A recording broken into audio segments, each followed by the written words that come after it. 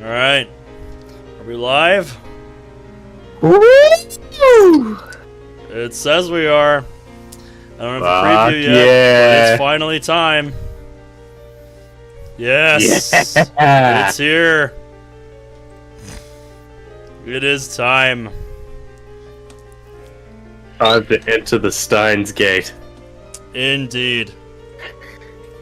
What hack to the gate meant this whole time, if you've been part of the server for a while. Oh, yeah. Welcome, one and all, to Steins Gate.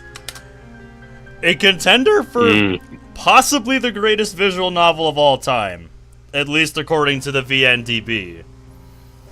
When we were discussing playing this, it actually was at number 1, but now it's at number 2. It's very hotly contested. Steins Gate has a lot more reviews, in which, in that case, it becomes more muddled. But it's also a greater sign that a higher majority actually prefers Steins Gate. Yes, very much so. Time.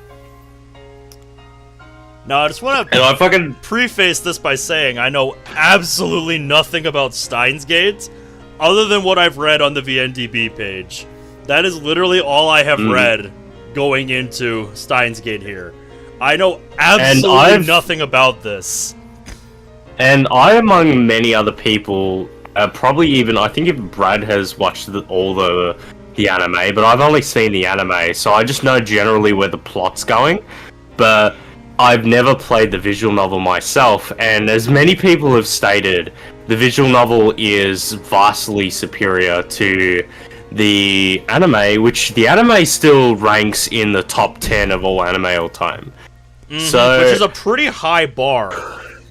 Now, yeah. I'm also going to say I have not seen the anime either. I haven't seen anything related to Steins Gate. Other than, like I said, what I have read on the VNDB page. So I am going in totally blind. So are you sending out all your links to your server? Yep. Yep, here we go. To ping the visual novel content for once. Zach! Of course, we have to have our boy here for the first episode of a new series.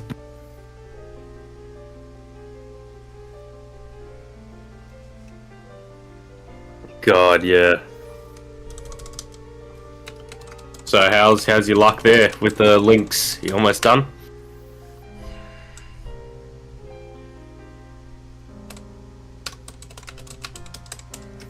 YOLO, started here in the first episode last time. What's another run? You got it, Zach. You got it, dude. Yep. Yep. Like, granted, Steins Gate is also a lot bigger of a game than fucking Devil on G-String was. So, like, who knows? We might have a general... Like, I don't mind if we have still the same amount of, like, people... What's the word I'm looking for? It's like coming in, but it's like popping by or something. I don't know. There's like a word, there's a set of words for it, but who knows? Like, I wouldn't mind the same people just dropping by, like, to see what we're doing, you know? Uh-huh. I just don't want to really be explaining it again and over. It's just like, this is what this is. It went fucking sideways. Go to episode 1. Yep. God, I think we have to do that every fucking episode because we're getting new people coming in. Like, your Discord server's almost fucking, like, 80 members of people, just excluding the bots. Yep. And we keep getting more people. Seinfeld! How's it going? I'm just kidding. It's good to see you. Oh my god, we got all the boys here.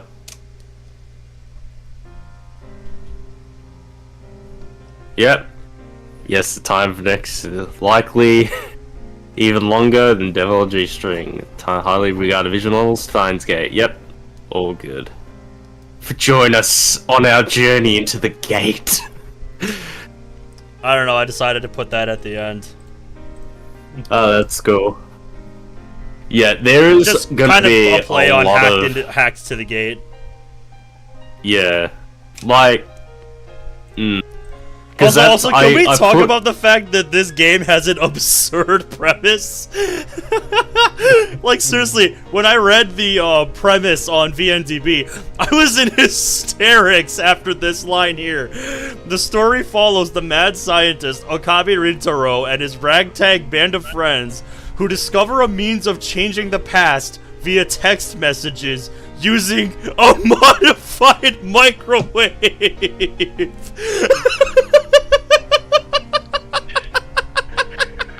Like, seriously, I just stopped because I was laughing for like a solid minute when I read that. I'm like, what the hell am I getting into?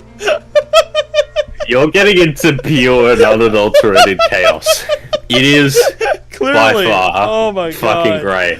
Like, oh my But God. yeah, for those who have watched the anime, people will lot to know that Steins Gate definitely had a far more expanded level of world building that I've ever seen. Like, granted, like, I always watched the anime, and the first, like, you will never get to experience your first time with Steins Gate since you watch it. When you know all the twists, when you know all the turns for the first time, it's like a fucking shotgun to the leg. Your mind is blown. This story goes for so... It's different than the kind of twists and turns that Devil on G-String had. This is mind-blowing. Just the sheer depth that this story has is something I'm definitely going to be looking forward to seeing its source material. 3 years later, You've only final seen episode. the anime, right? Yeah, I've only seen the anime, and by far, that fucking is no slouch itself. Final episode, Steins Gate live playthrough part 699. I would not be surprised if this game goes for like 50 episodes. No shit. What is the... I'm gonna check the VNDB page for Steins Gate. Hold on, Steins Gate, VNDB. I expect what at is least its 30 average- episodes. It's 43 hours long. So it's... I think Devil was 32. Yeah, so like So I said, this I'm is like- expecting at least like 30-35 episodes. Yeah. Possibly more. We'll see. Devil on G-String easily topped the top longest playthrough. Granted, I know Fruits of Grisaia will fucking top that within fucking ages. Because once I get that working. Yeah, for anyone who's also interested, we might as well reveal this now. Yeah, me and Ben are doing Steins Gate, but our boy here, Ben, is embarking on a visual novel journey of his own. Yep. Mainly because once I get the Fruits of Grisaia working, because I have to do some disk imaging stuff to get it to work. Yeah, which that shouldn't be too hard. But mainly because No, I've done it before. we thought that it'd be pointless to us playing it together because I've played the entire series of the visual novel. Yeah, it would be kind of boring, you know, one of us having already played through it. If you remember when I dragged Caleb through the DDLC mod that was Savior of Souls after having already played it myself, it would be kind of like that, just much longer. Yeah, so, and because I've already had my fill of the entire series, so I've played every 3 games to their fullest. And that's why, like, I've always said that the mod is fucking nothing compared to the original visual novel. And absolutely. That's why I suggested that our boy plays it himself, because since he's gone through the Devil on G-String with me, he's fucking ready to, like, his mind is perpetually adjusted to other stories than DDLC, so he's pretty much ready for that fucking thing. Because if anyone remembers the fucking sheer pain in the ass it was to get fucking Blood. Oh, is Oh that wow! I just Konako realized again? Is you that a can right third click on fucking the alt? title screen to go back. Yeah, but yeah, Yes, Ben is our boy. boy. He's our boy. Yep. Yeah, hey Konako, but if anyone remembers, like fucking over a year ago, the sheer pain in the ass it was to get fucking Ben to touch anything outside of DDLC. Fuck. Oh god, yeah. It I'm was. just gonna sit on the title. It took a lot of screen for a bit, convincing. Oh yeah. because while we It were took a setting lot this of up, we found out something happens if you just sit on the title screen for a bit. Nice.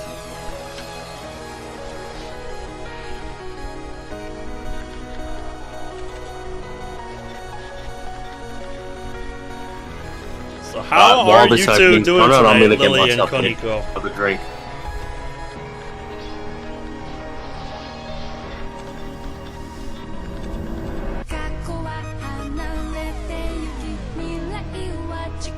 Really?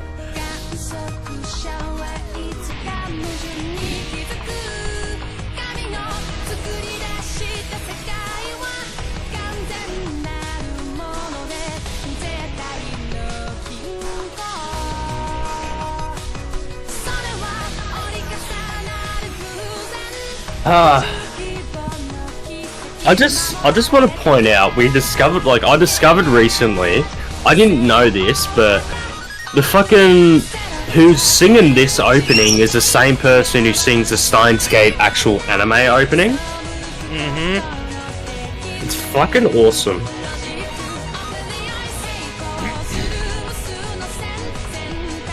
I just love that half my freezer space is just dedicated to ice production.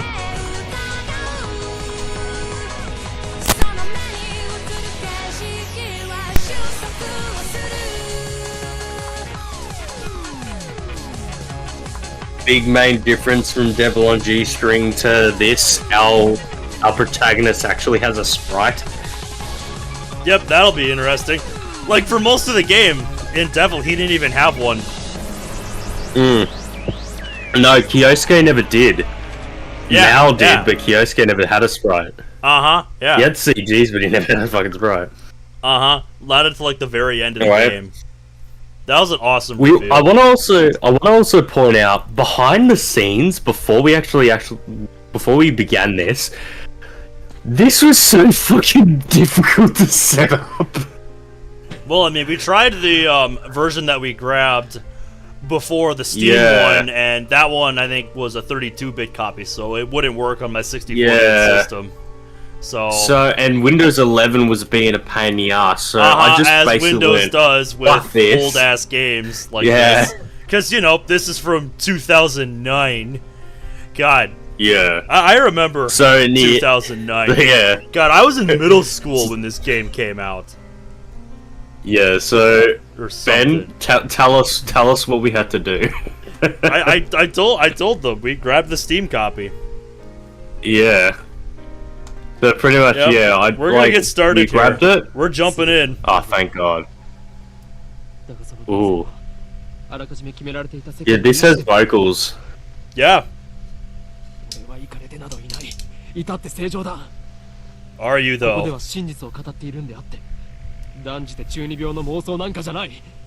If you say so.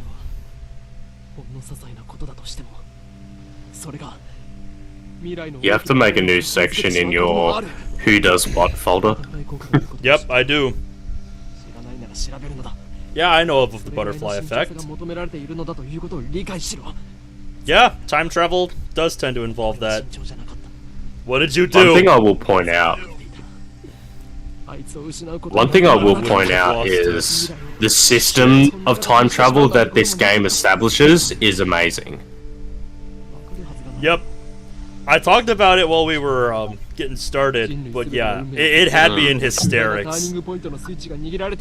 Yeah, but the system behind it, like, it seems absurd, but yeah, I want to there is see a how lot this of game depth. explains itself. That's what I want to see. We're not nearly as clever as we think we are. We go about our lives oblivious to a million different things that happen around us every day. Even when something catches our eye, our brain forgets it a moment later. Deja vu. Don't do anything careless. Don't do anything rash. Don't pretend you didn't see that. Pay more attention. The hand of conspiracy was always closer than you thought. Yep. Just waiting for the right moment to strike. Very fascinating opening.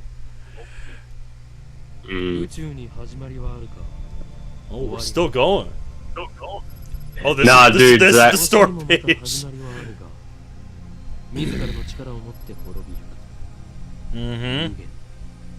Oh nah, Steins Gate's way more complicated than a race, Zach.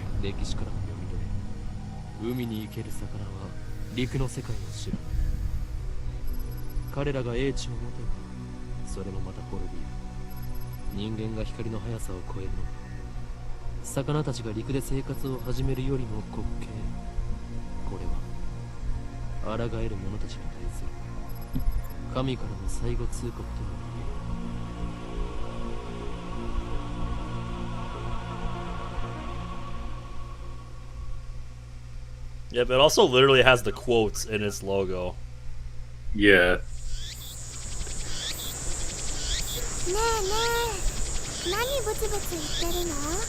Alright, so that's Mayuri. I can just tell. So here's a vote. Do you want to keep the vocals or do we want to turn off the sounds? Or do we leave that to chat to decide? Yeah. So very fascinating. How you we're probably gonna fucking voice these lines ourselves, but we want you guys to determine whether or not we actually keep them on or we turn them off. So because they are Japanese, so it's pretty much just gonna be background noise. Yep. So let's start a poll right now. Keep character voices. I'm gonna run a poll. Meanwhile, I'm gonna go into settings. Right, I use Q and E to page over because I can adjust the volumes for all of these. So I think if we do keep them on, I'm gonna turn them down. It looks like for the 4 votes, we've got one person voted yes and everyone else voted no. The romantic, rambling adventures of the American Minnesotan boy and his love bug, the banana from the British version of Texas. Also, I don't know why I would want to know that. Oh, legend. It's looking like character voices are going to be a no.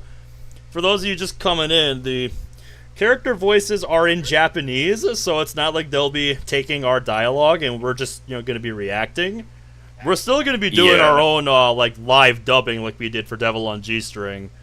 We're just curious if you all want to keep it for, flavor's sake. Just to give it some flavor. But yeah, it looks like if that is the case and you wanted to keep it on, I was going to turn the volume down so it wasn't overshadowing us. Yeah, so it looks like everyone fairly loud. Looks like the majority wants them turned off. Yep, I'm going to let it... I was going to say, I'm going to let it run until the 2-minute mark. Yeah.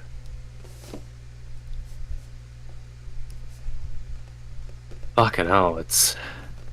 I've been looking forward to this. I know you have. You've been telling me all week. Fucking... Yeah, it's funny doing YouTube voice, especially when it's romantic stuff. That is kind of the we never actually got around things. It's lucky we never got around to the 18+ stream of Devil on G-String. Yep. I think we said we were gonna just send it in the not safe for work section of the server. I still have Devil on G-String on my desktop, so we can still do that. I think I've still got the patch to it too. But in the end, I think looks like everything's.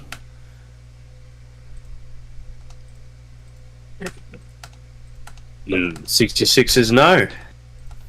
Yep, so the vote is no, so we are going to continue without voices.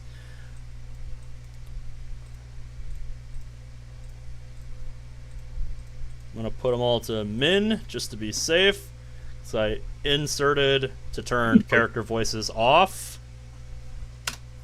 So it should just be us now. Alright, so who voices Mayuri?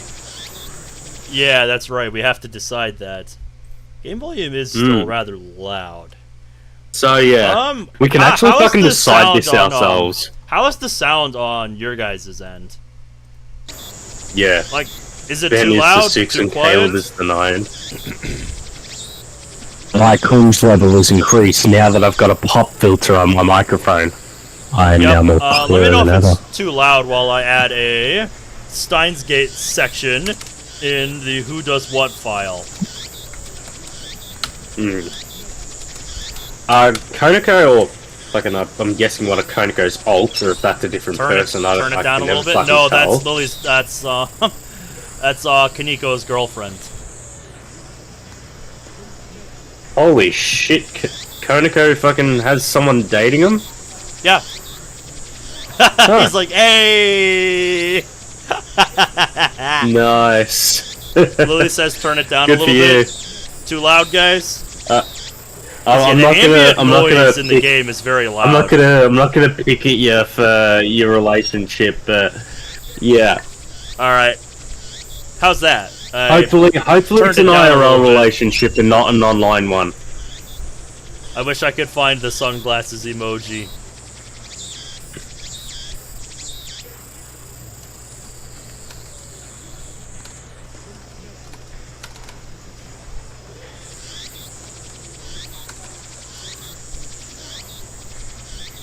I was gonna say...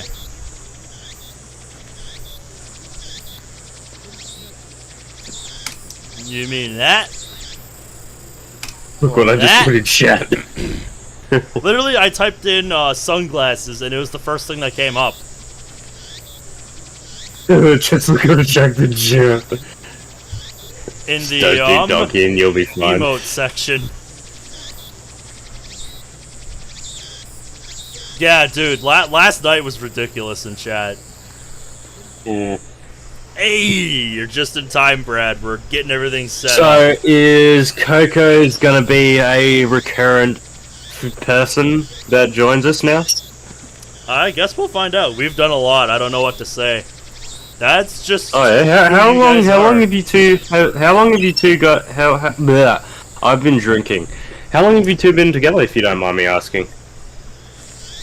Alright, You guys can DM me if that's the case, because I'm pretty sure Konako has one of his accounts on my Discord. I'm sure.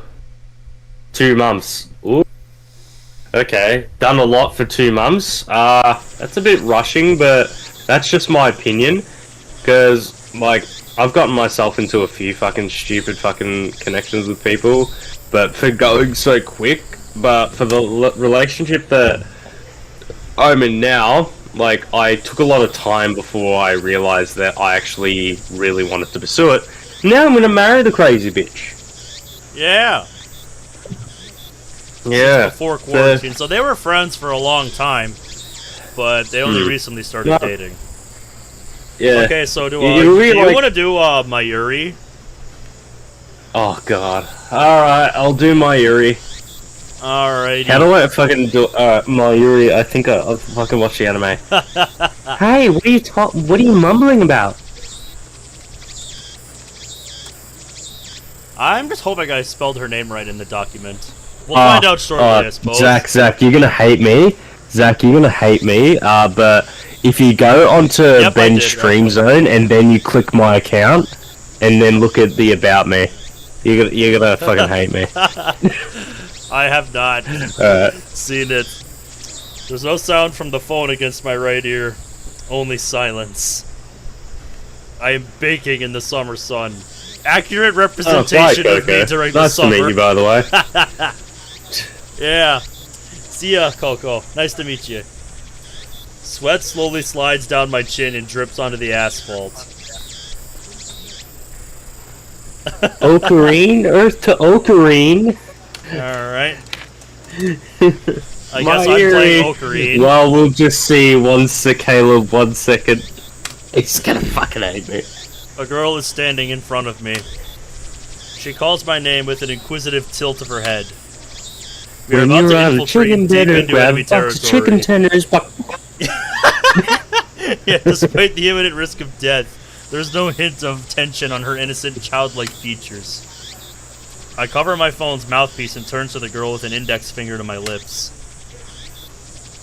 I saw your About Me for a while. I know. My About Me in the server's legendary. It was a quote before, but I just like decided just to put like that. Just, yeah. I'd have to look at it. Fucking jab at a few people. You talking to someone? Who the fuck's messaged me? I know, I didn't put it's my just phone my back calendar. to my ear. Still no sound from the other side. My contact is wise to maintain silence. The whole area could be bugged. Intero, so that's you. Alright. No, I was just talking to someone. Everything's fine. I'm about to infiltrate the assembly hall. Still no reply. So, basically the character's kind of like a mad scientist. Yep, this is Like, that's his persona. Yeah, I figured this is the titular scientist in the, premise on the VNDB page. Yeah. I fucking hate you. Looks like they just want my report. It's too Oh my dangerous to God. waste time talking here anyway. I knew it. Look at the chat, dude.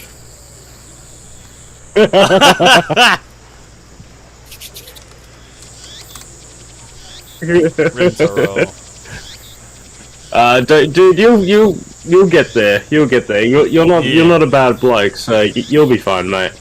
Yeah, Dr. Nakabachi got the jump on us, but I'll make sure he tells us everything. What? The organization's already on the move? Click the red thing. Click the red thing.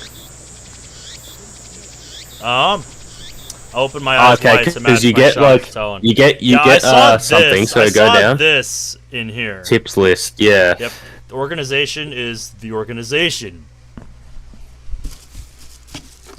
Yes, the floor is indeed made out of floor. Thank you for the tip. The floor is made out of floor. Nothing more, nothing less. Its formal name is something else, but even uttering that name is a death wish. For that reason, all who know of its existence call it simply the organization. Fascinating. He's definitely a Chinevio. So, that goes back to our list. Yeah, so it's just the same one. So Just yeah, the there's organization. a lot to uncover here. Just looking at this. Yeah, there's a lot of details, and that's why they included this mechanic. You kind of need it to keep track of all this, so you're not writing everything down yourself. Because good lord, if you were writing down all your notes yourself on this, your doc would be like the length of a fucking research paper. More than that, honestly. The org is called the org. What is the organization playing at? I guess we'll find out soon enough. I love the anime. It fucking the voice actor that did fucking Okabe in the anime just fucking nailed it. I open my eyes and wide. And it's one of the animes that I actually prefer the dub than the sub. That's something I didn't look for in settings. If there was a hide key, I don't think there is. Yeah, Zach. Brad. I definitely agreed. The characters in Steins Gate were just perfect. Let's continue. The girl turns towards me in surprise. I sigh, shaking my head as I rub my temples. I see. So that's the choice of Steins Gate. Il sai congru. El sai congru. I speak the parting words, then pocket my cell phone. Steins Gate. Yeah, Some know it as fate. To others, it is the will of God. You could count on one hand the people in this world aware of its true nature. Angels of Death.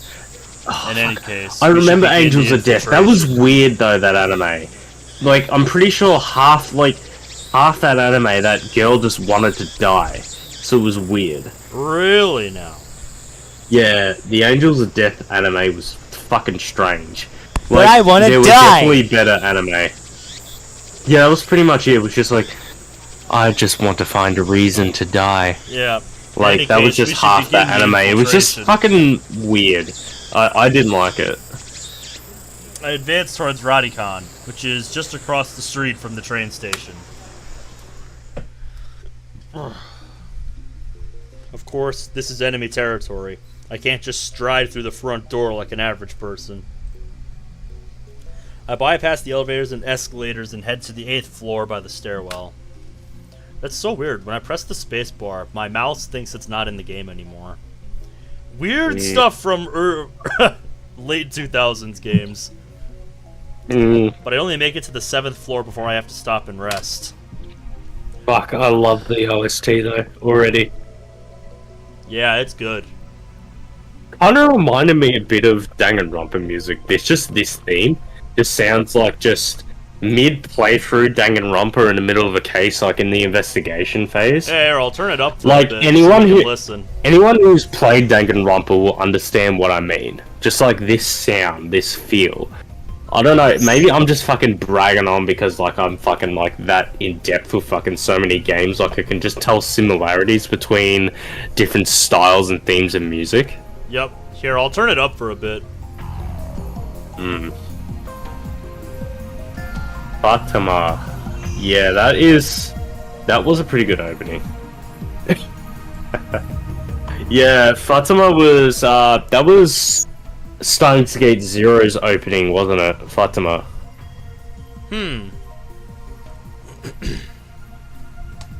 Anyway, it's your line. Yeah. Who was that on the phone? The girl, Sheena Mayuri, immediately resumed Sheena her Mayuri. conversation. She followed me all the way here, and she isn't even short of breath. I, on the other Mayuri hand, is am like the gasping cutest for air with character my in the hands world. on my knees. Jesus, how out of... Jesus, dude needs to get in shape. I know you're a scientist, yeah. but that's no excuse. Who would have thought an 8-story building would be so tall? You're the one that decided to climb it, boy. This is basically going to be in a completely different protagonist than what you're used absolutely. to with Kyosuke. Oh yeah, it's gonna be fun though. Like this I dude turned is so to nutty. Mayuri It's while insane. wiping the sweat off my brow. If I told you, I'd have to kill you. Oh wow, thanks, Ocarine. Oh yeah, the mouth's moved too. Yeah, I noticed that earlier. She smiles Yeah. happily and doesn't pry any further. As always, she is quick to understand my position. We've known each other since we were both little. I see. Mayuri is 16, 2 years younger than me, so she's more like a little sister than a typical childhood friend. I see. Been looking out for her as long as I can remember. I used to hope that Mayuri might become the key to Steins Gate, but now I've reconsidered. I don't want that terrible fate for her. She should live a normal life. That is my present wish. Okay. Up we go. Looks like we have reached an auditorium. Doctor! Continue to the 8th floor and enter the assembly hall. In front of us stands a cheap-looking stage with a podium and a sign reading Dr. Nakabachi's Time Machine Press Conference. You'd think a press conference like this would have a little more publicity than this. If a scientist had, figured out, like, a working time machine. I love the and could low-key, like, demonstrate it or something. kind of like late... I love the late 90s kind of like low-key feel that this story had. Like it had like fucking technology that was barely in the stage of the new 2000s technological revolution. Yep. Which had all those old fucking like set box TVs and like just everything was just old tech, you know? Like, Yep. It wasn't all the fancy shit that we grew up with, but it was before that period where this was, like, in the thing where Apple computers were only just being a thing, you know? Yeah, like I when love that those it's were set in cutting a edge. timepiece like this. Just the period where pages were no longer being used, but that is a concept. I love it. Mm-hmm. Anyway, yep. Ocarine. Mayuri insists on calling me Ocarine, but it's neither my real name nor my code name. It's just one of those annoying nicknames people use. How many times do I have to tell you? Don't call me Ocarine. Hoenn Kiyoma. You were gonna say But though? I've always called you that. You were gonna say though? Yeah, that's what he calls himself. Hoenn Kiyoma. I see. That was then! I have since become Hoenn Kiyoma, the insane mad scientist hunted by secret organizations the world over. That's too hard to remember.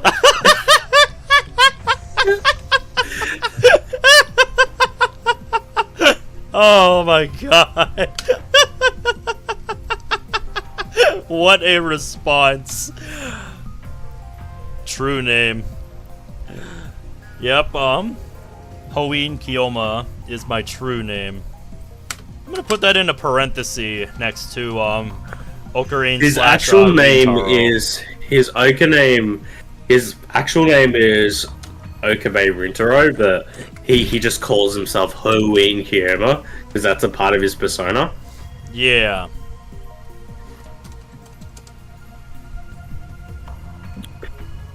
I need a U. There, just in case that becomes relevant at some point. So the game is making a big deal about it.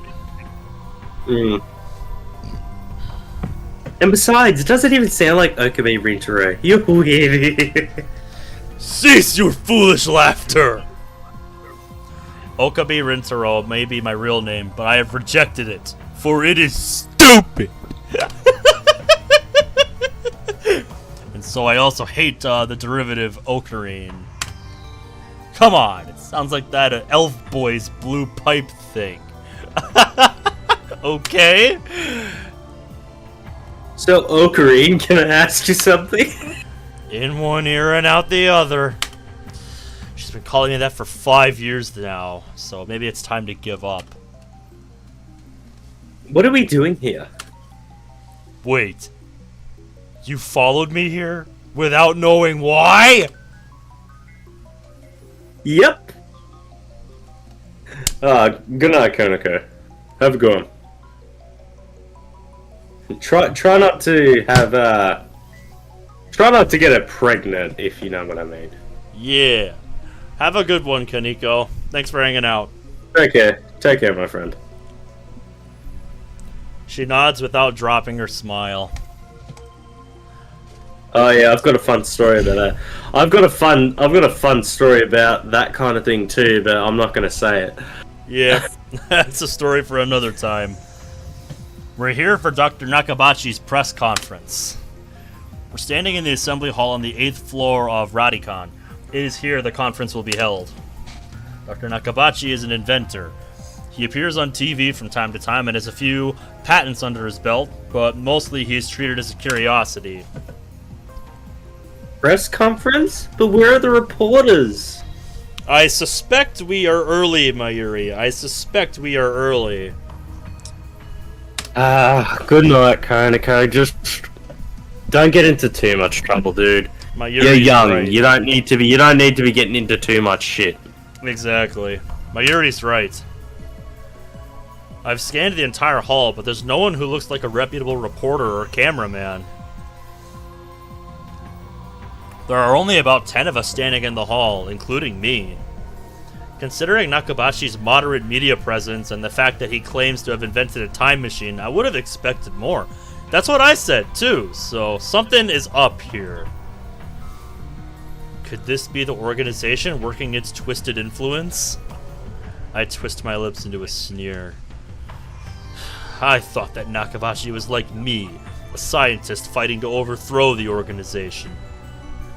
This press conference suggests other motives at work. Our enemies won't miss this chance.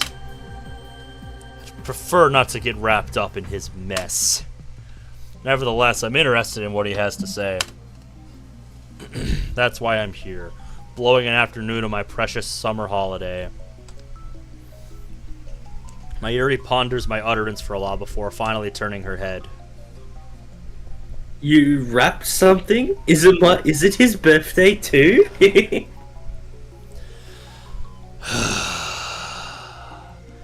Mayuri is known to not only make bad jokes, but to laugh at them too. She's always been, how you say, special. Special. Keep your guard up, Mayuri. I suspect this won't be a normal comfort.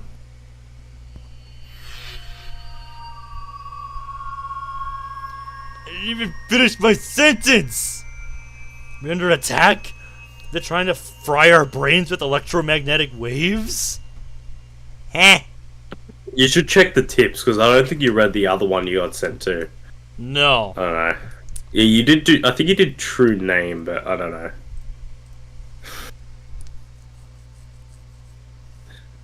The name that describes one's true essence. Soul name. Sure.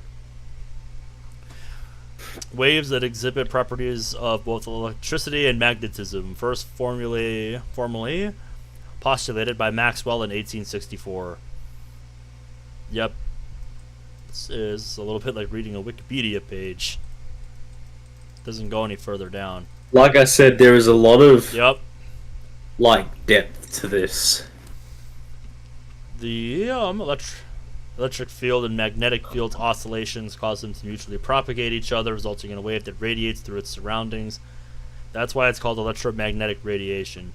EM waves are divided by frequency into radio waves, infrared light, visible light, ultraviolet light, X-rays, and gamma rays. Okay. Dust falls from the ceiling as the floor shakes. We're definitely under attack. It's coming from above, but we're on the top floor, so they're on the roof, in other words. All that's above is the roof. An earthquake? Is it magnitude 2? What does magnitude mean again? God damn it. No time to deal with Mayuri's confusion. Something's not right about this. I bolt out of the conference hall and run up the stairs. Okay, nice. I can just do that. I run up the stairs to the roof, ignoring the no trespassing signs in my way. Yep, time to get the hell out of here. The door is open. Upon closer inspection, I realize that the lock has been broken. I open the door and see a billowing cloud of black smoke. Some kind of, phosphorescent dust sparkling in the air. Oh, yeah, phosphorescent. An explosion? I can't believe it. Was there really an explosion? My heart's racing. Damn it, I don't know what to do. Should I run away? Why an explosion? Terrorists? Terrorists? No, that doesn't fit. I mean, how do you explain that? What the? Strange machine is sitting in the middle of the roof. It's huge. Maybe 3 meters tall and looks like a kind of satellite. It's kind of like a satellite. Did that thing cause the shaking just now? What else could cause the shaking up here, my man? Tell me. What else could have caused that shaking up here? Who put it here? Is it Dr. Nakabachi? Is this part of his presentation? Impossible. Even if that were the case, how the hell would he get it up here? My head is bursting with questions. As I search for the courage to approach the machine, a throng of reporters and building staff burst onto the rooftop. They look just as confused as I am.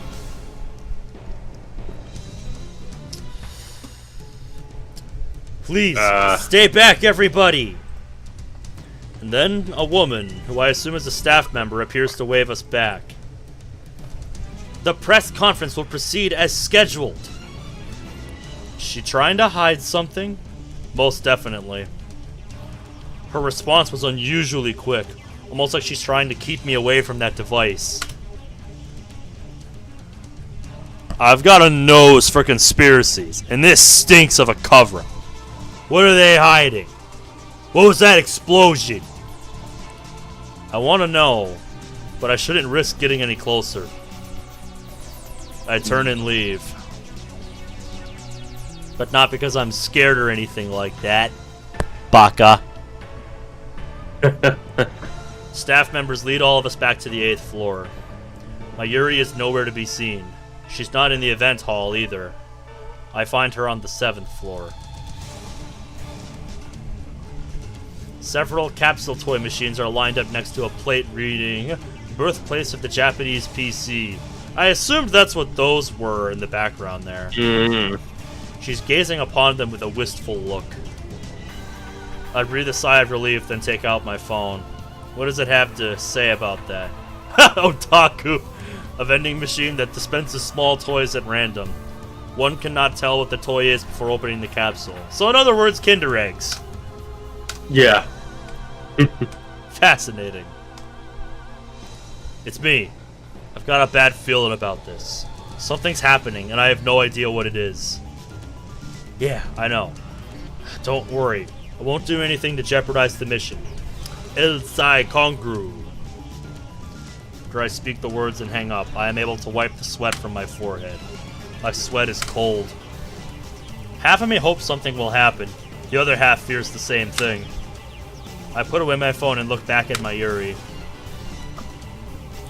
She's still staring at those capsule toys. She doesn't seem to be worried about the explosion at all. I can't decide if she's level-headed or just airheaded. I am inclined towards the latter. I don't know about you guys watching this. What are you doing?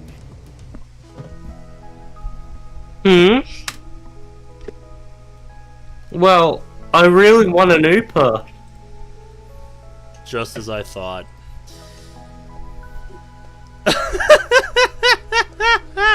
Oh man, seeing shit like that takes me back. Mayuri points to a capsule machine. The sign on the front says Rainet Kakeru 3D character doll series. Rainet Kakeru is a popular anime series with its own card game spin-off.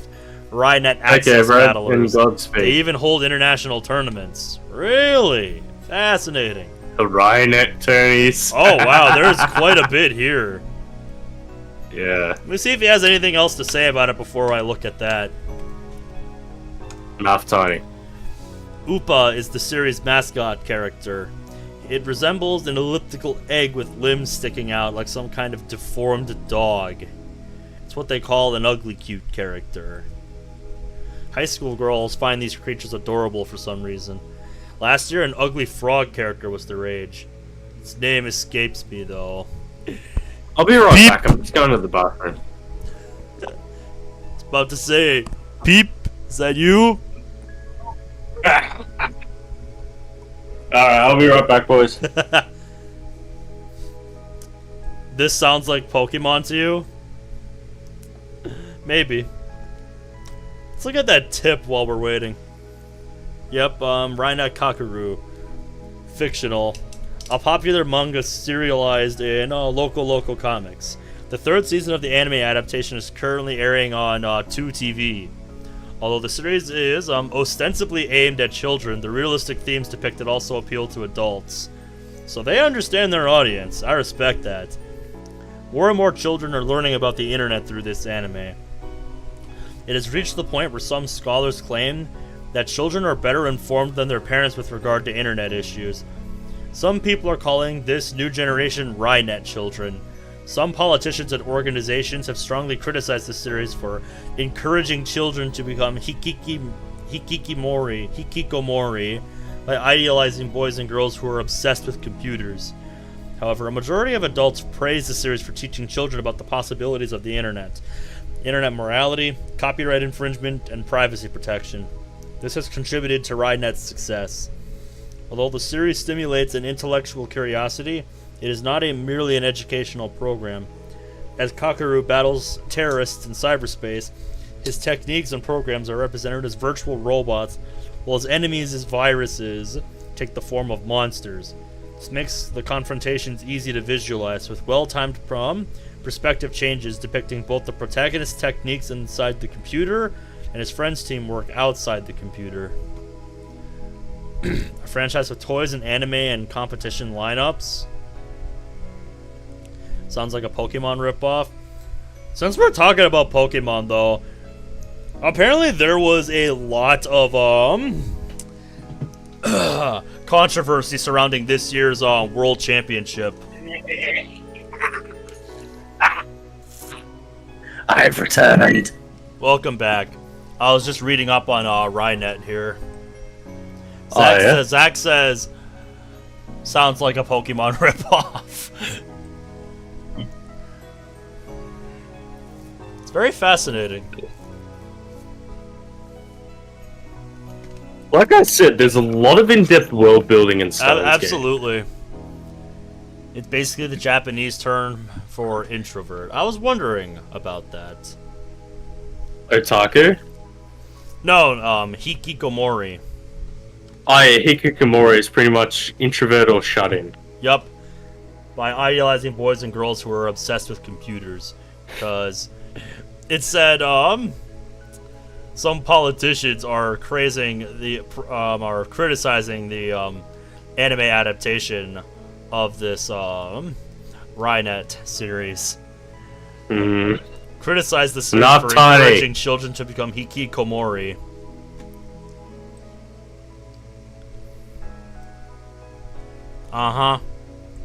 Like there's, I think there's a real argument to be made either way about that.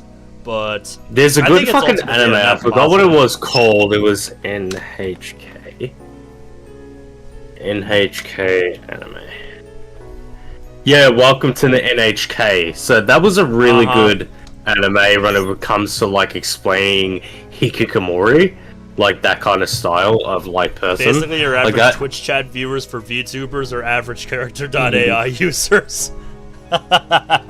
Yeah. Then go for it. I can't guarantee you'll get an Upa, though.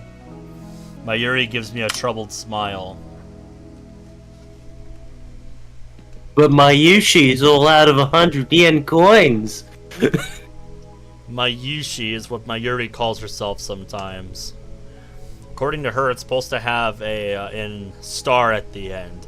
Mayushi star.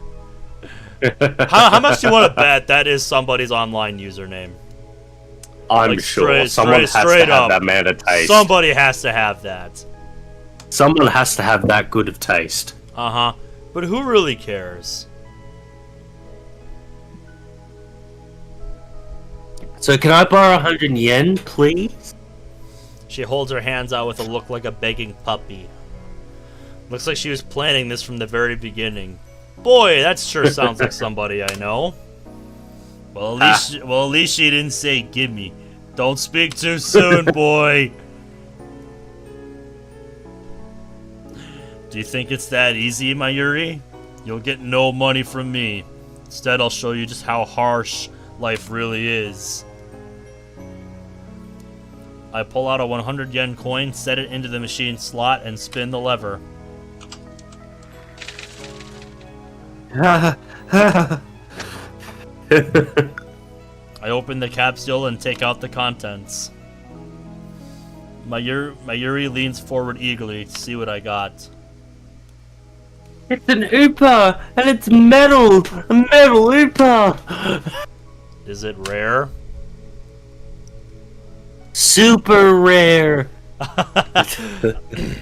Reminds me of the one time I actually pulled a good Pokemon card in my life. While I examine the metal Upa, a boy who was watching us tries his luck on the same Rynet machine. Oh, a normal Upa! He looks at my metal Upa in resentment. I turn to see Mayuri's sparkling eyes also fixed on the Upa. Hey, high school girl, you're acting like a little kid. Here we go! Very nice.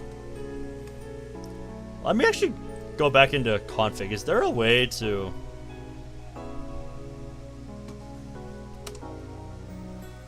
what are you looking for? It doesn't look like there is. Oh, I was just seeing if there's a way to hide the text box. Ah, But I go don't back. Think, but I don't think there is. Go back. Try this. Go back to the main screen. Go when the dialogue is. Right click. Right click them. Okay, go into the menu. See, I think there might be an option. Go to that thing. Title menu, close menu. Yeah, I looked at all these earlier. That just brings us back to the game. I don't think there title is. help, full screen, config, tips list loaded. Yeah, like I said, I looked at all this already. Oh, here we go. Yeah, let's have a look. Phone trigger. Oh, wait.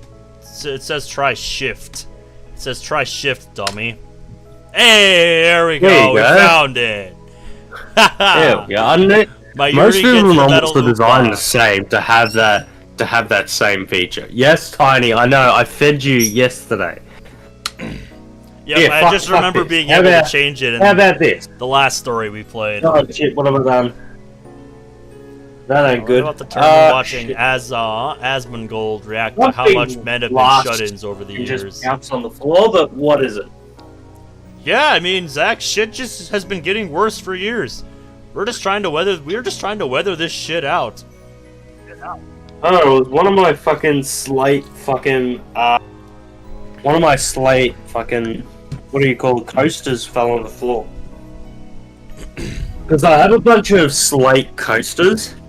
They're really good. They're probably fucking really expensive now, but I've got like 7 of them. Nice. Like stone slate coasters. There we go, Tony. I'll let you out. There you go. Now you can bother us all. Well, I am so happy to have you with us, Tiny. Yes, Tiny.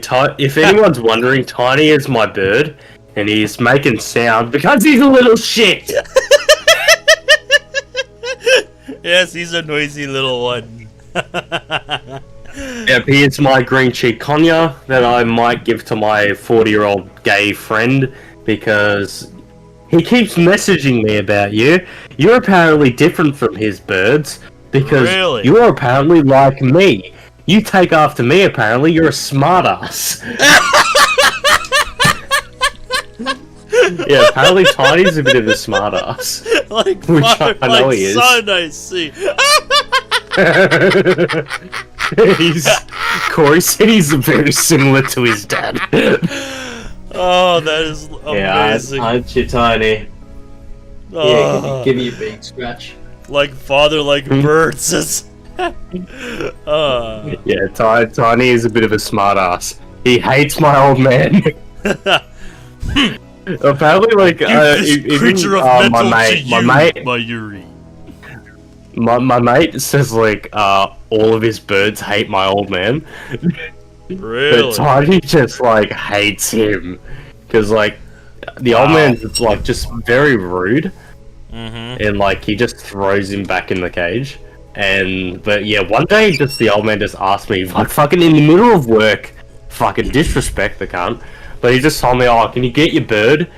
And this is when I'm getting the shits with him. He's like, fuck off. So yeah, it was a bit complicated, but eventually now he's in my room, so he's now my little companion. Yeah, you little bastard. But yeah, honestly, he was always my bird, so... Oh, yeah, sorry, oh fuck, we're continuing. No, it's fine. Really? Are you sure, Ocarine? The name's Haween Kiyoma. Thank you, Ocarine. Is she doing it on purpose? Oh, yes. The answer is undoubtedly yes. I'm not fucking 18-year-old, so I'm getting the fucking gut now. I'm getting fucking bigger. Oh shit. It's time. Thank you all for coming to Dr. Nakabachi's Time Machine Press Conference. Do you want to voice Dr. Nakabachi, or do you want me to? I'll let you do it. I was just doing the presenter. Okay. Okay. You're one. There we go. Police, I swear to God, I'm not simping for a child. Oh God. Sounds like they're starting. Don't worry, in Steins Gate 0, she's 18. I head to the stairs, but my Yuri doesn't follow. She's probably a little enamored with her Upa. Rintaro. Let's go. I just like Yuri. the scene where it's just like 10,000 yen. That's a lab's chicken out of the black. Oh, damn, Zach. What every lolly enjoyer says. Ouch. Oh god. Yeah, Tiny, I know, right? Fucking their lollies in the chat. Fucking weirdos. She's preoccupied with the metal Upa. I go on ahead. By the way, guys, if you've noticed I'm not sure if you guys are in Alright. tune to hearing, Filling in. but my microphone has a little bit of a new. I am talking. My microphone has a bit of a difference now. You piece of shit. I let you out of the cage because I'm nice. Please don't interrupt my stream. I've been looking forward to this for a week. Oh my Okay. god. Anyway, I bought a pop filter. You bastard! Every time!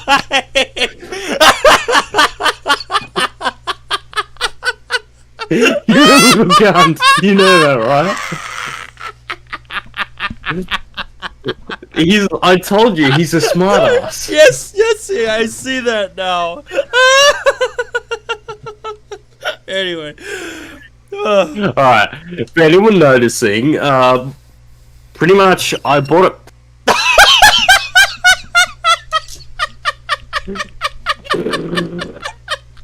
For anyone noticing, this was what my microphone was beforehand, and yeah, don't you fucking dare, I know you're thinking about it. No. Anyway, my microphone was this before, but I got this, so now my voice sounds like this. And everyone I've been I fucking swear to God. Oh, that was too good. That was too good. Oh my god. Oh god, but yeah, I got a pop filter for my mic, and don't you fucking think about it. Yep, that's what he was trying to say this whole time. Oh. I got a pop filter for my mic, so...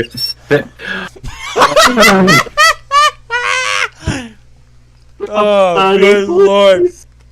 Oh. I can't ever talk again, can I? Tiny says no.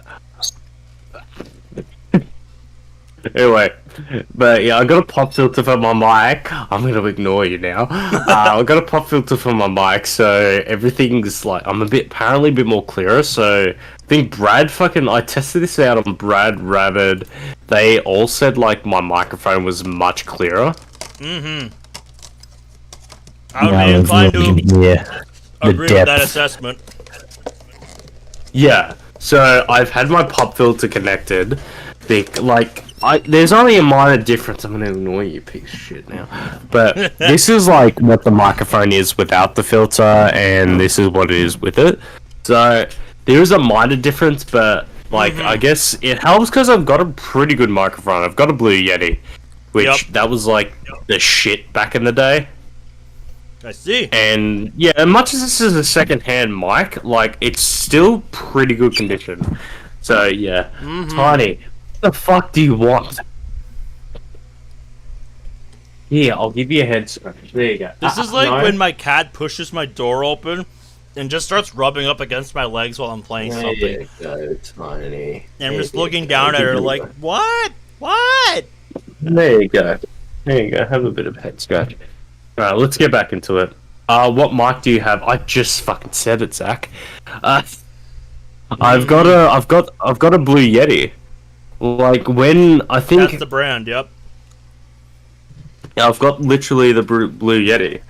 So, ages ago, I had an old podcaster which was secondhand from my nans, and that was pretty much fucking what my old microphone was. And for the beginning of especially of our Devil on G-String series, that was my microphone for years.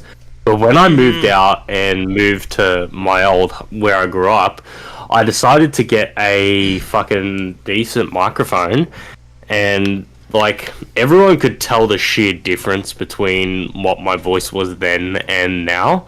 Like my old microphone was pretty much, it was extremely difficult to hear the difference in my voice compared to what it was now. Like, I'm actually gonna give an actual demonstration to what it was. Mm-hmm. I wonder if probably not the best idea to do this, but I'll dig through my old like tech folder and see if I can find it. That's right, football season is coming up. Somewhere. Without further ado, I am pleased to introduce the inventor, Dr. Nakabachi.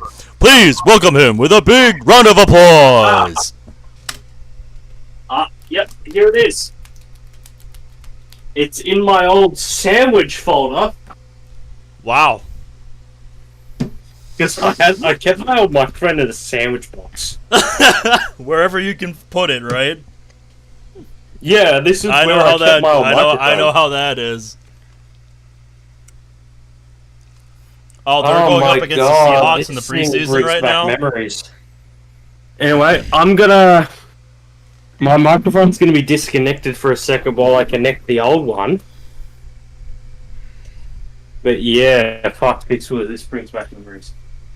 Take that out, 'cause that was your favorite for it.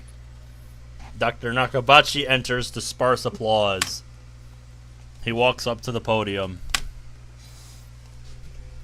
He's already wearing a frown for some reason. I can feel his irritation from here.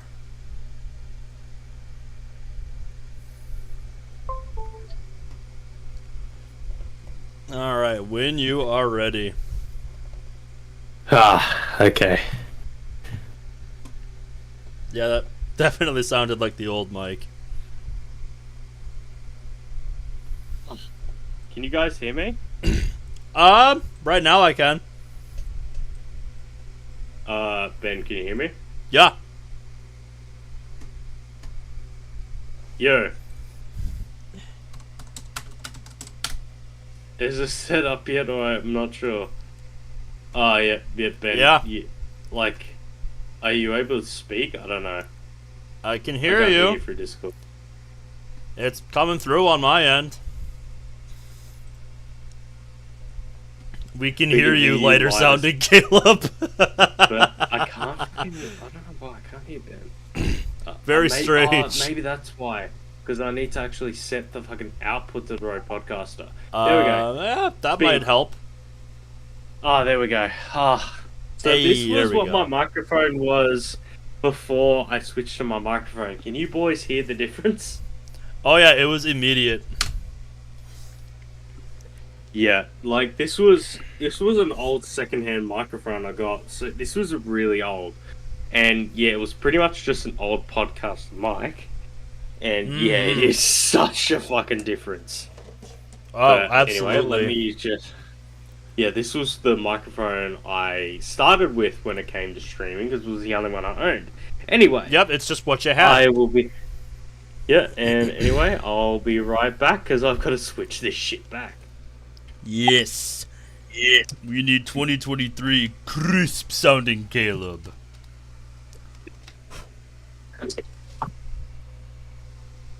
Okay. Can you guys hear me? Oh yeah. Loud and clear. Yep. Yep, much better. Yes. Alright. Fuck. Yeah. Alright. Gonna have to shove this through you in the back there. There we go. Now I'm actually gonna sit on my desk chair because sitting on a hardwood floor is actually uncomfortable. Yeah, who would have guessed? Alright. But yeah, anyone that wanted to know what my voice was, it's funny that you mentioned mics, Caleb. I'll tell you guys about it later, sure, mate. I'm guessing he probably got a But new yeah. one. Oh yeah, probably. But the one thing like everyone told me when I got my Blue Yeti is that my voice was a lot deeper. But even when I had the old microphone, my voice was always as deep as it was, but just the old microphone never actually picked up a lot of the lower frequencies of my voice. It just never really picked that up. So so I always sound like than it was. Yeah, but my voice is just naturally deep. Yes, clearly. You have no power, boy. Anyway, I am ready when you are. You are. Alright. I'm Dr. Hibachi. Thank you all for coming. Gabachi takes the microphone and begins to speak, his voice brimming with confidence. Now then, ladies and gentlemen, allow me to begin with my theory of time travel, the greatest scientific breakthrough of the century. Did he really build a time machine? Mayuri appears after writing her name on the metal upa. She's a bit late in more ways than one. What did she think a time machine presentation would be about? A little slow on the uptake. Doctor! I take another look around the room. There are about 20 people now, including us, but still no media presence to speak of. Your voice is like this when you're waking up. Oh, God. So this is the extent of Dr. Nakabachi's fame. No one believes that he invented a time machine. Yep. I wanna, not gonna lie, I wanna fucking look just back slightly in stream just to see what my voice was like. I was interested in what he had to say, true, but my expectations were no higher than the rest of the onlookers. And a good thing they weren't. As he proceeds to explain his time machine design, my curiosity quickly turns to disappointment and then anger. I'm gonna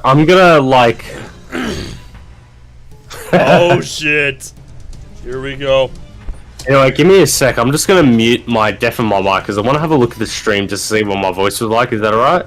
Yeah, sure.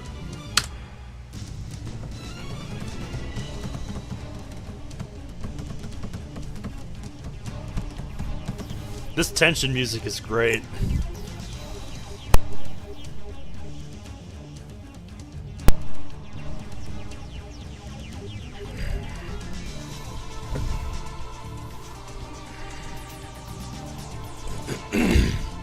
Is it Sansi's birthday today? I had no idea.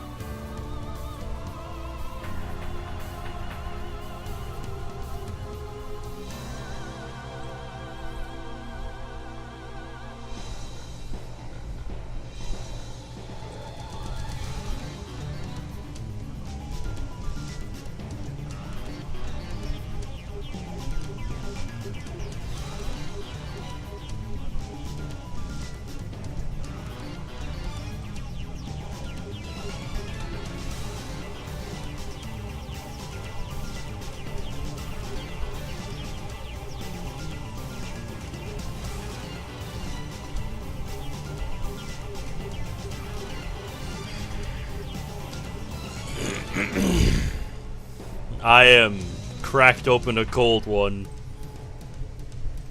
Ha!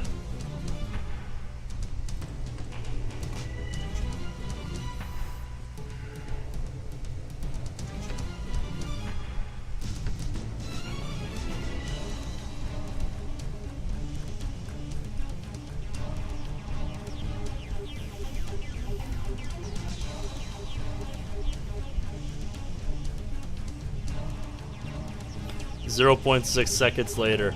Soda, I swear!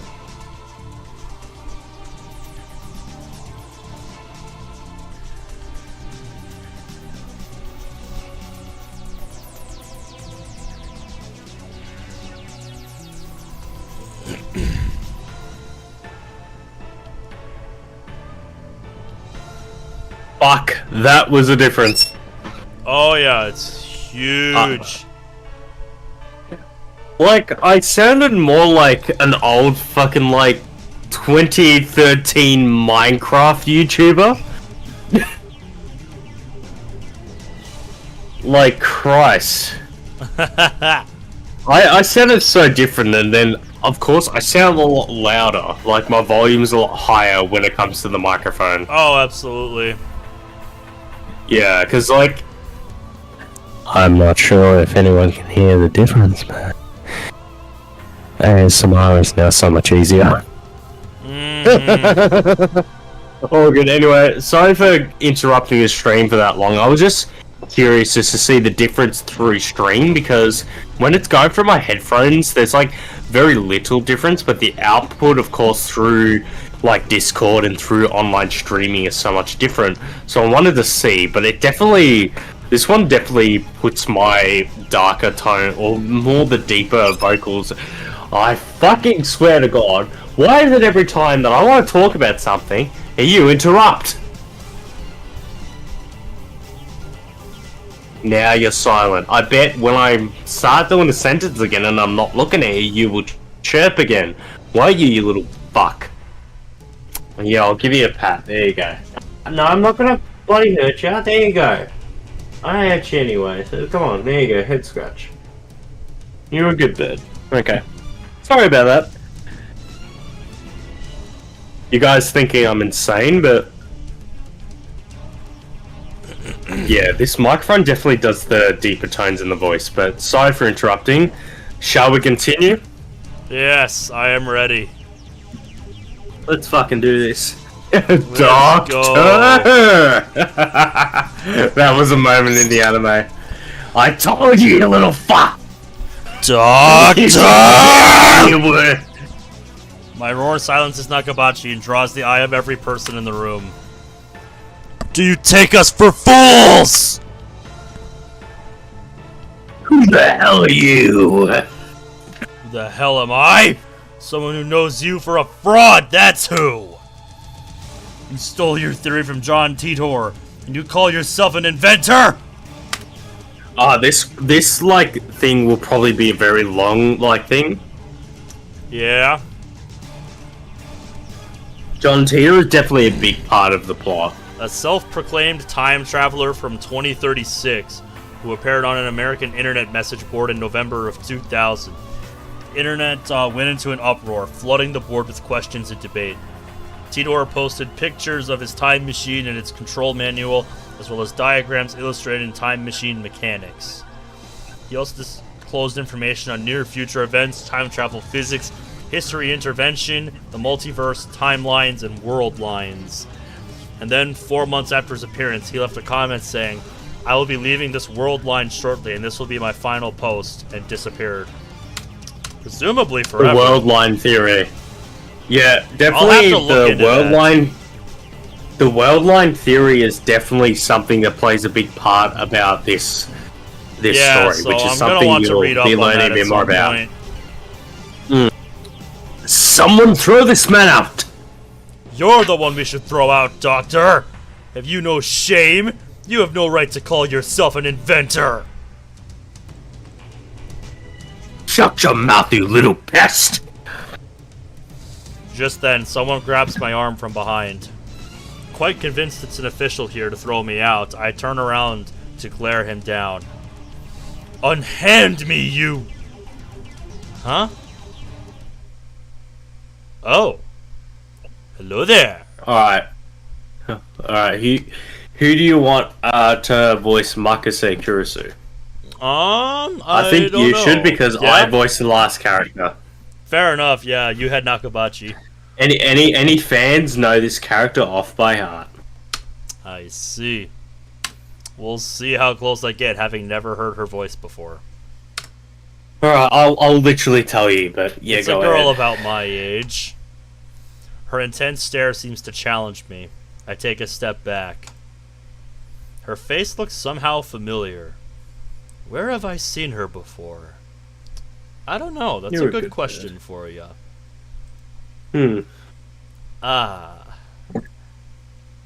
We haven't met, but I know her face. I wonder from where. It's Makis Kurisu. Makase Kurisu. Makase. That's what I was waiting to see, the spelling there. Yeah. It's Makase Kurisu. Yeah. A few days pretty ago, much. my friend Daru showed me a magazine. Daru. He's arguably like I reckon he'll be your favorite character. I guess we'll see soon if we meet this friend later in the episode. My friend Daru showed me a magazine article titled "Girl Genius Gives Lecture in Akihabara." The article was about a 17-year-old girl who had just graduated from an American university. Her thesis was even published in a major scientific journal. Girl genius Makise Kurisu. I recognized the stubborn-looking girl from her photograph. Yeah, she definitely gives off that quiet, intense vibe.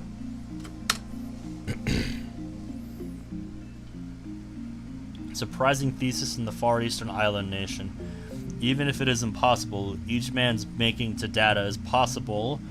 It is making each man's memory data. The possibility is bold and it discusses it in detail. Research and study are that credibility is very high. And it is certainly only impossible in a present technology, and knowledge will advance, though it has already gotten excited pros and cons about the content, the thesis, and the theory of saying G is unfolded, only the physics in the future, but also the field, perhaps the composed theory. It's about to say. So do you want me to explain a little bit what her study was about? The English is not the best. The English is not the best there. But it's okay, pretty much enough. to make this simple without spoiling anything. Makase Kurisu's pretty much study was pretty much like digitizing human memory, and like the size of what that memory was. Thesis that's pretty much. I'm not gonna explain further than that because it'll like explain it memories itself. Into but data. Like, yeah, and I'm just saying, if that ever becomes a technology in the future, that is gonna be fucking whack. Yeah. That is fucking whack. And granted, like, what we've discovered, like, in human culture now, the number of, like, size that... The data size that Steins Gate says is probably a lot less than what actually it is, but...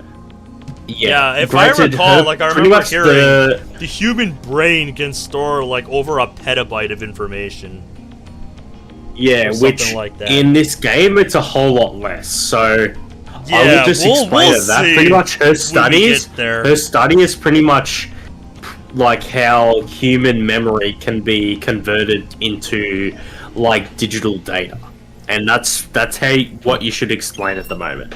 Yeah, I know, Tiny. Like human memory is very explanatory. I think I know who your favorite you are a smart ass bird. You know, you've got a lot of personality. You probably got a lot of me in you, which that's likely not a good thing. Because I'm a fucking cunt of a person, and that means you're a cunt of a bird. She's even wearing the exact same scalp. I love you though, Tiny. You're a pretty bird. You know what? You can go on my shoulder. Hold on. What I'll be right business back. could such a genius have Come with on. me? Up. Yes, indeed. Alright, Tiny is no longer on his cage. Tiny is on my shoulder because I like my bird. Nice. You're now my friend. She takes a quick look around the room, then turns back to me with a stern expression. Could you come with me for a moment? What's with the attitude? She's obviously not staff. There's no way that that the Makise... Please don't shit on my shirt because this is the work shirt. I'm gonna have to get used to saying that name. The Makise Kurisu. I'm gonna have to get used to saying that, yeah.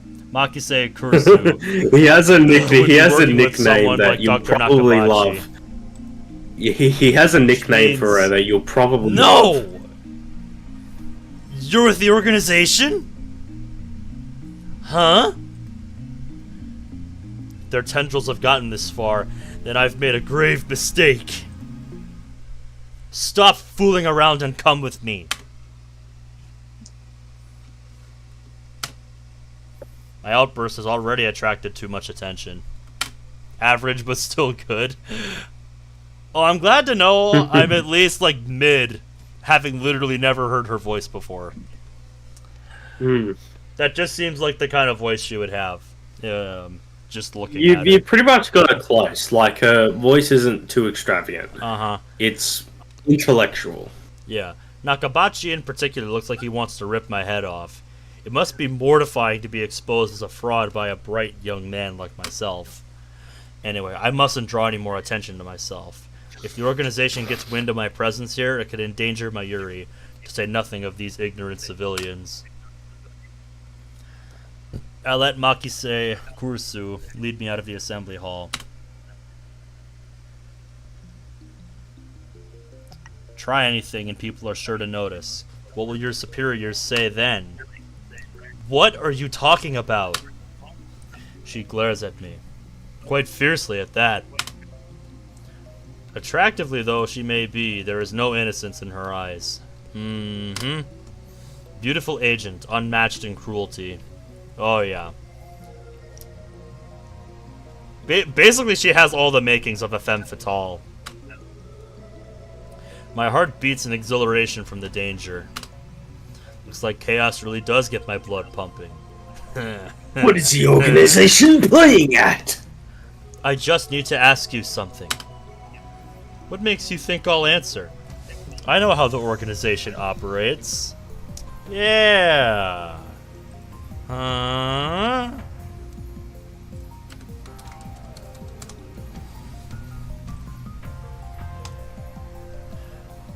What's with this organization stuff? Instead of answering, I take out my phone and put it to my ear. It's me. I've been caught by an organization agent. Yes, it's Makise Kursu. She's a dangerous one. No, it's fine. I'll find a way to... Out of curiosity, do you want to see something funny? After you get to this, the phone goes down, go into your controls. Yeah. Like check the controls. There's a button that says open phone. Yeah. I believe I did see that when we were looking at that earlier. Hey, enough. Yep, the phone triggers. Z and C. So do one of them. Right now it's not doing anything. Okay, because I think in this game you can open your phone whenever. Maybe you haven't reached that point yet, or maybe I'm just mistaken this. But suddenly I snatches know the phone from my hand. What skill? Maybe that's why, because she has I didn't the have phone. time to react. What are you doing? Huh? I'm not letting you drink Your any of phone's this because you off. know fucking.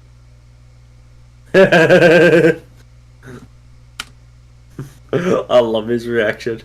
Who were you talking to? Her eyes pierce deep into my soul. I quickly look away. She's good. Is she trying to attack my sense of identity in order to cause a mental break? Recover. This isn't enough to sway me. Your techniques don't work on me, but I'll tell you anyway. It's no ordinary phone. It's designed to activate the moment it leaves my hand. Such measures are necessary to maintain secrecy. I know things that could get me killed. I quickly retrieve my phone and wipe the cold sweat off my forehead. Whew. That was close. So you talk to yourself. Hey, it's another thing we have in common. This is bad. Ordinary methods don't work on Makise Kursu, the genius girl. On the contrary, she's the one psyching me out. Damn. I like I'll have to make a my technical Slate retreat. fucking coasters. These are really an nice opening. coasters. Suddenly, Oh, Kursu no, right, steps Tony? up to me with a serious expression. She stares right at me, her huge eyes blazing with strength of will. Such fire. I can't look away. Could someone with pure eyes really be an organization agent? What were you trying to tell me earlier? Earlier? What are you talking about? About 15 minutes ago, before the conference started. Nonsense! This is the first time we've met! I was with my Yuri and that Upa toy 15 minutes ago. You were trying to tell me something, right? You looked really upset. Is this a trap? Doesn't seem like one of the organization's dirty tricks. Would this girl do something that underhanded? You looked like you were going to start crying any second. Why? Have we met before? She seems sincere.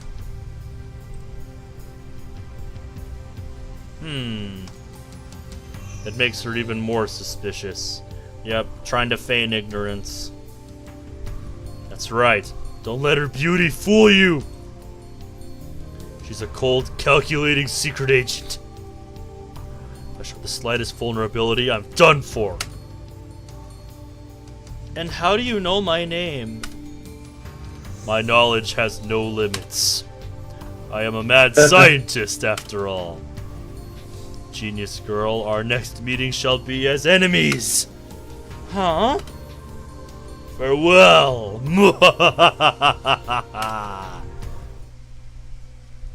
I spin around and take off down the stairs, ignoring her call to stop. Like I'd listened to the enemy. Guys, I think this guy's crazy. Yeah, he is. Damn the organization. Must be serious if they're sending in agents like her. I know, right? I run all the way down to the fourth floor and check behind me. Once I'm convinced Makise Kursu's not tailing me, I sigh while rubbing my temples. I can't let them capture me yet. Then what do I do now? My mission was to attend the conference and evaluate Dr. Nakabachi's research. Now that I know he's a fraud, there's no real point in going back. I guess I'll just go home.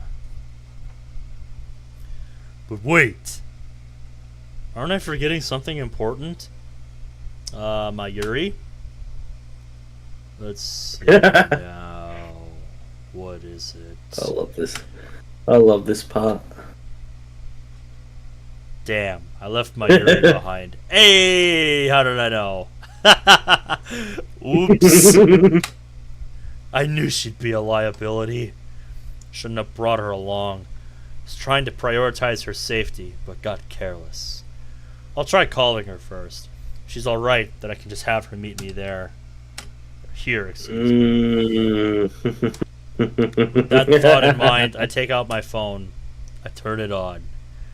So it is July 28th in-game. Wednesday. You motherfucker! You shat on my shirt! Oh, You little bastard! oh man. Ah.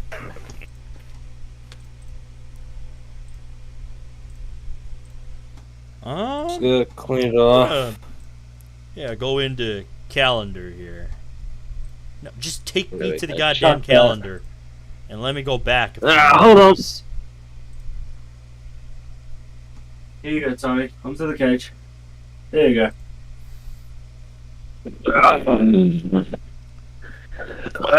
Pardon me. Yeah. Okay, I was looking at what years, this potentially could have been in calendar. I think it's like it's current time, like 2000. I don't know. Let's just continue. Because if it was, Pardon me. because the most recent year it could be going by calendar dates is 2021. Because it's July 28th Wednesday, and 2021 July 28th was on a Wednesday. So that's the most recent year it could be. I don't know what it actually is though. I need to Well, find it's out not when you- 2021 because No. like that's No, pretty it's like obviously not new. that. So we'd have to go back further. I just don't want to waste too I'd much probably time guess looking. that it was set in either 1990s or literally 2009, but we'll find out. Here, actually, let me pull up calendar again.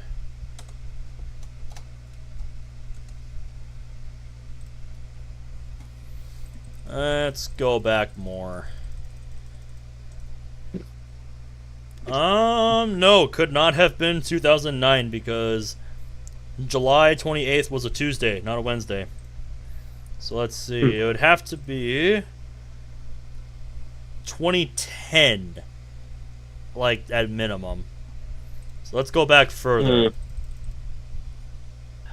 Again, like, maybe this will look... Oh, who's this? Hey, Luigi, yeah, it has been a little while.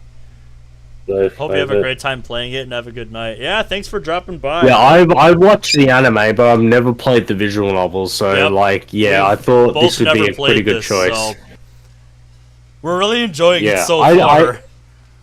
Yeah. Anyway, I'm gonna go to the bathroom and update. I fucking swear to God, I put you on your cage just to chill for a bit, and now you make noise. It could be. I'll be right It back, could be boys. 1998. Yeah, it could be 1998. That is it could be probably what 2010. it's set in. Not gonna lie. Yeah, because I'll be back, boys. given the technology. Yeah, given the technology, it would not be 1987.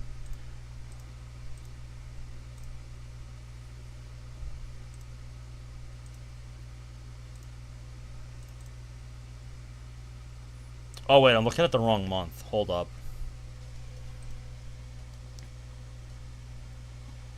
Hold on, am I though? Hold up, back up.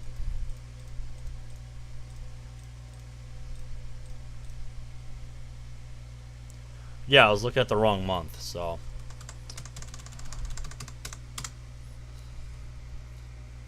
Yeah, it'd have to be 2010, 2004, or 1999.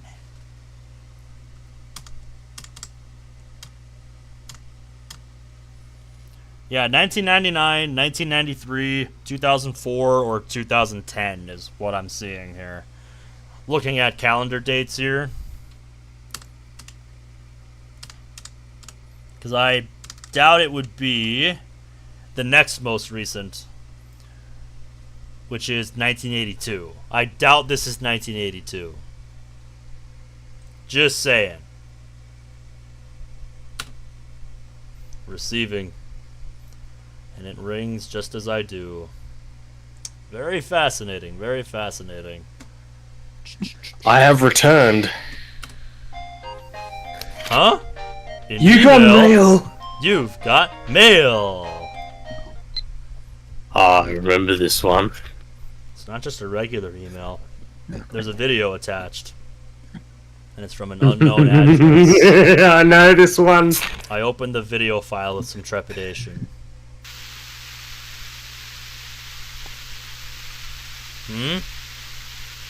There's nothing but noise. I don't know. Is it because it's your birthday? Is this a prank? Or some sort of Makise Kursu style attack? Maybe the noise is some sort of make people go crazy frequency. No way. I don't remember giving her my mail address, so I'm probably just thinking too hard. I curse myself for being gullible enough to play the video. I have more pressing matters to deal with anyway. Yeah, you shouldn't have opened the video.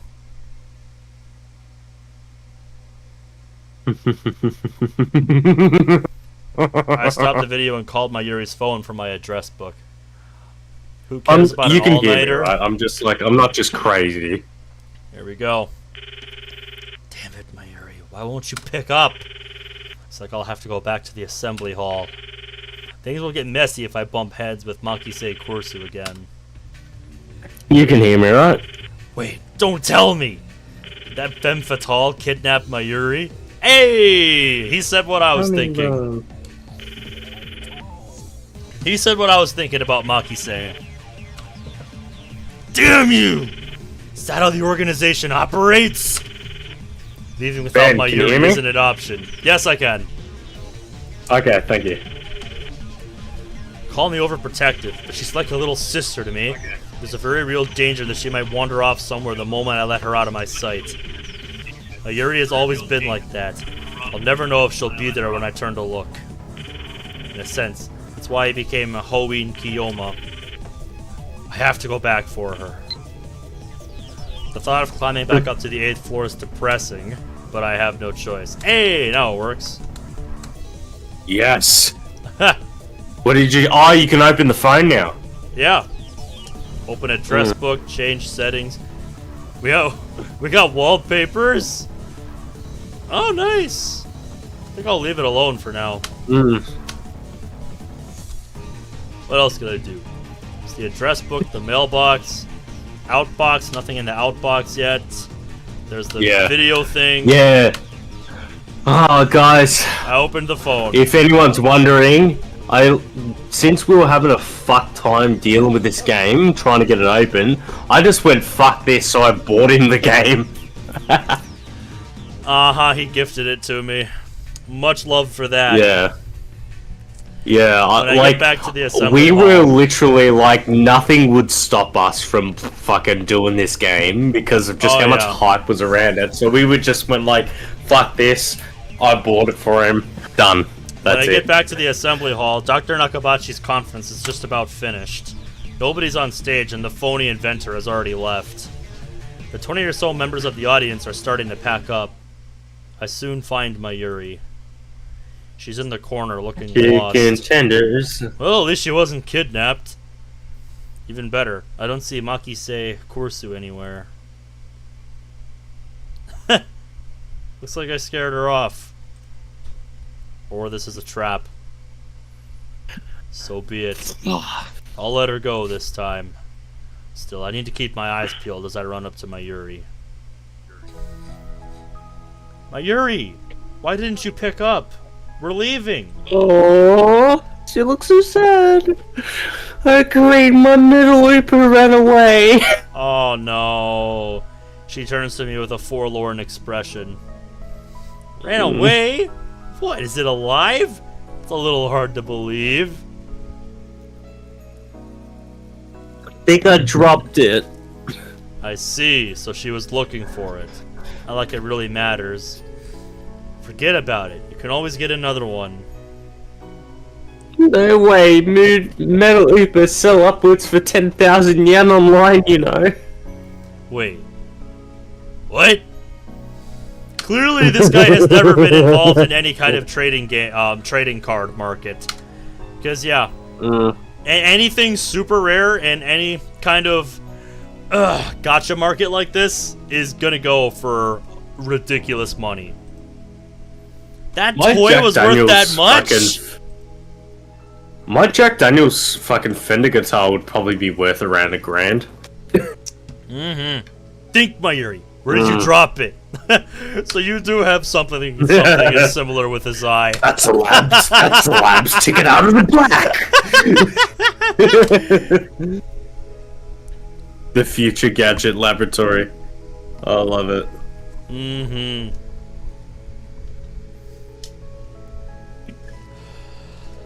I don't know. That's why I'm looking. And even if we find it, you can't sell it, okay? That 10,000 yen will fund my research. I said you can't sell it. It even has Mayushi's name on it. Yep, and that probably devalues it somewhat. Thus begins our search for the metal Upa.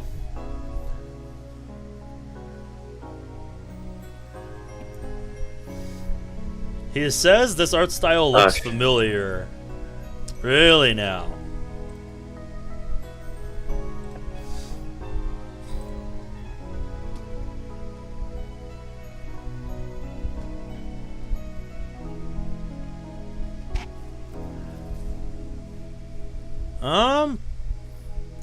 What does it remind you of, my boy? What does it remind you of?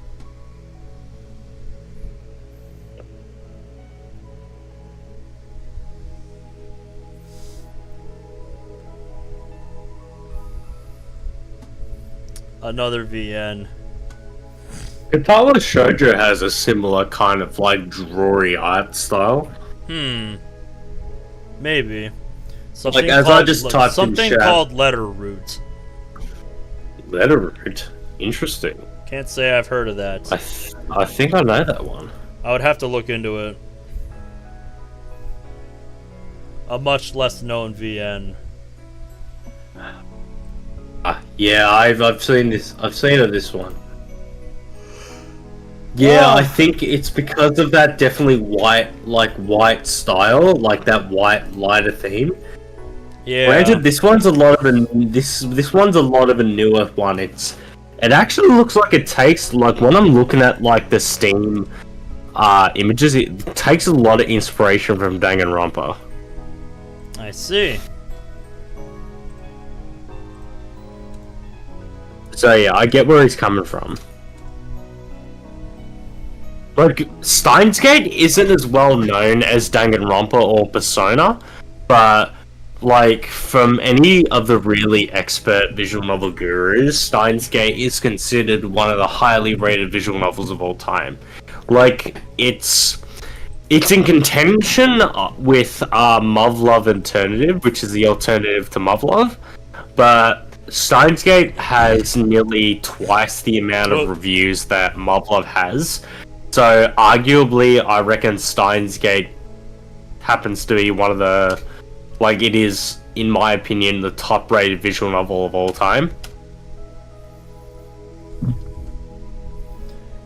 I changed the wallpaper. Oopa, come out, wherever you are. Mayuri tries I know calling that his Devil. name. I know I don't they're know all- if she truly I know- expects a response. Yeah, sorry. By the way, Do-do-do. Tuturu is Mayuri's catchphrase. It means... It is. Actually, I've never bothered to ask what it means. Anyway, the metal Upa is nowhere to be found. I know she Devil didn't on drop it in the G-string assembly is, hall, but on the 7th floor landing near the capsule toy machines. Let me actually check. I'm just curious. I know Devil on G-string is within the top 100. Yeah, but, I think we looked at it after we were done playing. Yeah, Steins Gate is currently number 2, but Muv-Luv Alternative only has pretty much under 9,000 reviews, where Steins Gate has 12,000. Yeah, so I there's reckon quite a bit of a Steins difference Gate, there. like, technically is above. Another But if I possibility have is a that look someone down- with an eye for rare items pilfered it. Just imagining the smug grin on that person's face makes me writhe in envy. Gee, send them out. It's in here somewhere, because it always changes. Because there's so much more people like getting into VMs. What kind of man steals a helpless girl's toy? Is there nothing in his heart but the lust for money?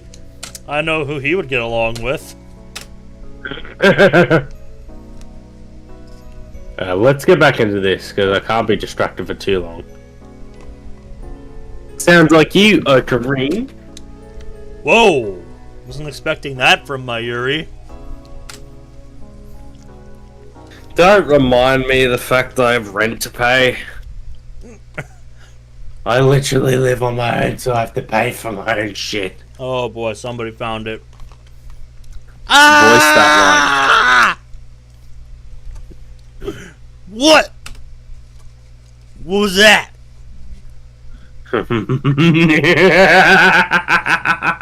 I know this part. Was that a scream? I think so. Only the presenter and a few other people are left in the assembly hall. Including Mayuri and me, less than half the audience remains. Everyone looks at each other anxiously, startled by the scream. How much do you want to bet? How much do you want to bet whoever made that scream found the Upa? Not as quiet, but like just. First the explosion on the roof, now this. What's going on here? Mayuri squeezes my hand tightly. Stay here, Mayuri. Take a deep breath, prepare myself, and head in the direction of the scream. The echoes lead me down a dark, empty hallway on the same floor. I don't think this is where her Oopa ended up. Just a thought, something different guys. happens. I'm pretty sure it came from around that corner. I crouched down and turned the corner slowly, keeping my eyes and ears peeled for any sign of danger. And there at the end of the passage, I see it. There's something on the ground. Oh my god. Someone. Oh my god. Motionless. We boys know what comes. Who is it? The clothes are familiar. It can't be.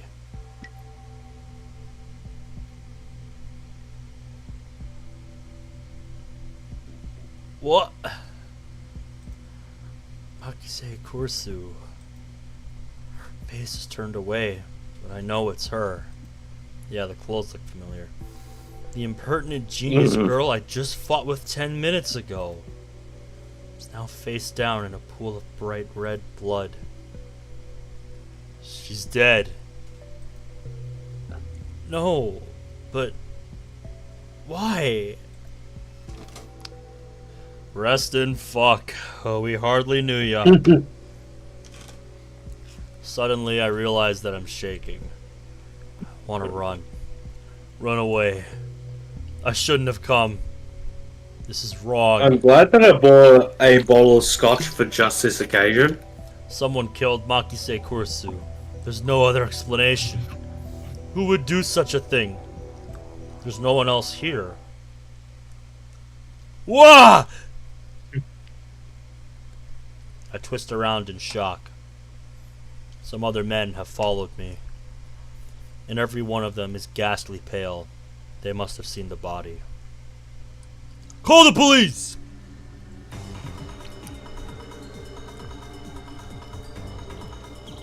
A man cries out in panic. At this, everyone else starts screaming and running away. I follow them, of course. There's absolutely no reason to stay here. Concern for Makise Kursu is superseded by my instinctive urge to flee. When I get back to the assembly hall, Mayuri is waiting for me with tears in her eyes. What happened, Ocarine? We're leaving! I grab Mayuri's hand and run. But the Oompa! Now's not the time for Oompa Loompa. Fuck this music, though. Yep. I race down the stairs, trying to drive the image of Kursu's dead body from my mind. But I can't. The redness of her blood is burned into my mind, more than the sight of the body itself. That was my first time seeing a dead body.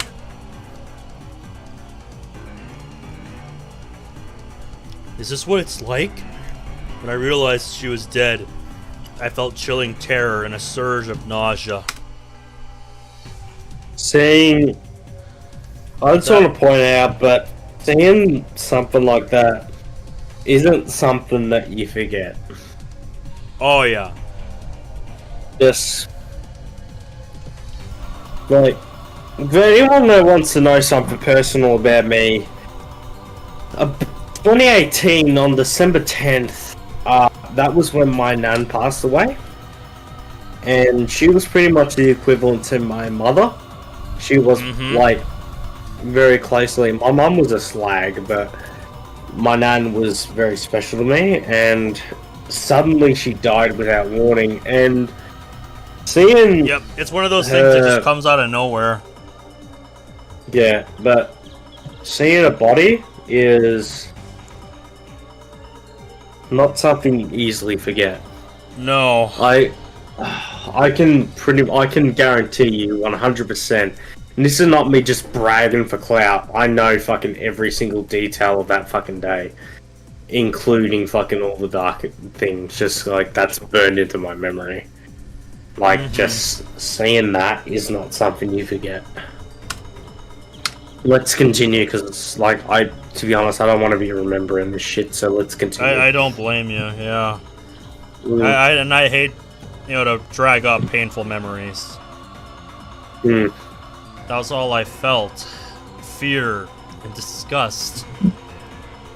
Shouldn't there be something more? I guess I just didn't know her that well. No.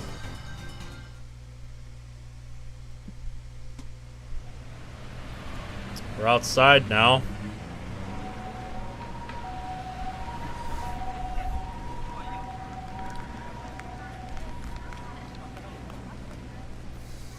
I finally stop once we get out to the main street. Drew O'Doherty. My chest pounds. My breathing labored from running down the stairs at full speed. Yeah, word used here as a suffix. Meaning street. Sure. Hey, what happened? You look really pale. Bayura doesn't seem to comprehend the situation. I guess it's because she didn't see the body.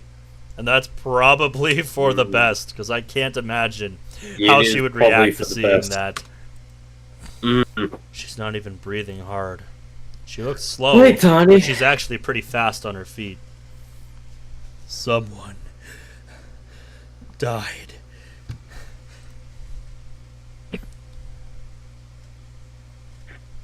Uh-huh. I take several deep breaths. The color of that blood still stains my brain. But I've calmed down a bit. Akise Kursu is dead. And I don't know who the killer is. Sirens in the distance. I guess an ambulance will be here soon. And then we can get an autopsy. Then the police will arrive and this area will become a crime scene. But for now, the crowds milling through Akihabara have no idea what has happened. Everyone is going about their business as usual. The never-ending search for electronics, moe, and porn. Just another day in Akihabara. Very funny game. Oh, I just realized Backspace also does it. Backspace also hides the Yeah. thing. I knew, like, there's like a general consensus when it comes to visual novel engines, and they usually go by, if you click control, that's like skip, like DDLC does the same thing, or Renpai. Anything Renpai does the same thing, but like, I don't know why, but every single visual novel kind of goes by this general consensus that mechanically they operate the same. Like, you click control, even if you don't have like skip unread text on, it skips anyway. Like, I would assume it's just a case of, like, universal controls. Yeah, there's a lot of universal wheel. mechanics that come with any visual novel that you play, whether or not it's a fucking Western visual novel, if it's Hoshi or a Yume Mirai, or fucking this, or Devil on G-String. Like, if you click those general buttons, they generally mean the same shit. Like, backspace or enter usually will either show a main menu or hide the fucking dialogue. Like there's a control will usually be like a skip override. Like, if anyone's ever played DDLC mods, and even if they have like skip unread text turned off, control will usually override that and skip the text anyway. But yeah, that's often continuous to a lot of mods. I take my phone out of my pocket, and perhaps out of reach. It's interesting. Like, if you play one visual novel, you can usually play another visual novel usually the same. Like, with, of course, a bit of extras. Oh, I know. My friend Daru.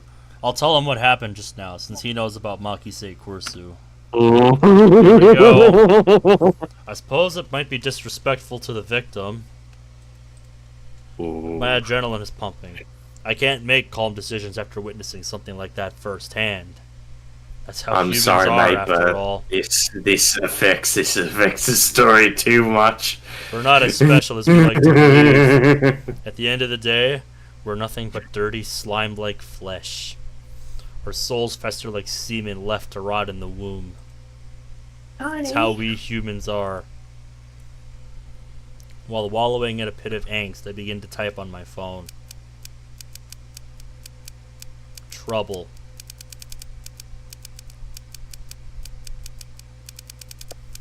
Hope she's okay.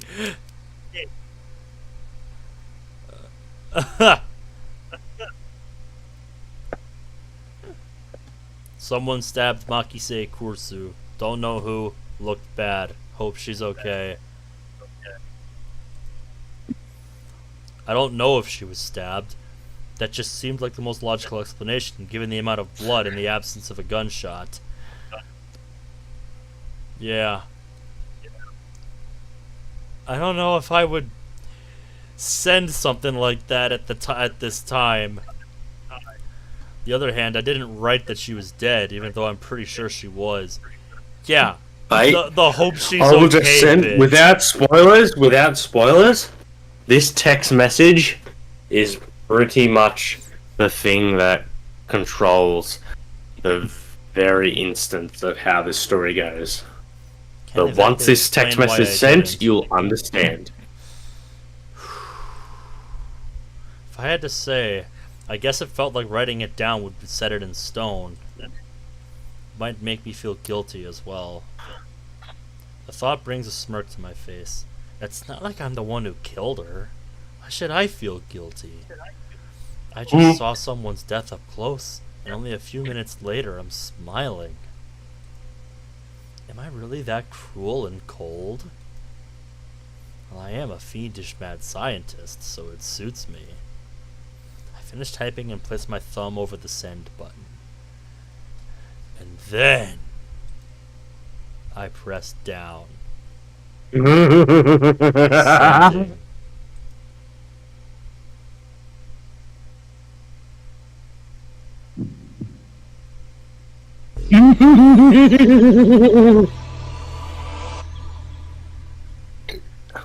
World line change. What? What was that? Wait, look around. I love this. Steins Gate, I love this story. They're gone. Summer break. Noon. The busiest street in town. Just now, thousands of pedestrians vanished into thin air. Is this a dream? Am I hallucinating? I don't know, man. Either you are hallucinating, or that phone has one hell of a property. One hell of a time-traveling property.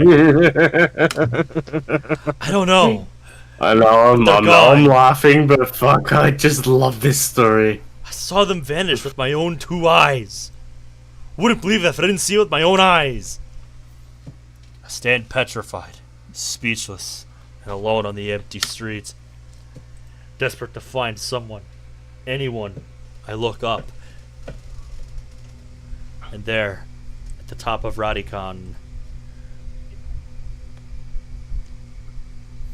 sticking out from the 8th floor event hall, where we just were, I love this story. is a crashed satellite. Yeah. That looks like the one that we saw on This the roof picture- earlier. I will definitely tell, like, as much as the moments are the same, like, the visual novel definitely has more detail to it, and I love it. Oh, You'll be shit, opening, boys! Yes! Pardon me.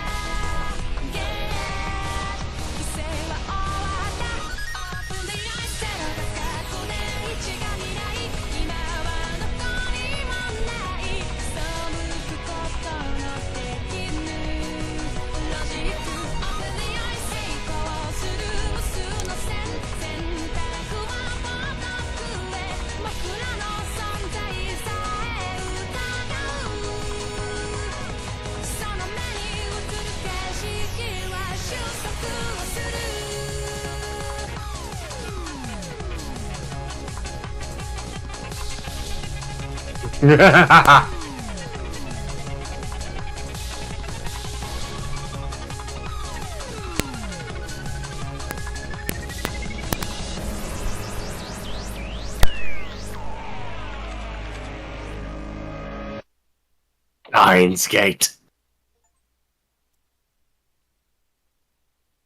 Chapter 1, boys.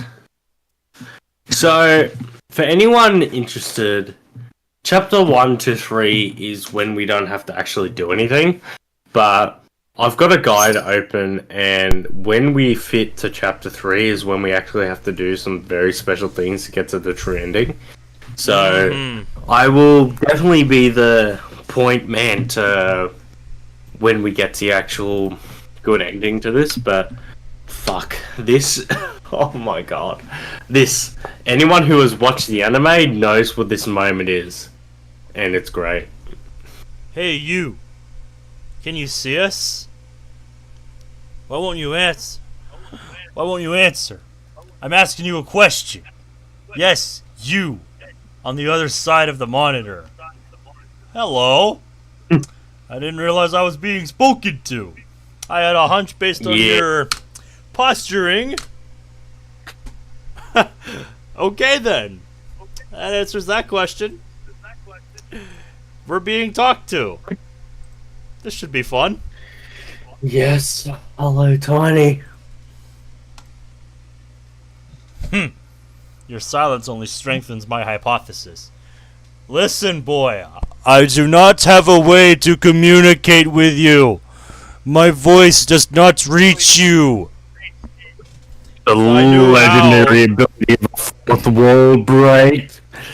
If I knew how to make such a device work, I would.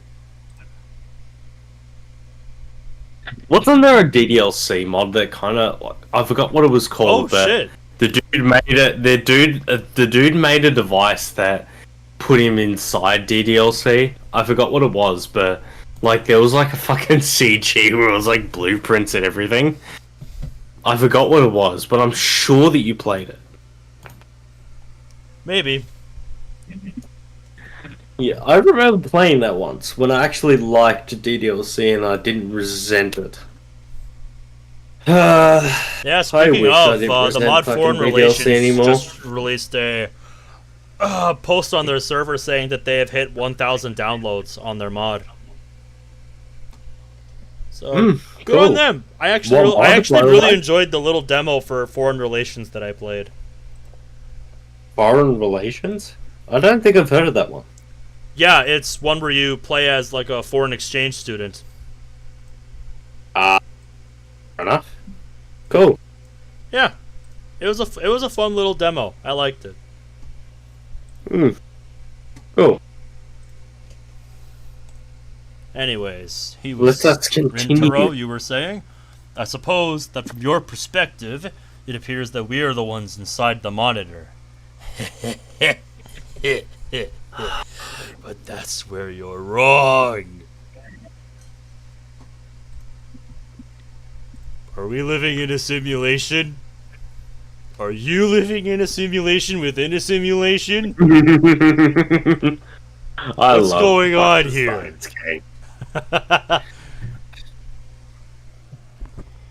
What do you know that I don't?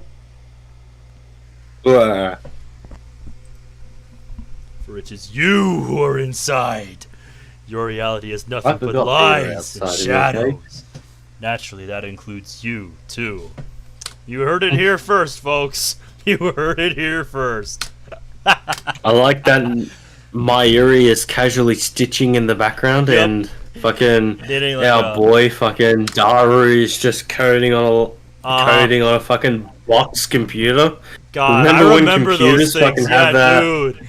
Going to the fucking computer lab to do typing practice on those fucking things. Oh my god. That takes This was me probably back, my dude. oldest computer memory, but like this, I remember this fucking box game that I used to play on the kitchen counter because I was too young to actually play anything by myself. But it was this old fucking game that was. Yeah, I remember when we had a like computer a desk in spelling our game. kitchen. Fucking hell. Like the fucking box computer. Yep. Fuck, that took me back. And just those old fucking bloody Windows XP. Oh, Fucking yes. when school like only ran those XP fucking things. Yeah, Tiny, I know, right? I fucking remember computers before you were even fucking born. Before you were even in an egg, I reckon. Game But fudge? fuck, I can't say I do. Anyways, I'm not true sure reality entirely, is on but this yeah. side of the screen. Don't believe me? I don't blame you. Few are those who can handle the truth. But no matter, I shall speak in simpler terms, easy enough for even you to understand. No, come on, boy. Don't hold back on me like that. This is the Future Gadget Laboratory, located in the Akihabara district of Tokyo. We call it simply the lab. Our purpose is to shatter the system and plunge the world into chaos. You gotta check the notes, man friend. Fascinating. The system is the means by which the organization maintains its grip on humanity. Oh, okay, so they're like the one state. Its full scope is too vast to comprehend, but suffice it to say that the system gives the organization influence over government, religion, media, culture, and science worldwide. Most people do not even know that their lives are controlled by the system. It is so deeply embedded in the fabric of society that modern civilization would not be able to function without it. Destroying the system, therefore, would plunge the world into chaos. Sounds fun. Anyway, man, I'm gonna go for a little bit because I think as much as this stream is gonna be long, I need more Coke. So, like Coke as in not the drug, but Coke in as Yep. the drink. Because I need to knew that's mix what my she drinks meant. with something. Alright. Yeah. How long do you... To anyone Think that you'll wants to reckon. think I'm a fucked individual, yeah, that's true, but I'm only an alcoholic. And probably a sex addict, but... Don't shit on my... Did you That's shit on neither my here speaker, nor you there. little fuck? How dare you? Uh-oh. Christ. You shut on my speaker! Come on! Uh-oh. You know I spent $80 of that for Zip, you little fuck? Uh-oh. Tiny shut on my speakers. I heard. Anyway, I'll be like, maybe like 20 minutes, so, like, yeah. I'll be back, okay, guys? Alright, I guess Take care, my I guess brother. I can just keep going for a bit. Yeah, just like, only a little bit, because, like, I still want to see how the story goes. Suppose, yeah. Games like Territory Wars, Interactive Buddy, Raft Wars, The Last Stand, Boxhead the Zombie Wars. Dude, you are sending me on such a nostalgia trip. Because I will tell you right now that one of my favorite Flash games to play of all time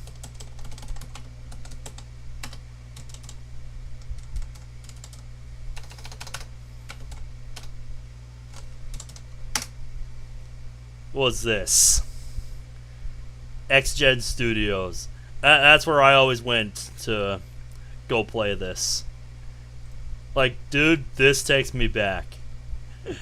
I played this shit so much in middle school, dude. You have no idea. Like, even just at home, outside of school, I would log on and play this. Like, I remember I even got into a clan at one point to start playing a little more seriously, but it never really went anywhere. But it was something that I did, and it's something that I invested quite a bit of time into outside of school, just because I really liked playing the game, and I was actually pretty decent at it. Like,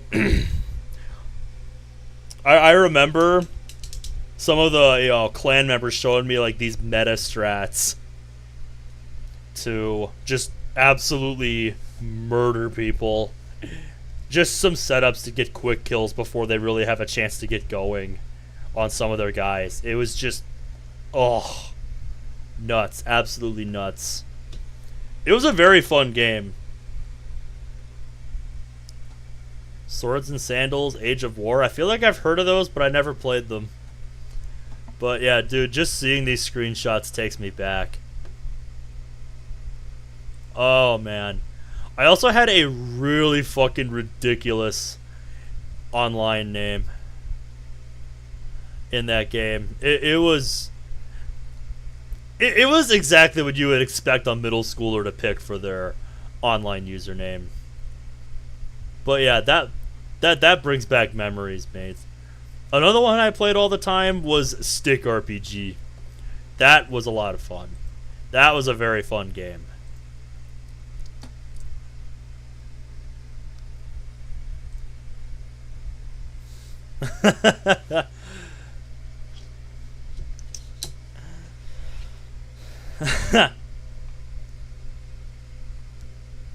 Really? You shouldn't do bad things, Ocarine.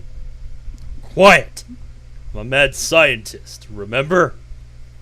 From the station, head down Chuodori until you reach From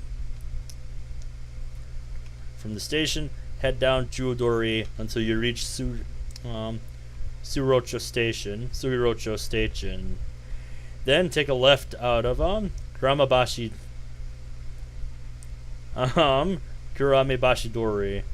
In the alleyway before the traffic light, you'll find the rundown Oyama building. The lab is on the second floor. A lot of big words. On the first floor is a store of ill repute called the Brawn Tube Workshop. You can't miss it. Really now.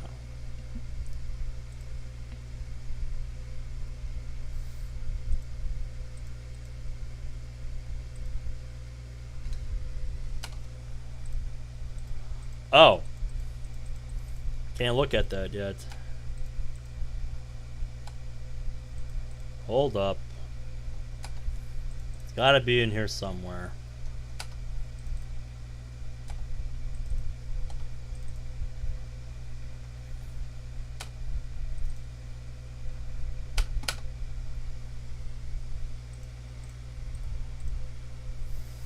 It was exclusively in CRT monitors of all things. Can you imagine?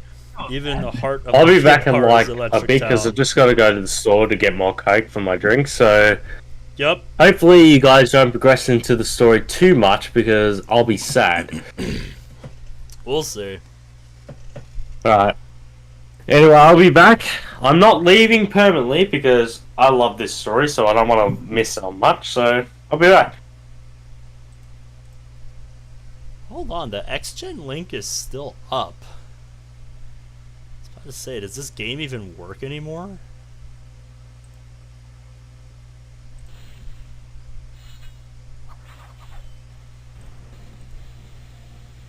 Holy shit. Holy shit, the game does still work. I just tried it on my browser and holy shit, the game still works. I honestly would have thought that that game died with Flash. With Adobe Flash, but I guess not. Either that or it's because I still have some kind of Flash installed to play stuff in the Ninja Kiwi archive on Steam. No, I'll show you, I'll show you. I literally just pulled it up. I'm not bullshitting you. Like I said, I think it might be because I have some form of Flash installed to play stuff on the Ninja Kiwi archive on Steam, which is a free archive of games. But yeah, no shit. This is the site I always went to play this back in the day. There you go. It still works. That takes me back, man. I'll let this play. I normally just skip this stuff.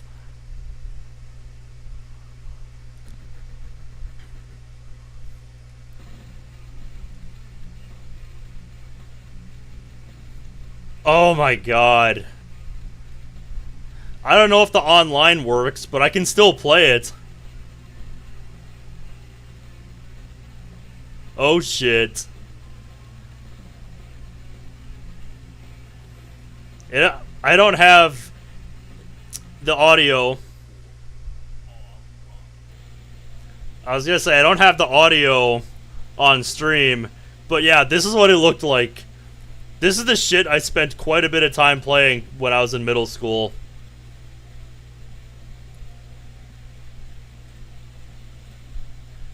Yeah, you have to look at the basics before you can play. Holy shit! Holy shit. I was gonna say, does this still work? Holy shit. It does.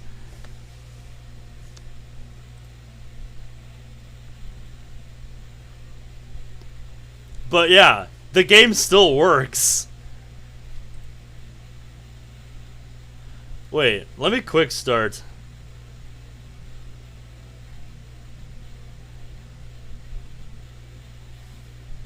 "100% free, play with your friends, track your stats, climb the ranks, start immediately." If it is still up, I highly doubt many people play these days with how old this game is.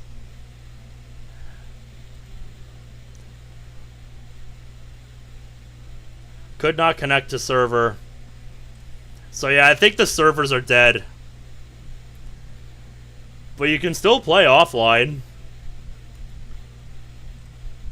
Man.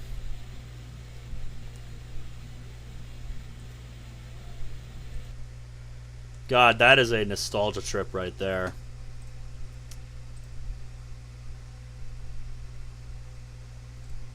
I might have to boot that up in the VC on the server one of these days.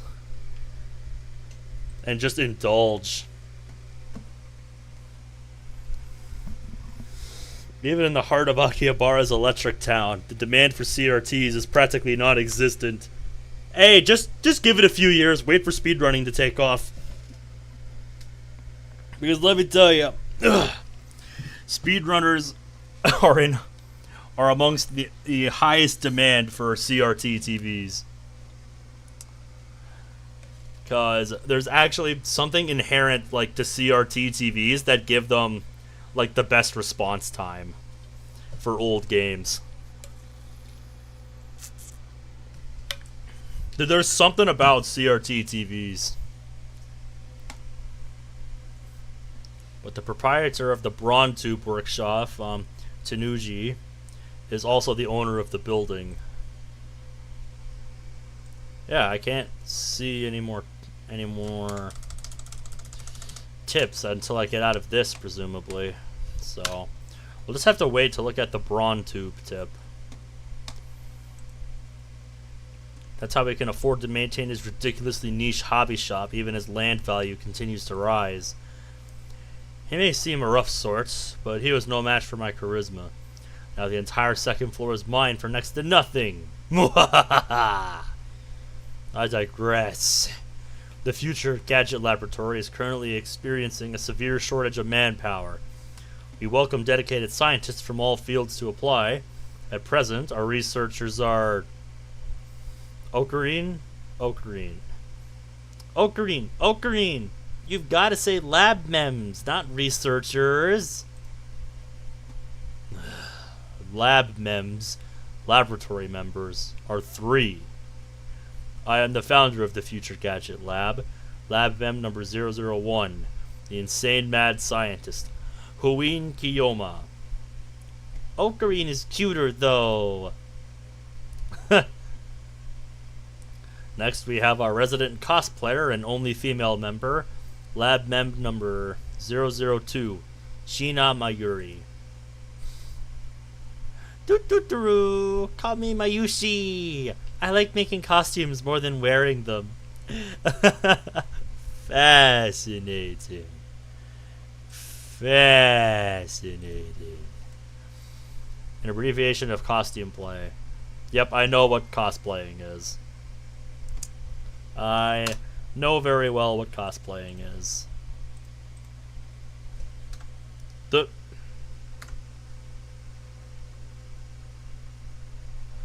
I've never done one, but I know very well what cosplaying is.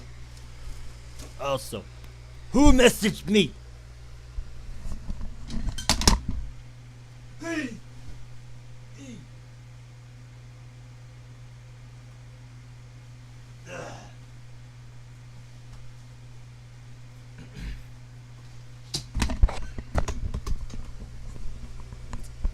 Nothing important. Just players which can be shortened to layers. Many cosplayers make their own costumes. Yeah. No kidding.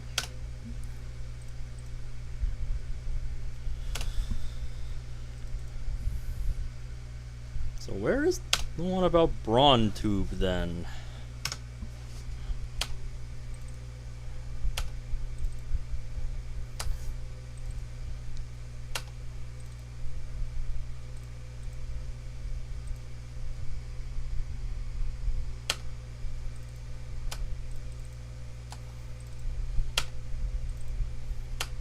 No idea. And last we have our resident super hacker, lab mem number 003, Hashira Itaru.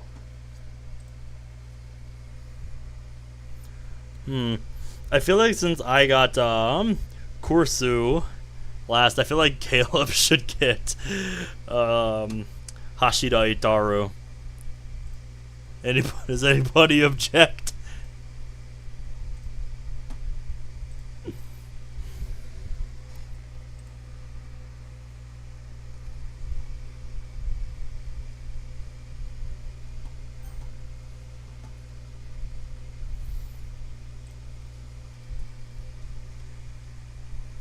We need Ben X Caleb art where Caleb is dressed as Monica. Oh no.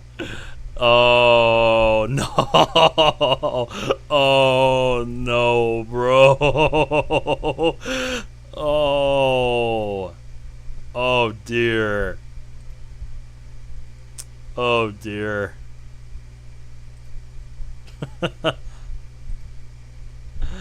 Oh no.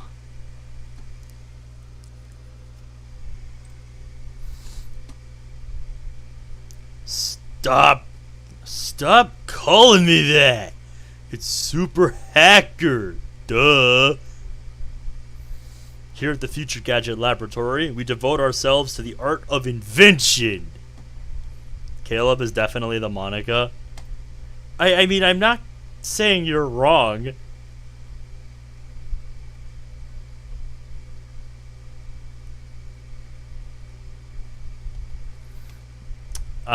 Yes, clearly. Clearly, but I mean, fuck. What am I supposed to even say to something like that? For details, see our lab's homepage. Our top priority, of course, is to develop weapons for the war with the Dark Dominion, but that research has spawned a number of offshoot inventions. In fact, that's all it's spawned. Yeah. I wonder why. Our arsenal of future gadgets is up to 8, but this is just the beginning. I have a total of 108 inventions to create. Really? Can't say the man has any shortage of ideas, that's for sure. Like in that tennis manga, right? I get it. No! It's the number of earthly desires and mortals, you at-channel junkie!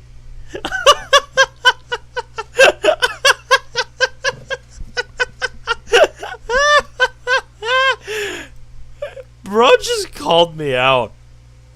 Japan's most popular message board covers a wide variety of topics from hacking to cooking to anime to current events. At-channel. Man. I'll give this game that. Sure knows how to keep itself relevant. So that is the one thing under symbol. Very funny.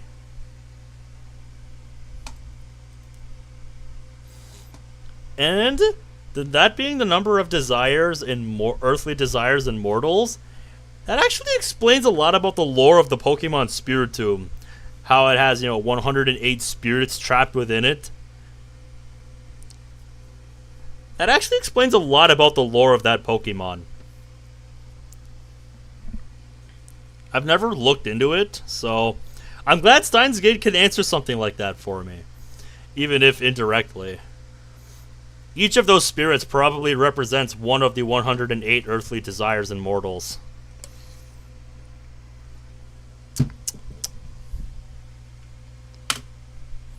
And I thought I told you not to interrupt me when I'm talking! Yeah, I wouldn't want to interrupt you talking to yourself. Hey! I'm glad somebody's a realist here. I'm not talking to myself. Can't you see? I'm talking to the person behind the monitor. Whatever you say, buddy. Whatever you say.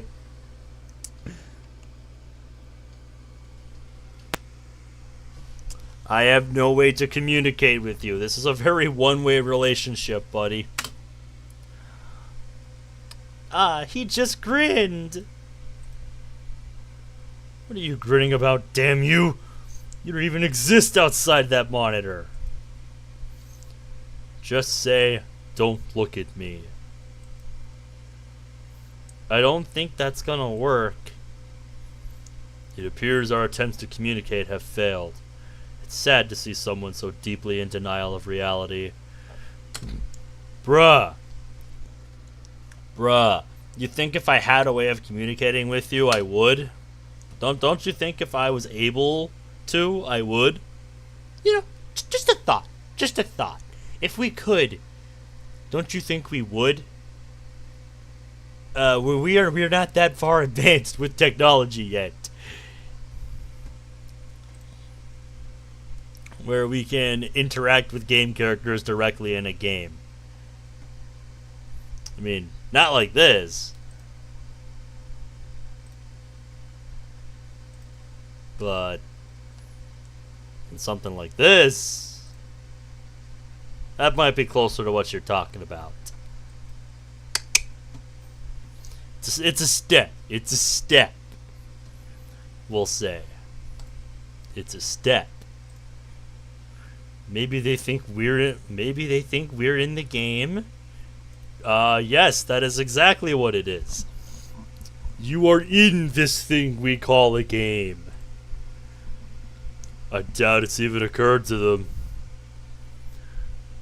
But aren't your 2D girlfriends the same way? Holy shit! Holy shit!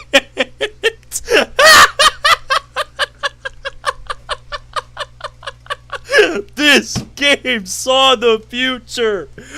This game saw the future!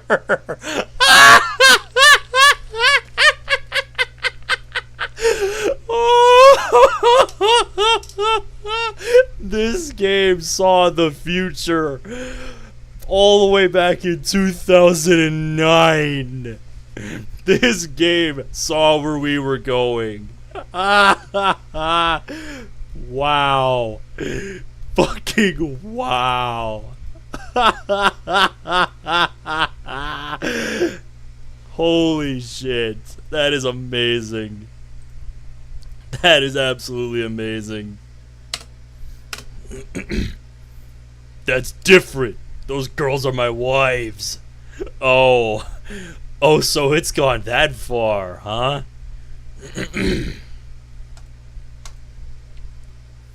Nobody cares about your harem. But Yushi touched upon a very interesting theme, you know? What if we're actually just characters in a game? Any way we can know for sure? No. Come on! Such questions are meaningless. Our time is better spent thinking of ways to destroy the system. Nice Junio, bro. Nice Junio, bro. Okay. Quite a few tips. Literally 8th grade syndrome. A term referring to a mindset exhibited primarily by teenage males. Also used as a derogatory term to refer to older people who still exhibit this mindset. Characterized by an affected attitude of nihilism or cynicism, extreme self-centeredness, delusions of power or superiority, and a consuming fear of being treated as a child. The person exhibiting these symptoms believes that they are cool, but most observers find them pathetic.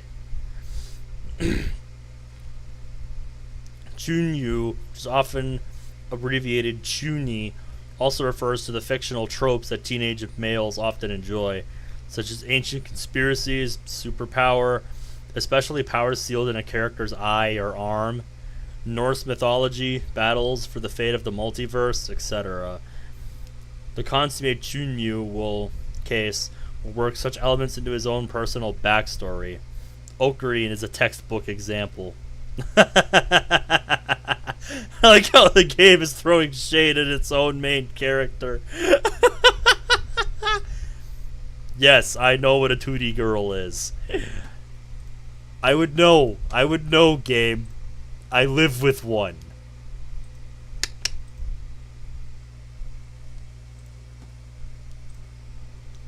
On the internet, it is an unwritten rule to say this whenever you see an image of someone or something looking towards the camera. Fascinating. Fascinating.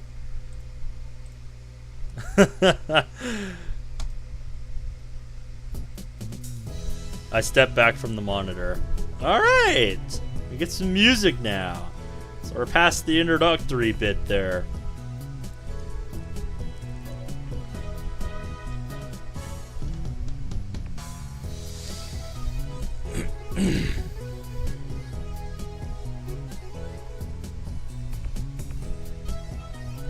Very cool. Now I can really get to see their room in full here. We got what looks like a satellite dish attached to a phone or radio. Look at those. Those are amazing. Absolutely amazing. And then, excuse me, is this up here the modified microwave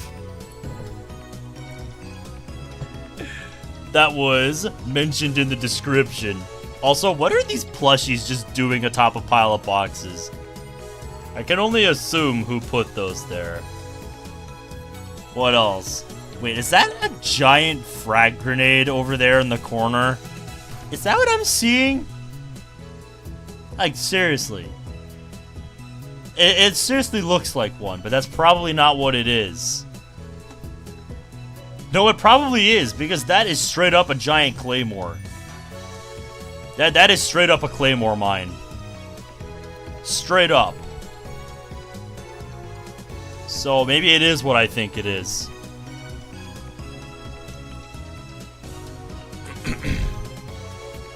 This is crazy. This is crazy, guys. Anything new?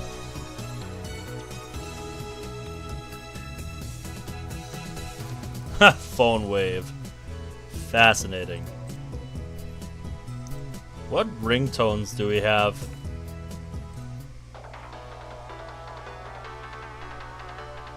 I like that.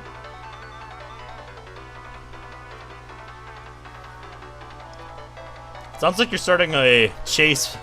Sounds like you're starting an auto-scroller fight for a boss or something. Gate of Steiner. Oh, bro.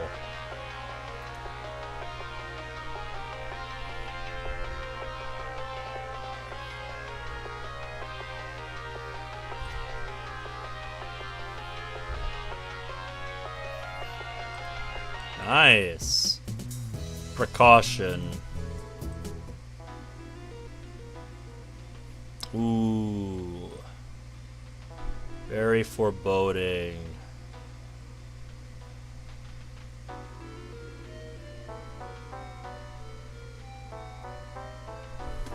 Wow.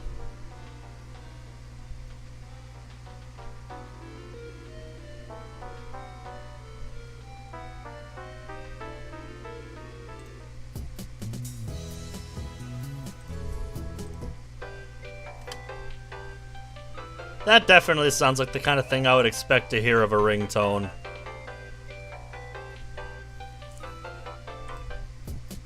What about Village? Certainly sounds like the track I'd expect to hear. when entering a village in like a JRPG.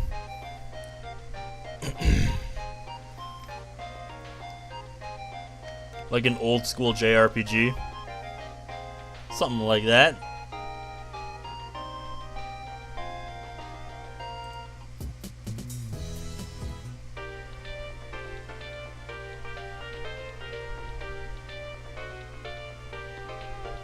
Nice.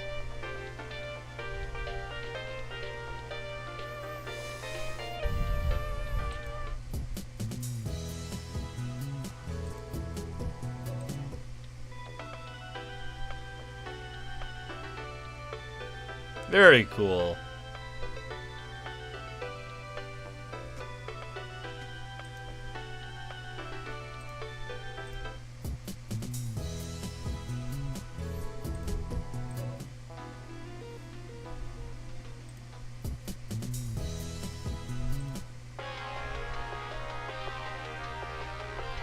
Also, is that a back scratcher in the bucket there? That straight up looks like a back scratcher. That straight up looks like a back scratcher.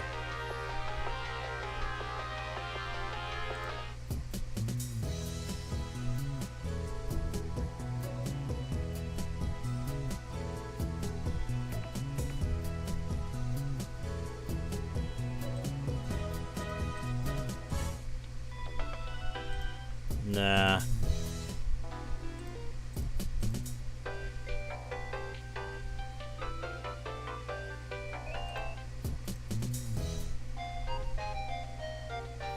Either that or I'd expect to hear this music when I'm playing like a dungeon crawler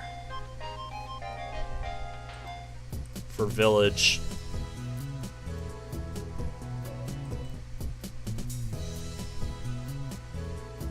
What do we think? I'm thinking either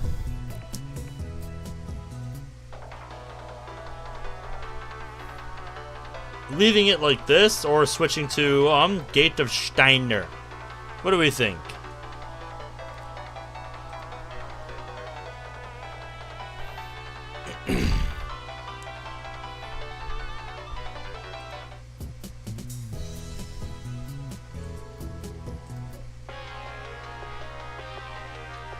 Any thoughts?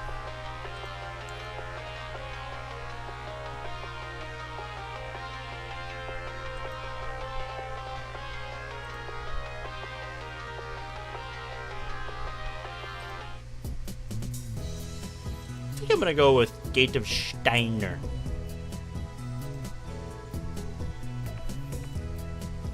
First sound. Okay, so we can have different things for them.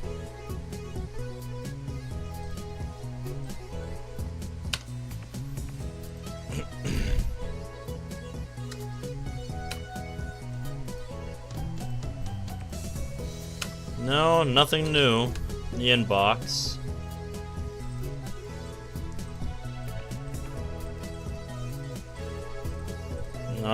We can't really do anything in the address book.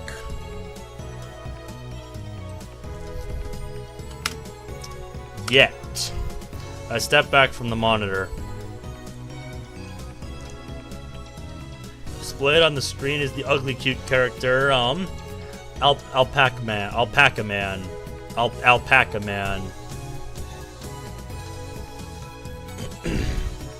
What the hell? This is a game called Alpaca Man 2, where you speak to Alpaca Man via microphone and watch him react. Are they throwing shade at fuck, what is it?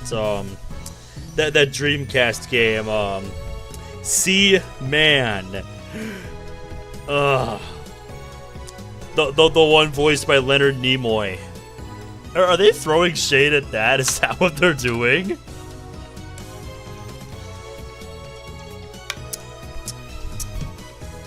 Because that's what it seems like they're doing.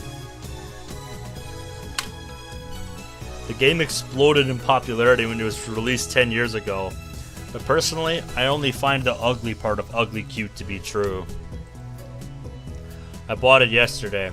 500 yen used. Headset included. Not bad. Oh, hey, big bro. I turned to Daru with a menacing glare. Shut it, hacker. I'm no Chunyo patient. I sweep my hair back and flash a devilish grin. He's like, sure. I'm Huin Kiyoma. That's your character's name, right? Oh, Daru. Communication skills are beyond repair. No, he's just being real with ya. I'll have you know, I go to a ton of offline meets, and I'm always the life of the party. I bet, yeah. I love this character in the dubbed anime. I'm gonna say Itaru is the realest guy we've encountered so far. Also, that logo on the hat. Brad, seriously, you missed some really fucking great moments. This game could see the future. Like, for real, this game could see the future. This game saw the future. It predicted this all the way back in 2009. When you finish the game, you should definitely watch the anime. Perhaps.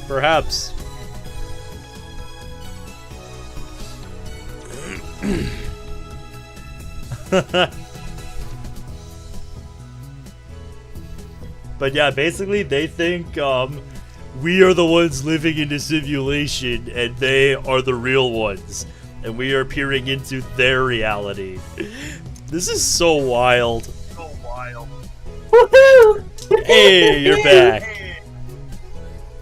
Good boys, I have returned. Just made it back with the coke.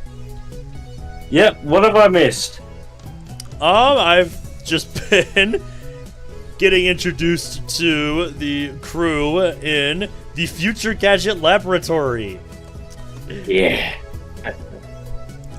And, I knew oh my god, I was just talking with Brad. Brad just got back. I will be back permanently, but Alright. Let me know what I missed with the visual novel because it's fucking great. Yeah, dude. This game could see the future. Look at this. This game saw the future. It's amazing.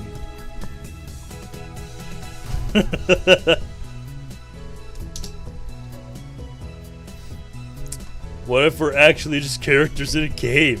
Any way we can know for sure? Come on!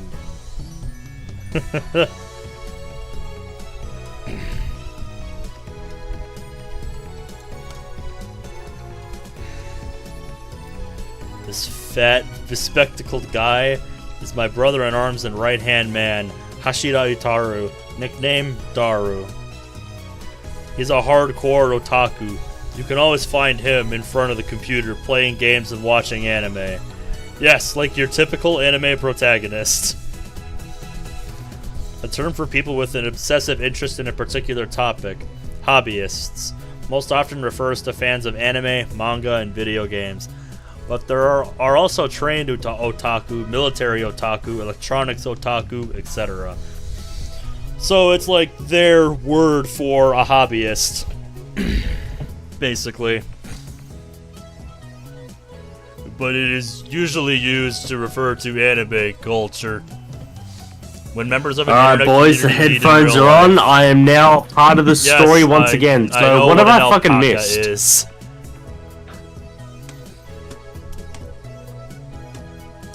So what have I missed?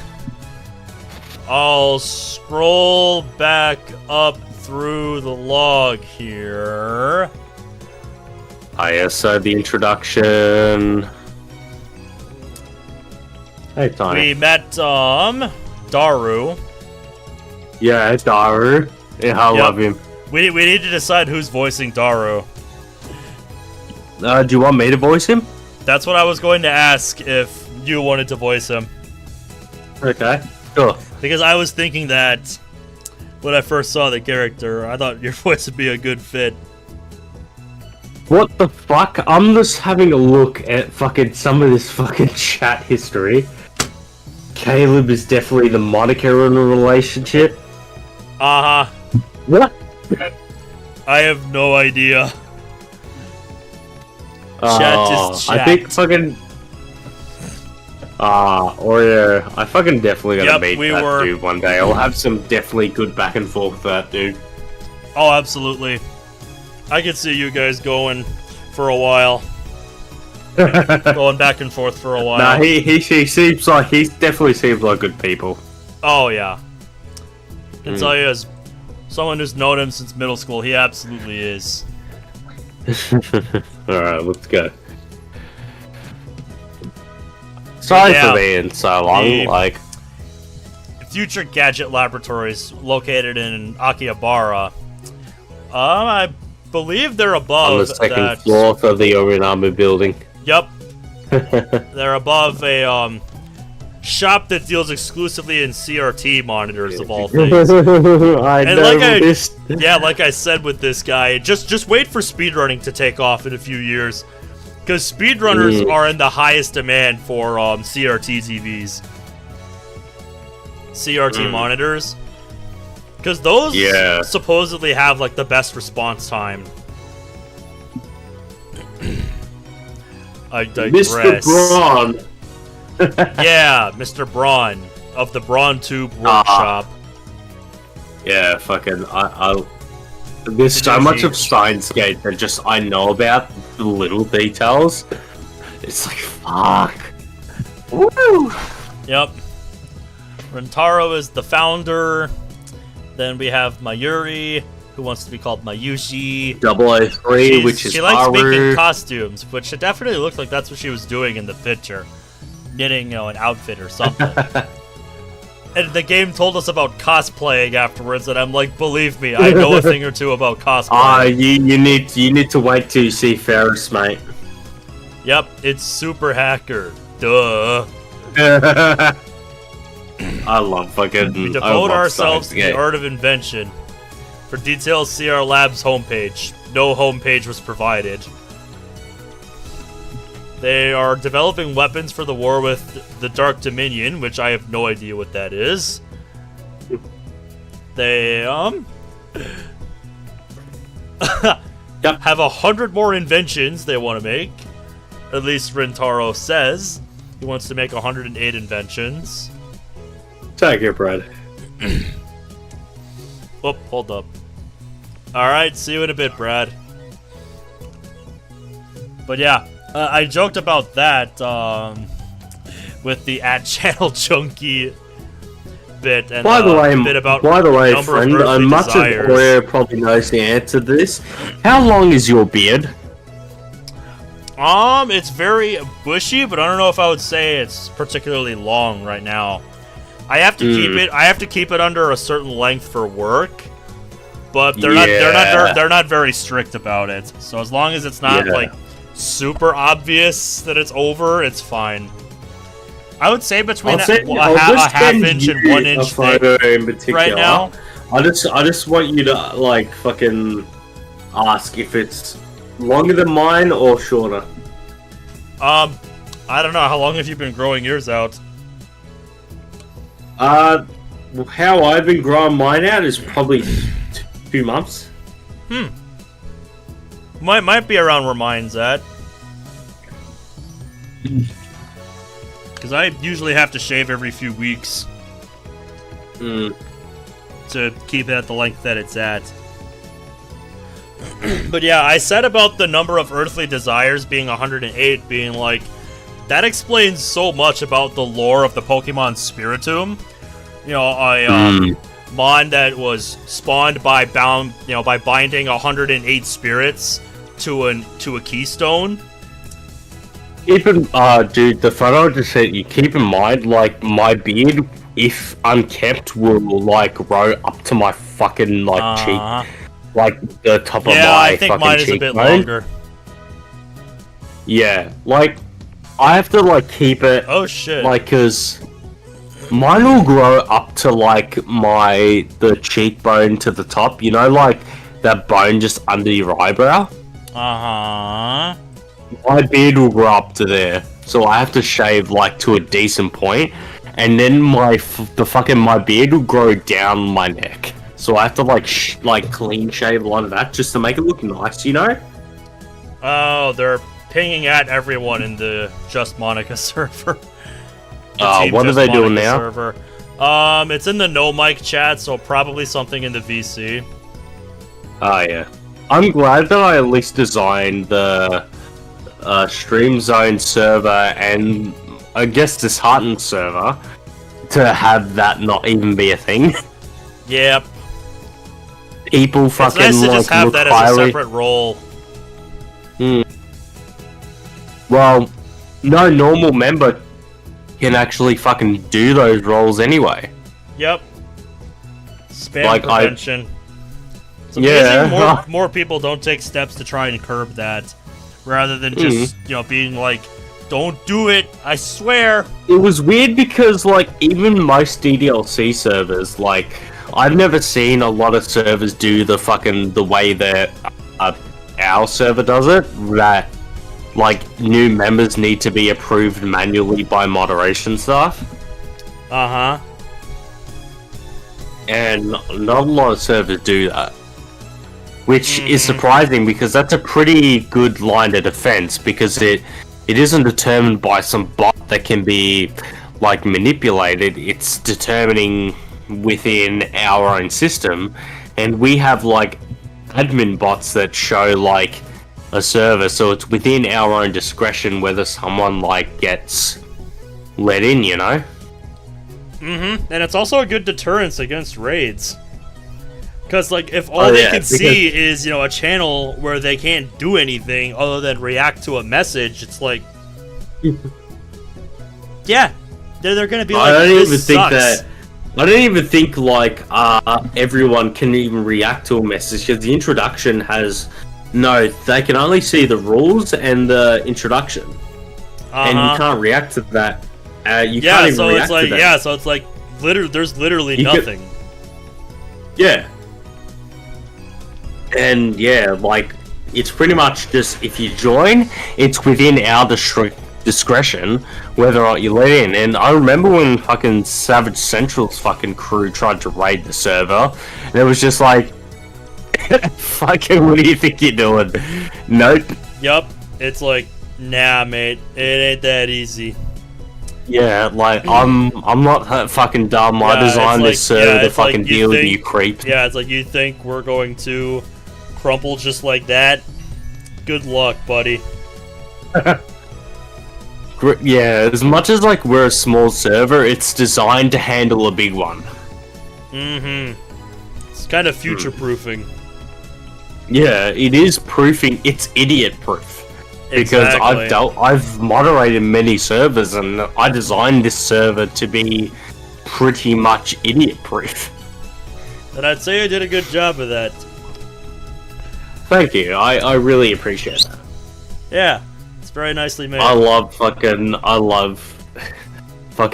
Haru is fucking it's Hashira Itaru, which I think he's called Haru in this. As much as Haru is like fucking the name for Haru fucking devil, I think it's Haru on this.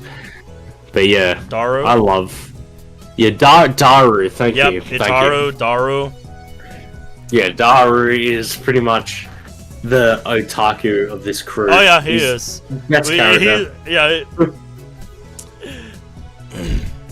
Yep, we were literally just told that. Yep. In fact, we were literally just told that. I know I'm on fucking point, so thank you. Yep. They were just playing a game called Alpaca Man 2, which I think is throwing shade at C-Man. Where you speak into a microphone and watch the guy react. Also, I'm just saying, this right here, this game saw the future. But are your 2D girlfriends the same way? I'm telling you, this game saw the future all the way back in 2009. Yeah, I just looked at it like, yeah, I would know. I'm living with one right now. And I like how Rintaro's just like, nobody cares about your harem. Oh man, this game saw character AI all the way back in 2009. It's amazing. This story definitely was an influential one. No kidding. He has 2D wives on whom he cheats with 3D maids. I don't agree with his preferences, but to him, anything's fine as long as it's Moe. Yeah, okay. Definitely. He's the reliable and skilled partner who brings my ideas to fruition. Are you voicing? I think we agree that I'm voicing Daru. Yep, that is what we agreed to. I just added it to the I just added it to the Who Does What document. Alright, thank you. He's the reliable and skilled partner who brings my ideas to fruition. Despite his insistence that the software is his forte, he shows remarkable aptitude with hardware as well. I wish that was me, because I am a dud with hardware, but software I'm pretty good with.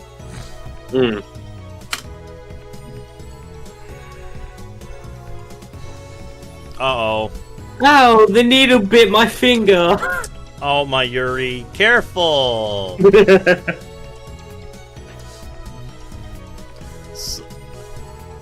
Someone tried twice to hack your desktop, but they failed. Probably just some amateur script kitty. There we go. Where'd you get that from? Word what? Where'd you get the, like, someone tried to hack your desktop? Cerberus. He just mentioned it in chat.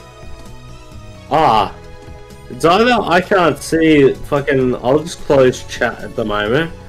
Go to that, update it, pop out chat. Over here, nursing a pricked finger, we have Sheena Mayuri, a 16-year-old high school student, if you can believe it. I've known her since we were both I can't small. see Cerberus's message. I can She's only also see Brad's an one. otaku. Nowhere near Daru's level, though. That's good. This ditzy girl is in charge of the lab's official costume division for women, and today she's working on costumes at her usual leisurely pace. Welcome back, Nice, Brad. Yeah, I don't know if you saw it before you left, Brad, but where is it? Where is it? Oh man, while you were gone. These lines here had me rolling, Brad. These lines had me fucking rolling. Because it's like, holy shit, this game saw the future all the way back in 2009. Yeah. Like, that had me rolling earlier. Yeah. Why does the Future Gadget Laboratory need costumes for women? It doesn't. The truth is that Mayuri is completely useless. Still, there's no way I would ever kick her out. It's just to give her something to do. After all, she was the first one to join the Future Gadget Laboratory. Yeah, boy, this backstory sounds familiar. Doesn't it? Doesn't it? Yeah. Yes! I still remember the day Mayuri first came to the lab. It was spring. She said to me, Maiichi is Okarine's hostage. I belong here. well, that certainly was cryptic. Her offer was my salvation, for she was the first to join me on my magnificent quest. She saved me from a solitary life on the run from the organization. I will never forget her kindness. Mayuri doesn't have to be useful. This definitely feels like visual enough. novel music. Oh, absolutely. In fact, while you were out, I was looking at the ringtones. Yeah. That's actually, I believe this one. Something like that.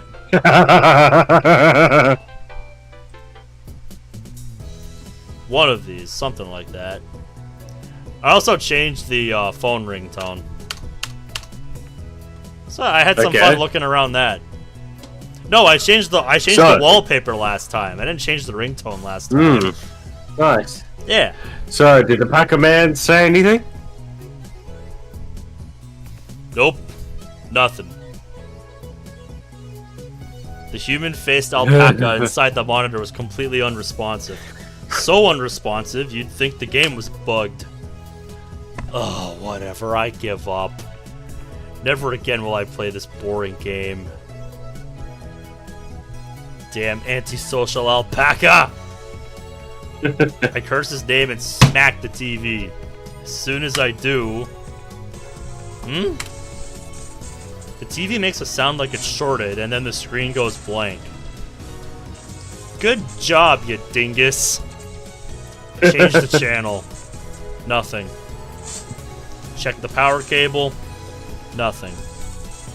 Whack it again. Nothing. Who remembers the time when you had to actually fucking hit something to get it to work? Oh yeah. Oh yeah. Guess it's broken. Damn. This crummy TV is on lease from the Brawn Tube workshop downstairs. It's probably just old.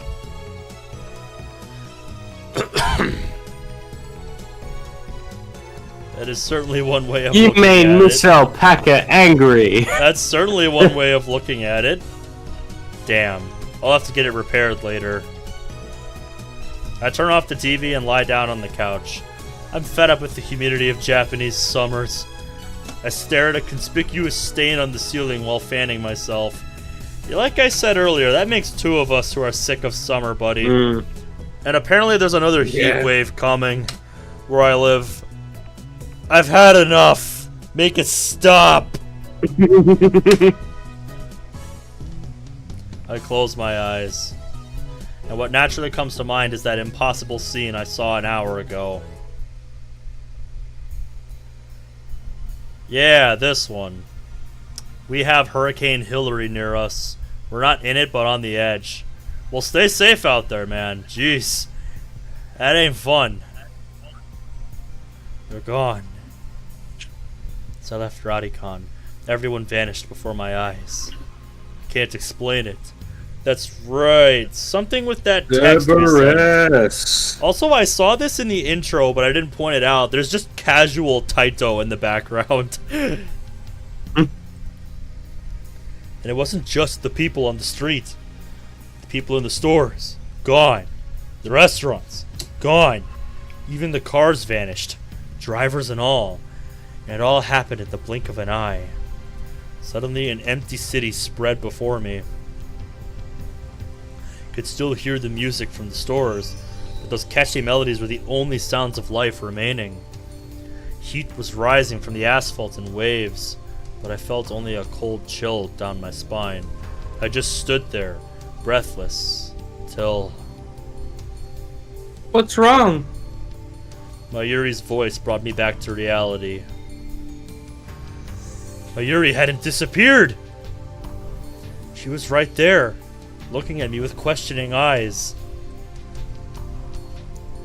Everyone disappeared just now, right?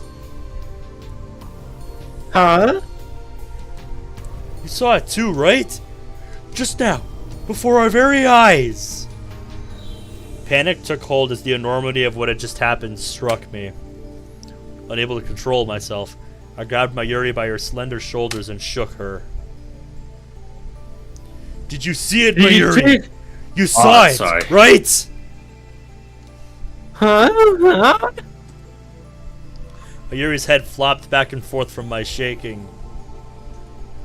I didn't see anything. You didn't?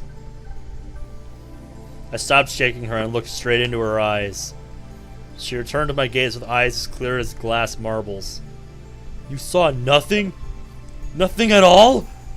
There were people here a second ago, weren't there? There... What? Oh boy, I don't like what this is suggesting. Even the store employees are gone. That's impossible by any measure. Of course they are. Her reply didn't make any sense. This is not the same Mayuri, is it?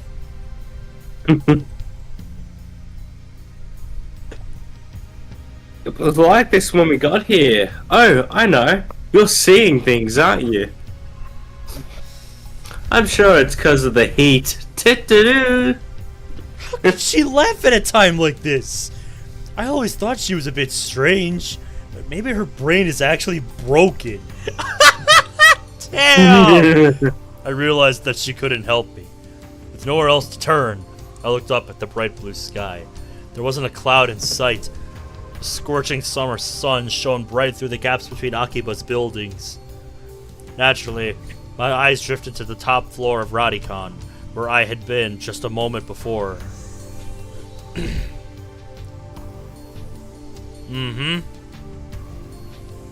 There it was.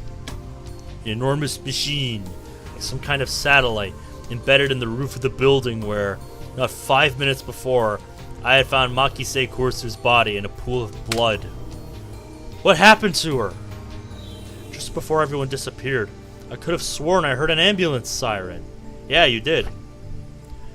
Makise Kursu might still be in that dark, narrow passageway, cold, bloody, and alone. The thought disturbed me. The question at the forefront of my mind was, what the hell is that satellite doing there? Right before Dr. Nakabachi's presentation, the building shook like a bomb had exploded. The roof door lock had been broken. Beyond it, someone had placed a satellite-like machine shrouded in smoke and glowing dust. When I first saw it, the satellite was on the rooftop. No, that's not what I was seeing now. No, this is a different reality.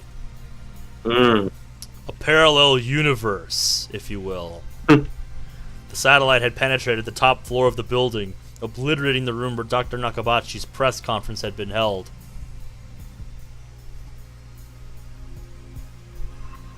Aha! It must have fallen out of orbit without burning up in the atmosphere somehow. I knew it was crazy, but what other explanation could there be? The real question was, when did that happen? Mayuri, about that satellite. Yep, what a surprise, huh? What do you mean, what was a surprise? It made a huge kaplow sound. I bet it did. A huge kaplow. It certainly did make a sound, but I don't think it was kaplow. I'd say it was more like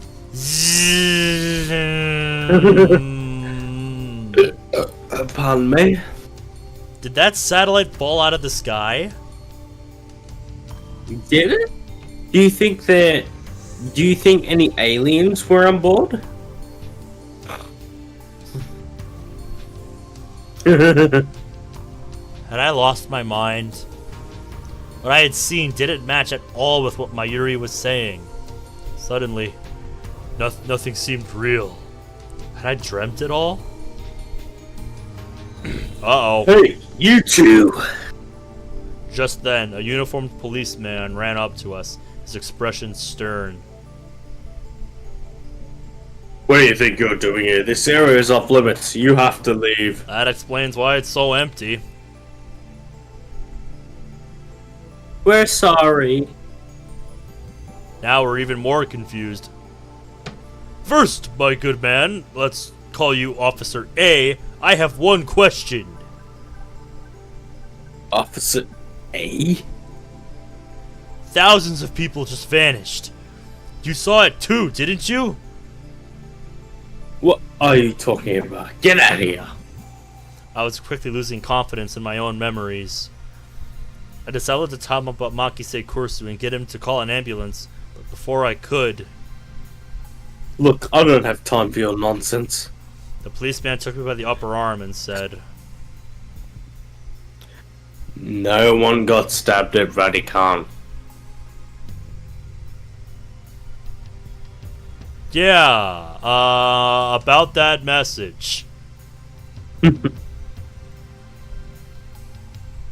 What? How could he say that with such certainty? While I was still trying to comprehend the situation, the policeman forcefully led us away. We were escorted up to UPX and released. Is that this game's version of the UPS?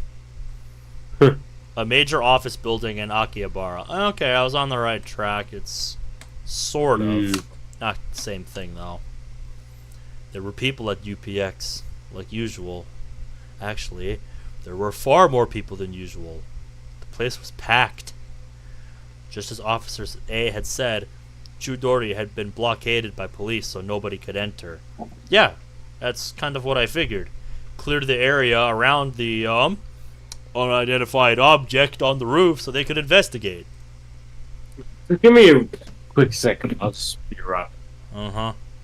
There's nothing we could do, so we headed back to the lab.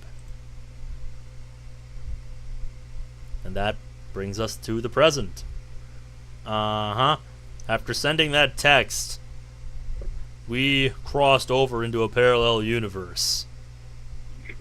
It's the only way this makes sense to me.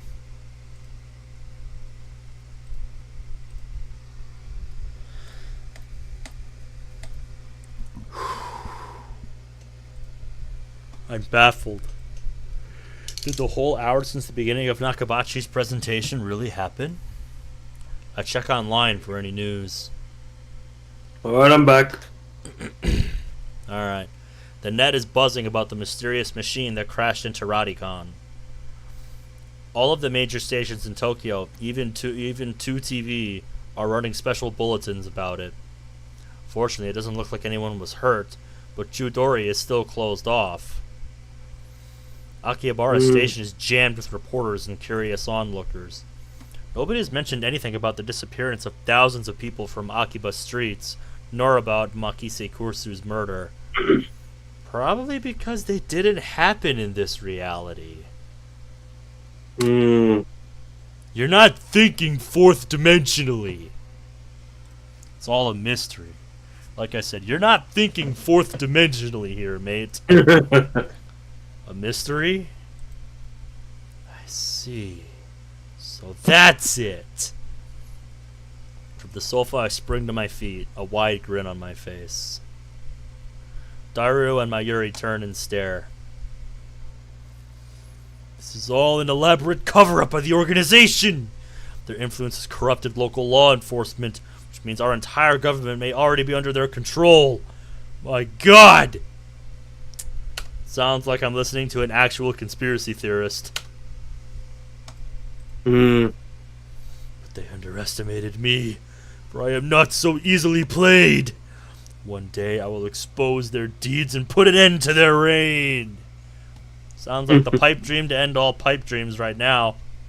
But who knows? Having come to a satisfactory conclusion, I take a celebratory bottle of Dr. P, my favorite soda, from the fridge. Ah, Dr. Pepper. Another graduate from the tutelage of Dr. Pepper. Gordon Freeman would approve. The lab has no air conditioning. Ice-cold drinks are essential. Oh God, yeah. Summer heat and no AC? Oh, God. Oh, yeah. Yeah, I would literally just be sitting in front of a fan all day, like,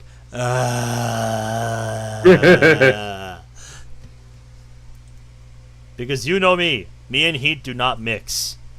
Oh, that also works to bring up the phone. Would you click? Oh, this thing in the corner. This thing right here. This also brings up the phone. Oh, yeah. Fascinating. Nice. Ugh, excuse me. Mechanics. Ah, Elixir Intellectualis. A drink fit for a genius! Always better.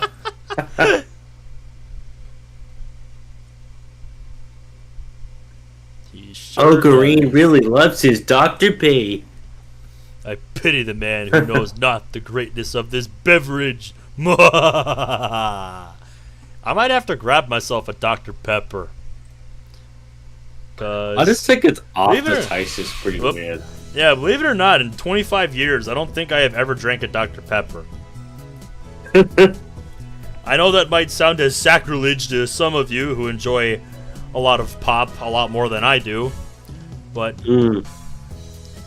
enjoying sodas has only been a more recent thing for me in recent years.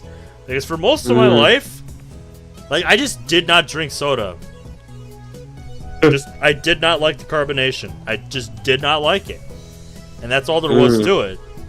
But as I got older, I learned to be able to tolerate it more. You have a Dr. Thunder? Do tell. Tell me more, Cerberus. Step through the curtain dividing its center, and you'll enter the heart of the future gadget laboratory. The development room. Also, straight up, that looks like a giant claymore mine. And that looks like a giant grenade. It's just generic? I see. Just as the name implies, this is the room where we develop future gadgets. Needless to say, it is strictly off limits to outsiders. Yes, I know the setup is cheap. I'd much rather have an airlock than a curtain, but a research budget is already scraping the bottom of the barrel. Uh-huh. You're gonna have to grow a lot more for a budget like that. Besides, what's important isn't money, it's ambition. Uh-huh. Okay, buddy. I poked Daru and bid him follow me into the development room. Hey, 7-Up. Let's go. Maybe it's not. I'll be right back. I'm gonna deal with my food situation because I've got to eat something.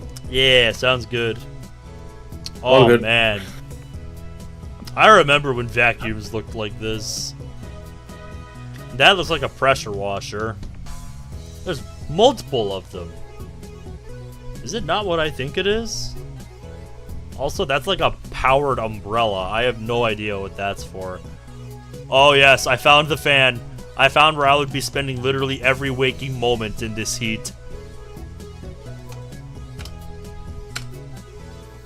All of the windows here are weather stripped with packing tape, so it's dim. And hot. Almost like a sauna. Yeah, I could not be in here for long. Been wanting to buy an air conditioner for the lab, but there's no money for that. We're currently accepting donations, though. Upon entering the development room, I pick up the lab coat that's lazily draped on the chair and put it on. Ugh. Also, that looks like a blow dryer, and that looks like a fucking ray gun from a cartoon or something. I always wear a lab coat in the development room, for practical reasons as well as symbolic ones. Daru, however, refuses to wear his. Putting it on and taking it off is apparently too much trouble for him. He can't be bothered to do anything that doesn't interest him. It's men like him who gave our generation a bad name. Ah yes, like a certain somebody said, we're great at sifting through tons of information really quickly, but we're bad at doing things that don't give us instant gratification.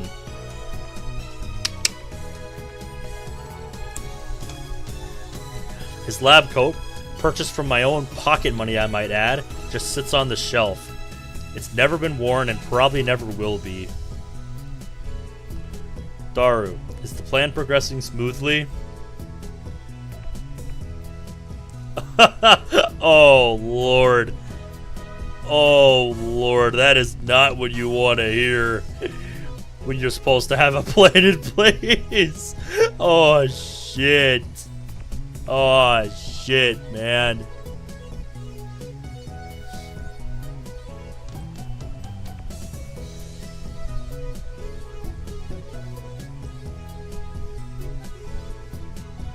That is so cool. You can't see it, Let me switch to my random screen capture. But yeah, if I hold down the button, the mouse cursor goes outside of the bounds of the game until I let go. Very cool. Very cool stuff.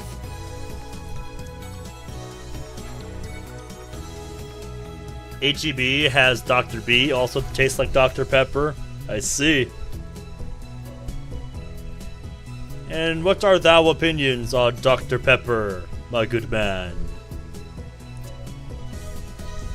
Because now that I'm playing this, I'm thinking about picking one up, seeing how much Rintaro likes it. As I called him, another graduate of the tutelage of Dr. Pepper.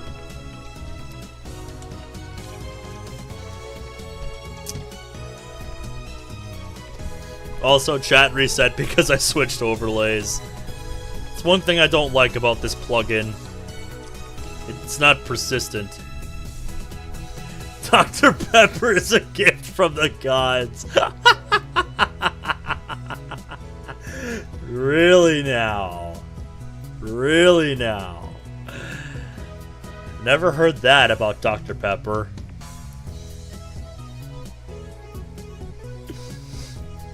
Dr. Pepper's good, but not that good.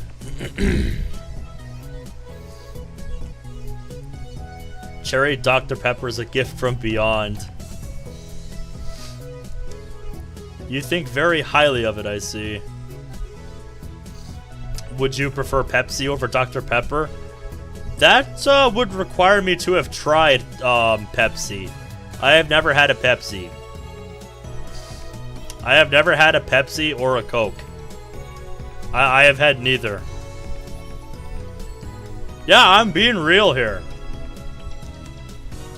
I've never had either one. I told y'all when I grew up, you know, when I was growing up, I really did not like soda. That was not a joke. Not that I can remember. I really did not like soda growing up. I would have it maybe like once in a while if there was absolutely nothing else, but that was it. It was only in more recent years when I started working that I began to tolerate it more. But even then, I've still never had like the major brands like Pepsi. Like Pepsi, Coke, or anything like that.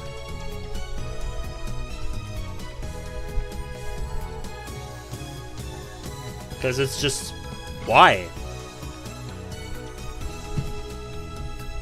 Why would I? Now, I know the response from some of y'all is going to be, why not?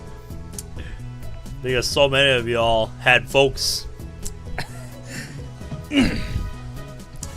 that absolutely adore the stuff and got you into it as well. Either that or you discovered it growing up and were like, fuck yeah, this is the bomb. But growing up, I despised carbonation. And it's still not my favorite thing to this day. But like I said, now that I'm, of age, I'll tolerate it. The fact that I have a tooth enamel deficiency makes it scary. Makes it so that love for soda doesn't help. I can imagine, yeah, I can imagine. That was honestly the main reason why. Just because that shit ain't good for your teeth. Sometimes I wonder if that's the reason why, despite the fact that my brushing habits are absolutely terrible, I went most of my life without ever having a cavity. I think it was only in like the last 3 years that I actually had one. Like literally. It was only until the last like 2 or 3 years that I had my first cavity.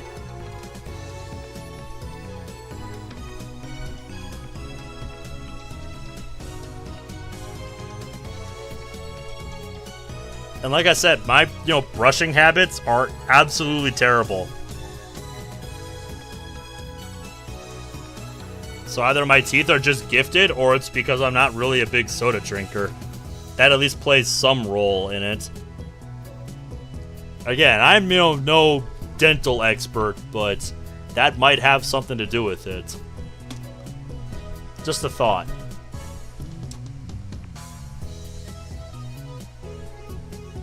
This music is so nice, by the way.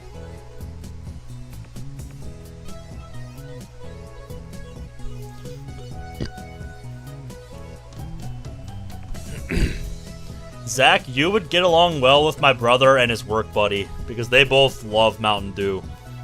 In fact, they actually had a competition this year to see who could get their hands on more of the summer variety, Baja Blast.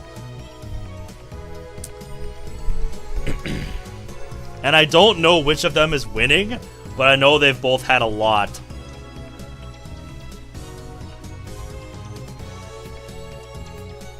I've had more than 15 cavities in my life, says Cerberus. You haven't had... I was about to say... No one in my family's quite had that many.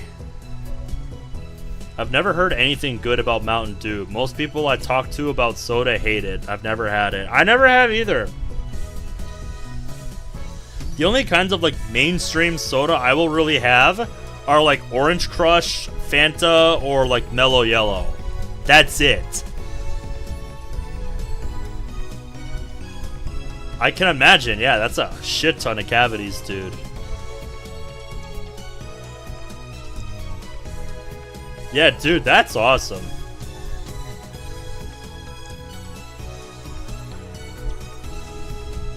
You've never had one, Zach? Represent. I was one of you for most of my life, Zach. Like I said, it was only in the last 2 or 3 years that I had my first one.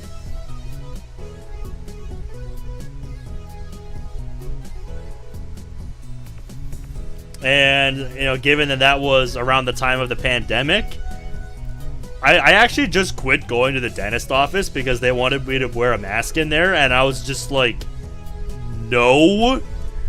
So when I got word that, I was supposed to go in when I was on vacation 2 years ago, yeah, it was in 2021. So this was 3 years ago that I finally had my first cavity. And, my last appointment was in 2021.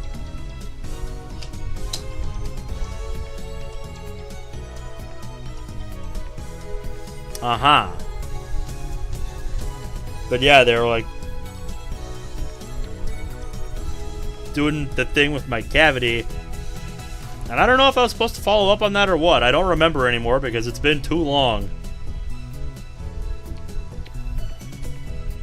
But yeah, during the pandemic, I just quit going because I'm like, fuck this. I am not putting up with that because of their, mask policy. And having to fucking wait outside and wait for them to call your phone to let you in. Who do you think I am? It was so dumb. So I'm just no, I'm just gonna stop going until you stop this shit and go back to normal. And they actually did a while back. I still haven't gone, though.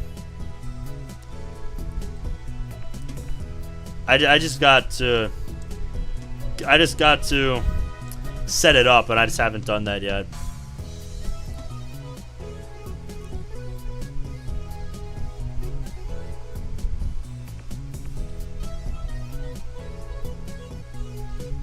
Mine did too, but not for the same reasons, Cerberus. And that is a pretty good deal, Oreo, with the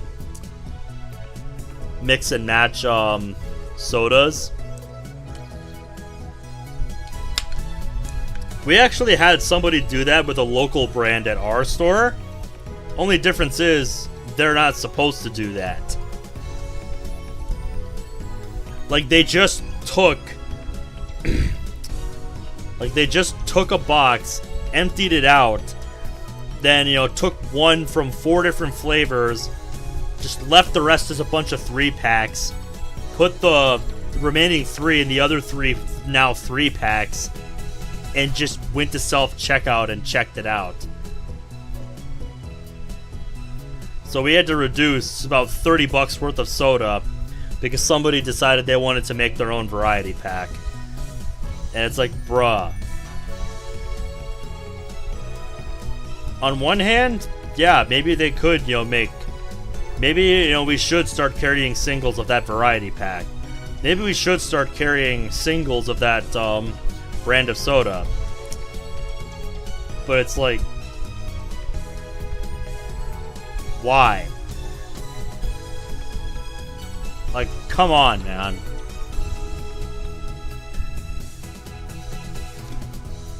When my mouth feels rough or weird, just brush them and I'm good for about 4 days. Wow. I wish it was like that for me, dude.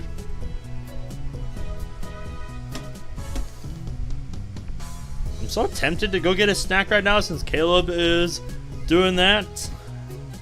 But, nah, I don't want to do that. Daru gives me a blank look. I sigh and turn his attention to the table in the middle of the room. This, oh boy, this is the microwave oven I was told about in the premise.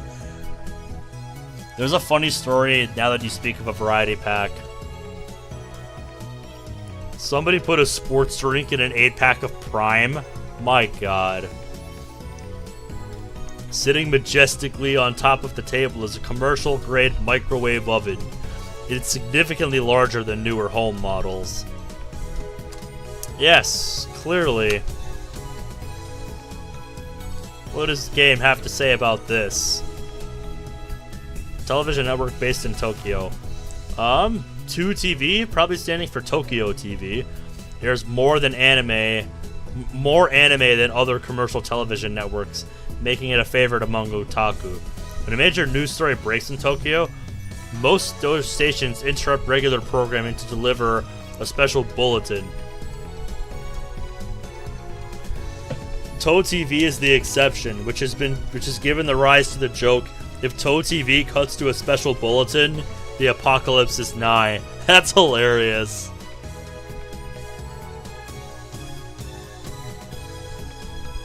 I was playing Terraria with a friend earlier and a blood moon rose while I was gone. Jesus, that is so bad, Cerberus. That sounds terrible. Your poor house. Ouch. AGB has a generic brand of Gatorade literally named Sports Drink. Amazing. I don't know, I guess we'll find out, Brad, won't we? Yes, thank you, game. I know what a microwave is. As ISM band. It is also used by wireless LAN devices. Consumer grade output is around 500 to 1,000 watts, and commercial grade output is around 1,500 to 2,000 watts.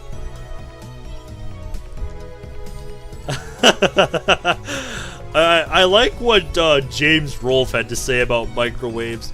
It's a fucking box that makes stuff hot. It's amazing.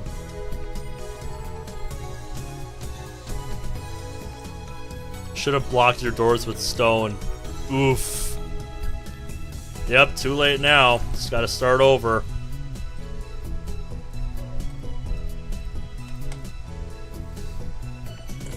Oh, I see you playing Terraria down there. So it does pick that up. Yeah, I think somebody requested that I play it. I don't know what kind of a playthrough I would do, though. Like, Terraria always just struck me as a 2D version of Minecraft, but I've never played it. And I'm well aware that there's more to it than that, but that's just like the in a nutshell description of what I think of Terraria. Yeah, like I said, I'm sure there's much more to it than I know. That's just my literally like one line in a nutshell description. The plan, as in the plan. Obviously, I'm talking about perfecting gadget number 8. Oh, that. How was I supposed to know what you meant? Amazing. We've known each other for what, 3 years now? We went to high school together, and now we're going to the same university. We share an inseparable bond like prison cellmates. He's only been in a lab member for 2 months, though. We were in different classes junior year, and actually we didn't talk at all, so 2 years? Details, details. Wow, such compassion. The point is, we've known each other a long time. I expect you to keep up with me here.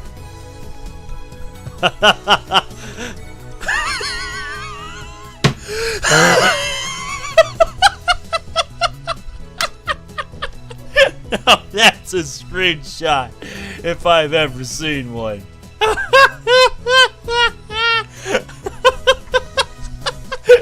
Dude is literally just... Nope!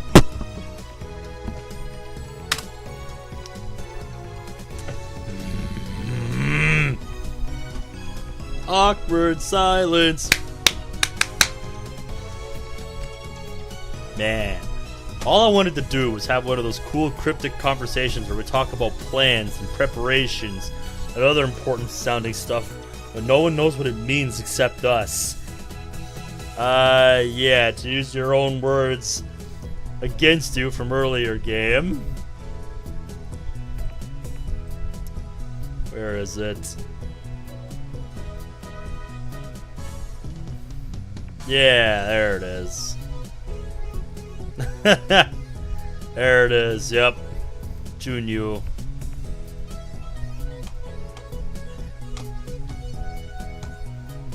Shot down again. So are we any closer to figuring out what's wrong with gadget number 8? Not yet. Oh shit, finally we have a URL to try. So far, the Future Gadget Laboratory has completed a total of 8 inventions. Hold up, chat. Hold up. We are swapping. We are swapping. We've got to try this.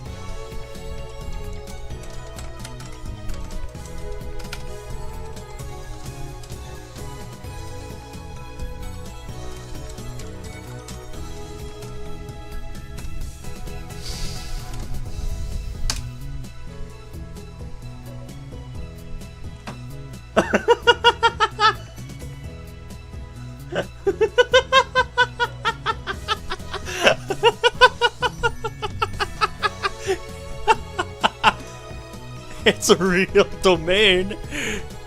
It's on sale for almost $3,000.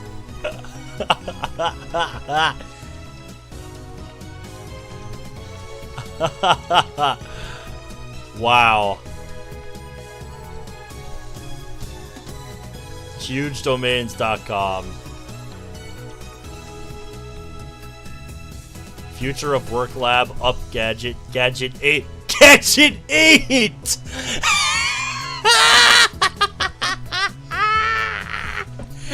Oh my god, this is a treasure trove, dude. This is why I love stuff like this. Oh my god, that is incredible. Absolutely incredible, dude. So it's a real domain, and you can buy it right now for $3,000, basically. And you even get a 30-day money-back guarantee. I would love to go into the history of this website.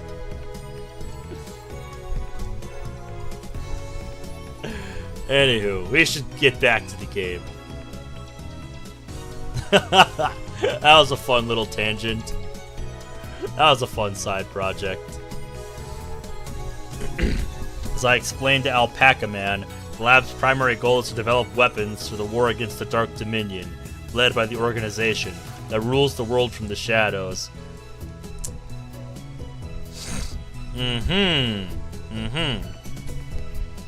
So, I suppose it was established earlier that it wasn't us that our boy here was talking to. It was Alpaca Man. Fucking wild. At present, we haven't completed any inventions of that sort. On the contrary, we haven't even figured out what we should make. But along the way, we've managed to create some ingenious futurish gadgets as a byproduct of our research. It is a fundamental truth of science that the great inventions are often created by accident. In other words, serendipity. Yes, I am well aware. Allow me to introduce our glorious future gadgets. Yup. I am well aware, game. I was trying to hastily destroy a patch of gold and didn't get far enough away from the blast. Ouch.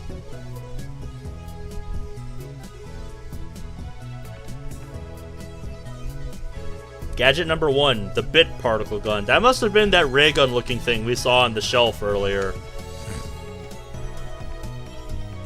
Gadget number 2, the bamboo helicam. I'm more interested in that one. A CCD camera mounted to a bamboo toy helicopter. The camera is attached to the helicopter's fulcrum, allowing it to record aerial footage unpowered. However, the image is rotating at high speed, so you might get dizzy if you keep looking at it. Neighbor originates from the sci-fi Hello, manga 22 Emon. Hey, welcome back. I just cooked my steaks that I've let defrost for a little bit. Oh, why do you gotta rub it in, bro? Gonna always love it in. That's one of my favorites. I could be a dick and just say that like they're porterhouses, but Oh, why? Oh, dude. I'm just gonna let him rest for a bit. Right, but boys, what did I miss? Well, we found out what the homepage for the Future Gadget Lab was. I actually typed it into my browser, and it came up with a domain that is for sale. I think I might have forgot the dash. Let me try it with the dash.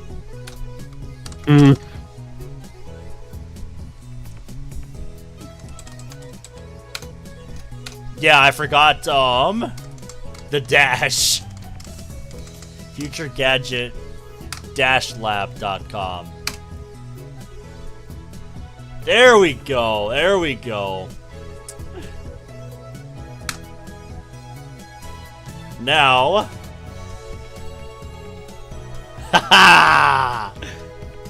Look at that. We're on the actual page from the game. That is amazing. It does actually have a page. Yeah, it actually exists. It actually exists. That is amazing. I don't really want to explore it too much. I just was curious if it was a real web page, because that's something I always have to I just in any searched. game I with just a real searched it web up. page. I Yep. just searched it up, man. It does have a web page. It looks exactly the same. Yeah, I know. I had it pulled up on stream. Oh man, that's amazing. Unfortunately, I can't read. I don't speak anime, so I can't read what it's saying. But that's very cool. Yeah. That it's a real web page. That is very cool. Anywho, we're being introduced to the gadgets they have created. We saw the microwave. And Itaru is not on the same wavelength as our boy Rintaro here, because he's like, nope, no idea what your plan is.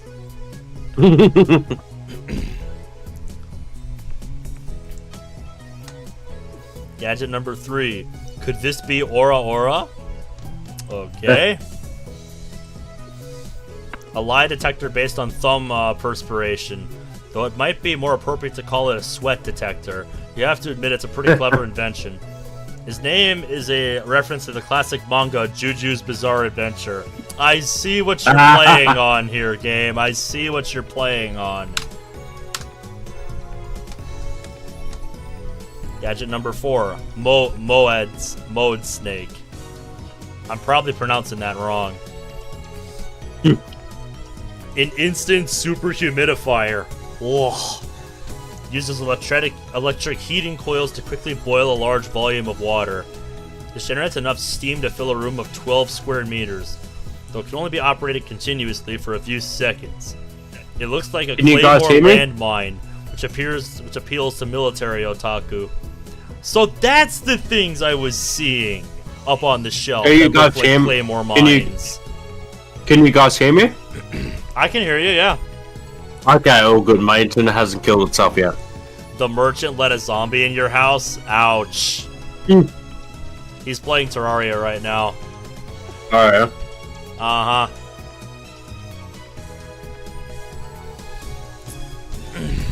Its name is a reference to the stealth action game Metal Moa Solid Rising. Metal Gear Solid Rising reference. Let's go. Oh. My brother's a big fan of the Metal Gear I'm just games. enjoying my porterhouse steak with creamy mushroom sauce. Oh, boy, you tempt me. But yeah, my brother's a big fan of the game Metal Gear Rising Revengeance. Oh, He fucking loves that game.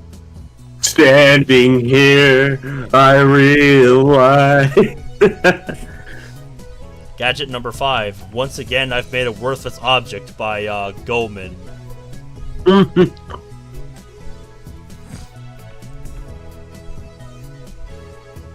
Created by combining a dryer and a vacuum. The dryer is operated using the exhaust of the vacuum. Its name is reference to the popular anime Lupin's the Third. I don't get that reference. Yeah, I do, but yeah. Gadget number 6, the Salume Saber. Cilium. I'm probably pronouncing that wrong. A red chemical glow stick with a handle attached, allowing one to grip it like a sword. Made it possible not just with future Gadget laboratory hardware, but also with chemical knowledge. Inspired by Spark Wars, a series of epic sci-fi movies. Yeah, I think everybody here knows what that's a reference to, considering we just played it last night. You know, Thursday. Fucking lightsaber reference. You go, game. Oh, yeah. Gadget number 7, Ghost in the Ball. Oh. A gadget created by arranging 12 6-inch CRT monitors in a sphere. Small CMOS cameras are installed in the gaps between the monitors, each connected to the monitor on the opposite side of the sphere. This attempt at practical optical camouflage is the greatest masterpiece among the completed future gadgets, but its sheer size makes it difficult to store. Its name is derived from the sci-fi manga Ghost in the Husk, which has an anime adaptation. Nice Ghost in the Shell reference. Oh, yeah. Also, I wonder if that was that frag grenade looking thing, that big frag grenade looking thing I saw on the shelf earlier. That's probably what that was. They can all be seen on the website Daru made, so feast your eyes. The product of a mad scientist's genius. Let me pull up the webpage itself, actually. Let me see this. Let me try to navigate it. Okay, history. Yes, we were just here. Future gadget. Okay, we got a phone-looking thing. That must be like the vacuum thing or something. No, I don't think so. These are different things. We got a toaster-looking thing. And we only have mere descriptions for the first 8. And as previously mentioned, I don't speak anime, so I have no idea what I'm looking at. If somebody wants to translate these, feel free. I will leave them all on screen for a bit, so you can see them all.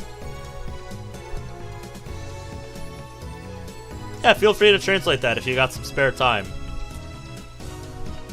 These must be prices or something. I don't know. It looks like a price sign. Yeah, it definitely looks like I'm looking at the work of a mad genius. Yes, the microwave. Number 8. Anyway, our current problem is future gadget number 8, the phone wave, name subject to change. It is a pretty weak name, so I've added name subject to change to the end until we come up with something better. For the record, it was Mayuri's idea, not mine. When a future gadget is completed, the 3 of us discuss what to name it. I prefer names based on mythology, or names with hidden meanings that need extra explanation to understand. Also, Dr. People! Dr. People! Oh my god. Daru thinks my naming style is too ridiculous. He just doesn't have a passion for words like I do. Mayuri can't be bothered to remember difficult names. She says they don't fit in her head. And so our opinions on gadget names are always split. But I digress. The phone wave, name subject to change, is, in short, a remote-controlled microwave. You put food into the microwave before you leave, then on your way back, call the attached cell phone to start the heating process. Voila! Hot food ready for your arrival. So it's basically a piece of junk. Is that right? Is that all it is supposed to do? A few days ago, however, we discovered that the phone wave, name subject to change, has a second unintended capability. Our brave, or possibly just ditzy, Mayuri had made it her daily routine to heat some frozen fried chicken by remote control. Oh boy. Here it is. The moment you've all been waiting for. Long story short, she was defrosting her beloved juicy chicken number 1, as usual, when the unexpected happened. The chicken came out more frozen than when she'd put it in. The microwave refroze the chicken. Her chicken tendies! Since then, Daru and I have been searching for the cause.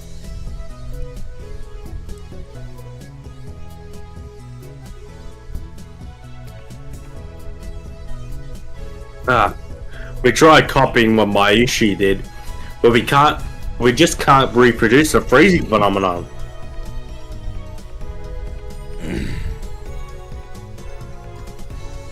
When we tried to freeze a banana, it turned out really weird. I just don't get it. I don't get it either, mate. Sounds very mysterious.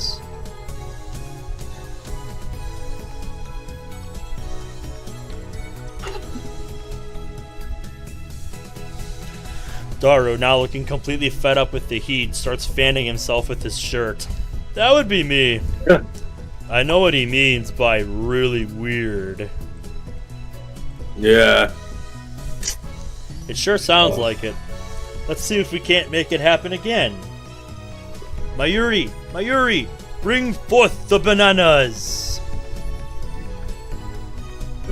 Are you gonna turn them into gel bananas again? That's been bugging me, Mayushi. Can you stop calling them gel bananas? But gel bananas are gel bananas. So they turned into gel. Hmm. I see. I take the bananas from Mayuri and stick the whole bunch into the phone wave, name subject to change.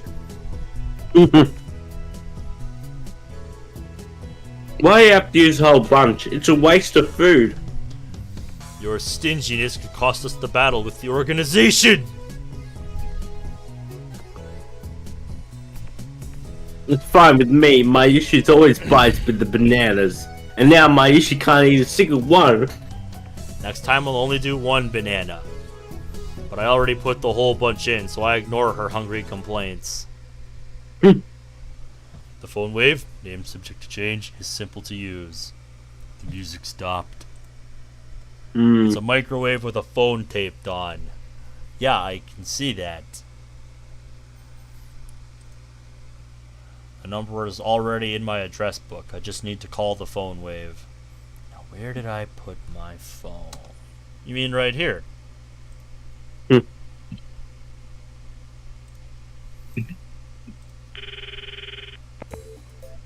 I'm connected.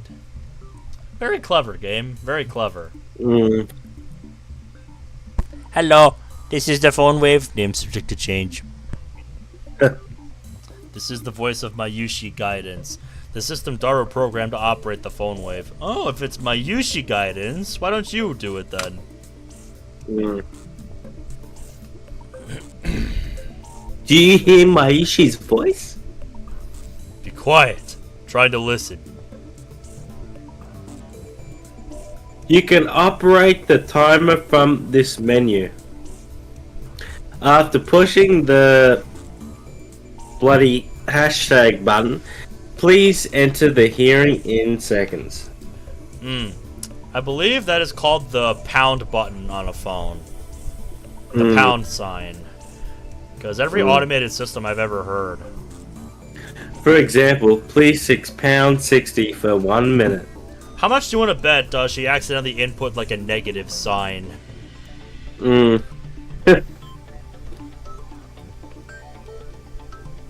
2 minutes, please press pound 120. Entering the command properly will cause the phone wave, name subject to change, to function like a normal microwave. Instead, we're going to deliberately mess up and enter 120 pound. Okay.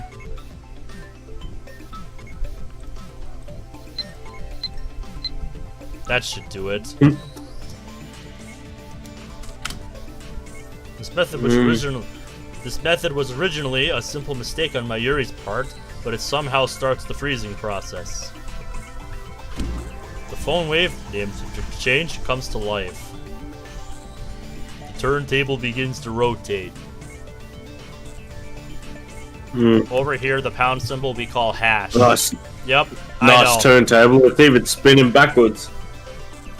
Backwards? I never noticed that. That might have serious implications. If you look at quantum critical behavior driven by Hund's rule. Yeah, no. Not Hund's rule?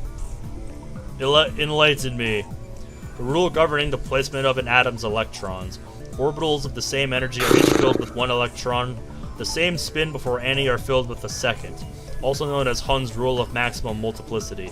Didn't realize I needed a degree in quantum physics to understand this. God, this game was designed for Gordon Freeman. No. Okay. The three of us wait and stare at the spinning bananas. After 120 seconds pass, the microwave chimes. Mayuri takes the bananas out. Yo, bananas are ready. The bananas have become not bananas. Gelatinous blobs coated with a thin membrane. After Mayuri discovered that the phone wave, name subject to change, had a freezing function, we attempted to freeze a bunch of bananas. This is what happened. It just gets more confusing each time. Daru, you wouldn't mind eating one of these, would you? Of course you wouldn't. It's for science! Your sacrifice will forever be remembered. Phonanas? They look really nasty. They do. Taste doesn't matter. What matters is that you eat it! So come on, Daru. No need to be shy. Break a leg or a stomach and go for it. No way. Fine. Mayuri, the honor shall be yours. But your manners are all goopy, droopy, soft, and squishy. Wait, she already tried one? Didn't know flavor and it wasn't tasty at all. Loopy, droopy, soft, and squishy. Daru, what do you think? Soft and squishy bananas, huh? Soft and squishy banana. Mayushi, say your banana's all soft and squishy for me. Oh my god! Oh! Bruh! Bruh! Daru-kun, your nose is bleeding. That's a bruh moment right there. Oh, yeah. Give me a minute, I'll be right back. I gotta track down my phone. Okay. Oh my I'm back. god. That's amazing. Oh, yeah. I take it the steak was excellent.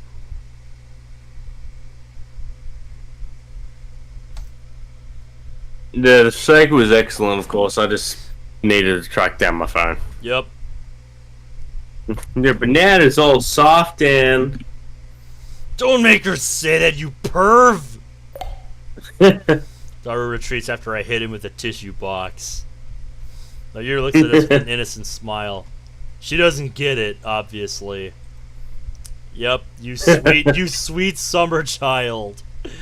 Anyway. Mm. They're gelatinous, a semi-solid state of matter. In other words, there's a possibility that the intermolecular bonds were weakened. What could have partially liquefied the bananas? I've got it! I turn to the whiteboard and write freezing in the middle. Then I cross it out and slap the board with my hand. What we thought was a freezing function is actually something else. Bold statement, if I do say so myself. So why isn't anyone surprised? Now's the time to shout. What do you say? Come on, don't be shy. You're very dramatic. He's got a flair for drama, I'll give him that. Oh, The yeah. reactions are pathetically weak. Mayuri probably didn't even understand half of what I said. We already knew that. Oh.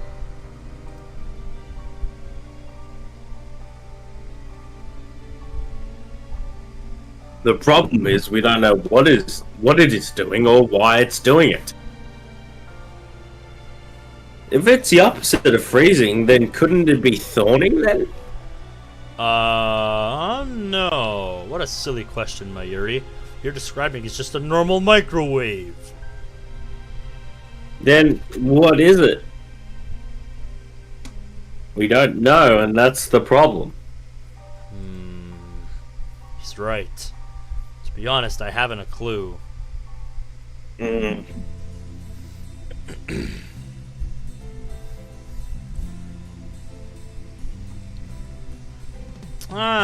Connected to UPX by overpass, so it's connected to there. Nice. Fascinating. Hmm. So we learned about that earlier. In any case, there's nothing we can do about it now. It's time for Daru and I to head to Daibiru. There's going to be a seminar at ATF, and we have to be there. It's part of our studies at Tokyo Denki University. This should be fascinating. Summer credits, basically. We have to attend the seminar and write a report. Come to think of it, what's today's seminar about again? I looked it up before the summer holiday began. Should have written it down. Behind me is a large unidentified object that crashed into a building near Akihabara Station. The building is under a police barricade. No one is allowed to approach, but from a distance, the object appears to be some kind of satellite. Yes. As we cross the overpass that connects UPX and Daibiru, I look down to see a huge crowd of people moving through the plaza. There are even some garishly dressed young men and women, the sort you don't usually see around Akiba. Yeah, I did notice that some of the outfits looked particularly exotic. Yeah. Looking at you over here.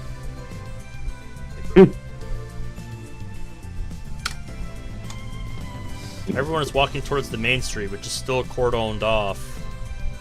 Cordoned, probably, is how you pronounce that. Daru, aren't you going to check out Radicon? Oh shit. No point. Can't get close. I've been following the news online, though there's already 100 threads about it on that channel. It's huge, man. You've got mail from Mayuri. You know, I'm really sad about dropping my Upa. It's worse than last year when I missed buying Fatty Garo Froggy. Oh, we can reply.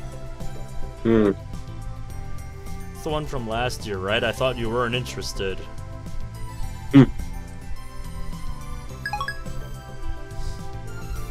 Phone trigger. Replied to an email. Oh, we can only pick one. Yeah.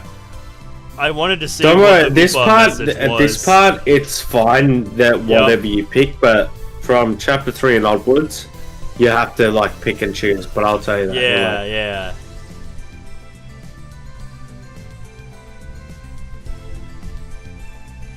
Very fascinating. This was the mail that we got earlier. If I could, I would copy and paste that into some kind of decoder to see what it comes up with.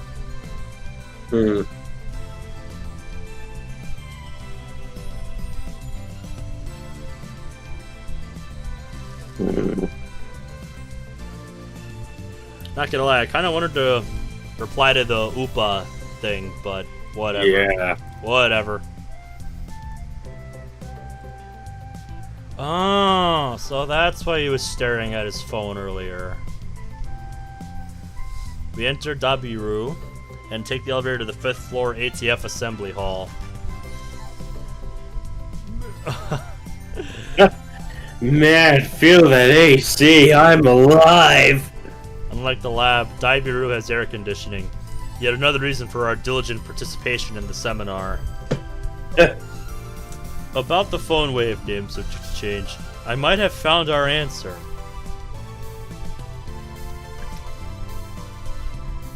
You know, that name subject to change thing is really annoying. I won't give in that easily. Even if no other lab members use name subject to change, I will carry on until the day we decide its true name. Now's not the time. So what's your line. So what's your latest ridiculous theory? What do you mean ridiculous? My genius brain considers every possibility. Even those a lesser mind would say break the laws of nature. Don't you dare call that ridiculous.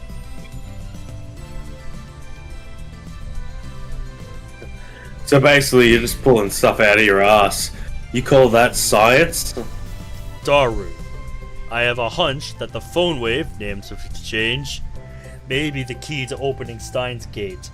How's that? Nice title drop. Steins, what? You lost me back a ridiculous man. A chime signals our arrival on the 5th floor. The elevator opens slowly. As we step out of the elevator... Ah! I bump into someone. I quickly grab the person's shoulder to keep them from falling. I'm sorry! Oops. I gently open the elevator. How did I know? How did I know who it was gonna be? How did I know? Somebody in chat tell me how I knew. Somebody in chat tell me how I knew. What? It's a girl. Yeah. You know her very well. From a few hours ago. Remember? The one that you saw was dead. That one. Yeah.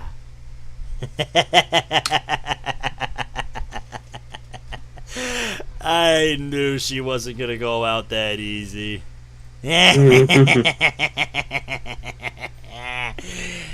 Oh, this should be good. And I recognize her. You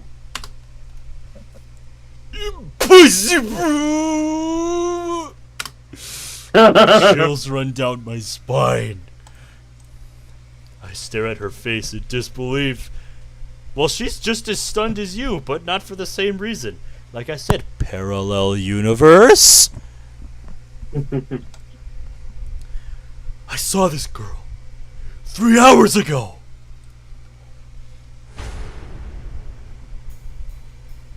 Makise Kursu! Is there something wrong? I think you voice Makase, right? I do, yep. Yeah. We decided that earlier. Mm. It's just been a while since she's been on screen. Yeah. Kursu frowns and tries to back away. But I don't let go of her shoulder. My grip tightens. Ow! You should be dead! Why are you here? You spewed like a pig! And you're even... There isn't a single bloodstain on her clothes. They're the same ones she was wearing when I found her. This serious wound could have produced that much blood. But as far as I can tell, she's completely uninjured. Not a scratch. Hey, that hurts! Let me go! Korsu pushes me away. Then she shoots me a wary glare. I realize that I'm gaping in disbelief. What's wrong with you? You're okay? But that's impossible! Someone stabbed you! I saw you lying in a pool of blood. That again? Daru interrupts. Wait! There's something strange about what he just said. What do you mean, again?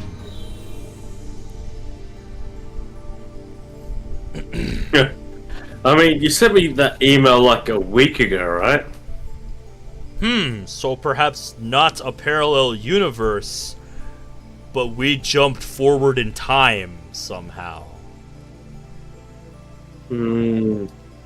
So a parallel universe and a time jump. I have the feeling this is only going to be the beginning of me trying to understand what time we're in. Yeah. I get the feeling this is only going to get harder as the game goes on. You'll understand, but there's a bit more to understand. I sent you an email? Don't be ridiculous! I saw her dead just 3 hours ago. Hey, could you not talk about me like that? I'm perfectly fine.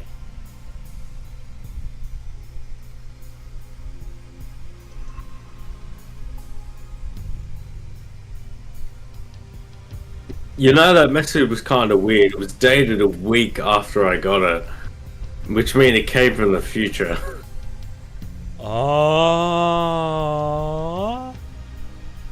Yeah, that just raises even more questions. So, that was a message from 7 days ago. Or, sorry, 7 days from now. Oh, jeez. It came from the future? Sorry. That sounds like something you'd read on the internet, Daru. It's rare for you to talk about ridiculous theories.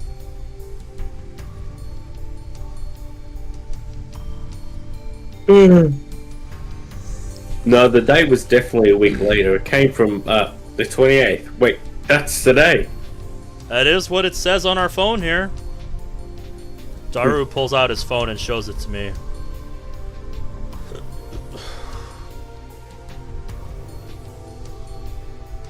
He's right. The email was sent from my phone. Yeah, that's the one we sent mere hours ago. He received it on July 21st at 12:56. It was sent on July 28th at 12:54. Split into 3 mails. Someone stabbed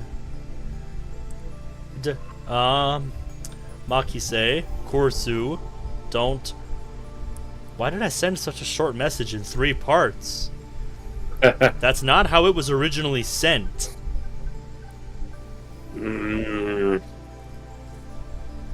It's fucked because I know the answer to this. It's hilarious.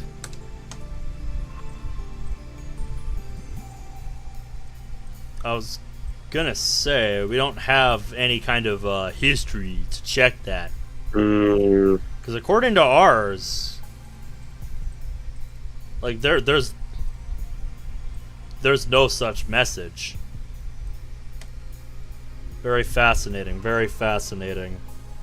It looks like the 3rd email got cut off. Yeah, there was more to it, though. There was more to it. We know that. I do recognize the content, though. This is the email I sent you 3 hours ago. But I sent 1 mail, not 3. There should be more text. Did Daru really get this a week ago? Interesting. Suddenly, Korsu is standing next to me, peering intently at the screen of Daru's phone. Oh, right! The email's not important. Maybe it is, but not right now. The real question is, why is she still alive? Is she an illusion? No, an evil spirit? Am I haunted? Shut up. I don't believe in such unscientific drivel. I am a mad scientist! I timidly reach out to Korsu's face. My fingertips stroke her hair. It's a miracle she's even letting you do this to her. Feels silky. Quite the cuticles. The substance. She has substance. Of course she's not a ghost. How silly of me. You wanna do something about this?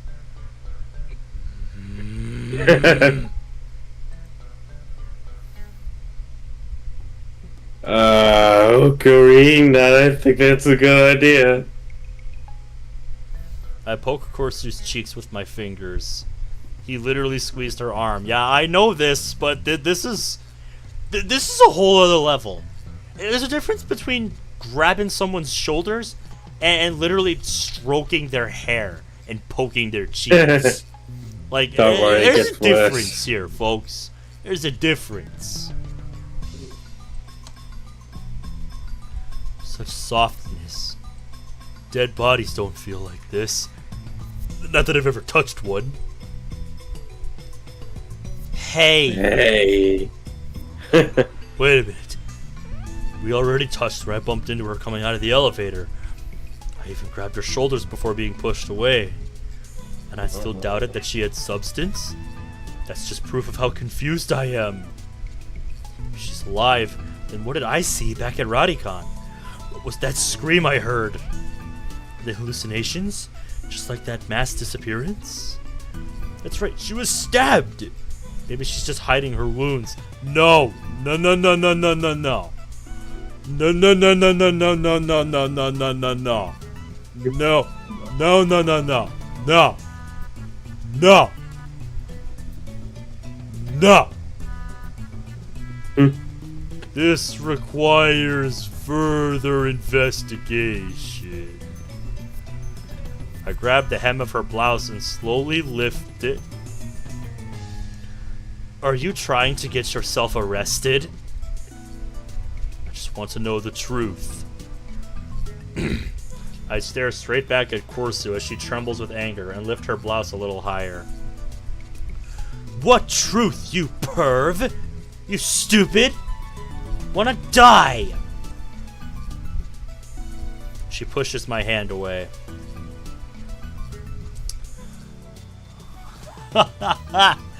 Luis Chan's favorite line for the win. Daru shouts something silly, but I ignore him and press Korsu. I know what I saw! No way! Did you just see my under... Korsu's face turns bright red. She firmly pulls her blouse down. No, you fool! Not that! Huh?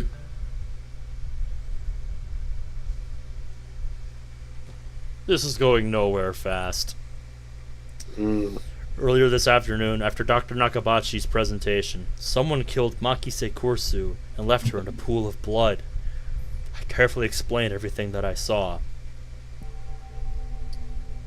Wait, But Dr. Nakabachi?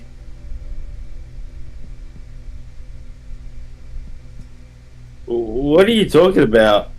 Okarim? Dr. Nakabachi's presentation was cancelled. Cancelled? Yeah, because of the satellite crash. Yeah, it looked like it crashed through, like, around where the room would have been for the presentation. Something is wrong. Our stories aren't matching. It's the same thing that happened right after I saw the mass disappearance. Mayuri's story didn't match mine. Yeah, you wonder why that is, don't you? You wonder why that is. Also, the fact that it crashed through the roof instead of just, landing on the roof. That's also different. Let's not forget that. I need to know. Am I caught in some sinister plot? Is this another organization conspiracy? Excuse me, my name is Hoin Kiyoma. Really, man? You're hopeless. He is. Okay, Hoin-san. I'd like to hear your story in more detail. Looks like she finally understands I'm not lying. But I still don't understand why my memories don't match everyone else's. I doubt I can give her a good explanation. Just then, an older man steps out of the assembly hall. Makise-san, it's almost time. Huh? Oh, right. Thank you. Korsu glances at me one more time, then sighs and heads towards the small conference room. We should go too. Go where? Hear the lecture, duh. You know, the thing that we're here to do. Ah, that. Daru follows after Korsu. Did she come to attend the lecture too? Strange. Why would the girl genius, Makise Korsu, need to attend a lecture like this? I have a feeling she's part of the presentation. My guess was a bit off. The girl genius didn't come to attend the lecture. I'd like to thank everyone for coming to hear me speak today. No, she's the one giving it. She's the one giving the lecture. Yeah. Japan's famous girl genius, Makise Korsu, who had her thesis published at the tender age of 17. According to Daru, she turned 18 a few days ago. I first heard about her when Daru pointed her out in a gossip magazine article. Yeah, I believe we heard what magazine earlier. That's when he told me that she was going to be a guest at ATF. I'd forgotten all about it. It's my first time giving a lecture like this, so please forgive me if I'm a little nervous. The audience is pretty mixed. It's mostly students like us, but there's also a couple of professors. And Korsu just gave me a sharp look. What did I do? Gee, I wonder, boy. I fucking wonder what you did.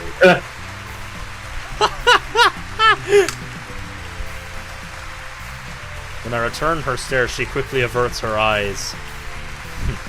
I don't care if she's a genius or whatever. I still don't like her. She may have these people fooled with her timid girl act, but I learned at Radicon how cunning and aggressive she really is. Even if her murder was some kind of hallucination, my judgment of her character is still correct. For today's lecture, I've been asked to speak on the subject of time travel. It's not really my area of expertise, but I'll try my best. Time travel? Oh. Let me start by saying that time travel is an absurd concept. Objection! What? Oh, now Cerberus is playing some Geometry Dash. Let's go. Every member of the audience, not just Corsu, is startled by my interruption. I wonder why. Perhaps I'm being slightly rude here. Slightly. You think? But I'm not going to just sit and listen to some girl genius's drivel.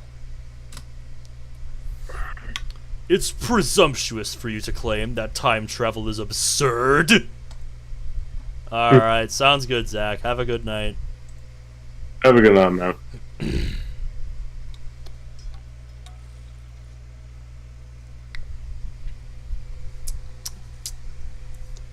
Believe it is your line. Alright. Kareem, you magnificent fool. Sitting at my side, Daru throws me a small salute. ATF staff are approaching, probably to kick me out. Yeah. You think? Perhaps I got too carried away. Okay, it's fine, I guess. It'll be easier to talk in a discussion format. Thanks to her proposal, the event staff refrained from escorting me out. She sounds a little pissed, but let's not mind that. But before that, please listen to my thoughts on the subject. Scientists have proposed many theoretical models of time travel. There are 11 in particular that bear mentioning. What are the major theories of time travel? I have heard about the cosmic string theory, at least. As Ross would say in Freeman's mind. Except for the Thingstery crowd. They're a bunch of cultists.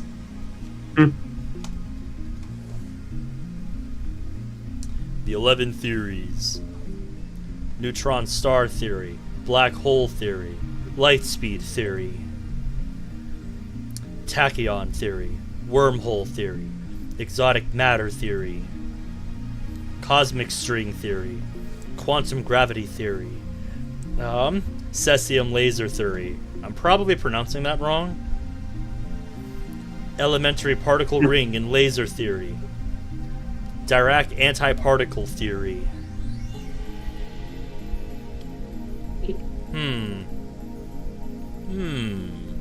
Not bad.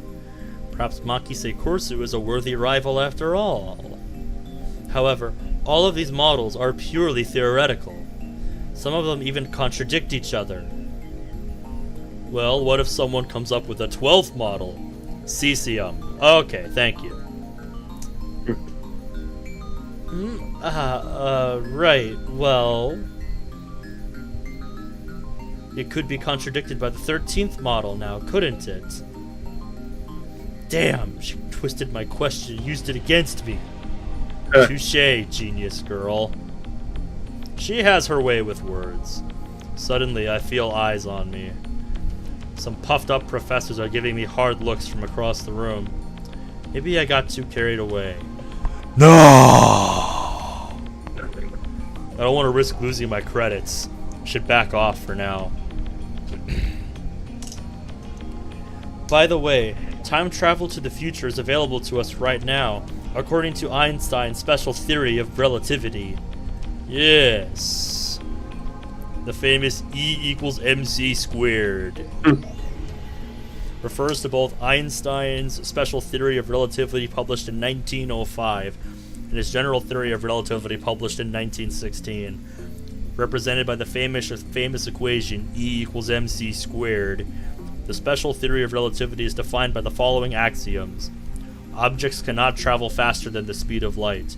As velocity approaches the speed of light, the passage of time approaches zero. As velocity approaches the speed of light, length approaches zero. As velocity approaches the speed of light, mass approaches infinity. The general theory of relativity adds the following axioms. The presence of large gravitational fields, the passage of time slows down. In the presence of large gravitational fields, space curves. The presence of large gravitational fields, mass increases.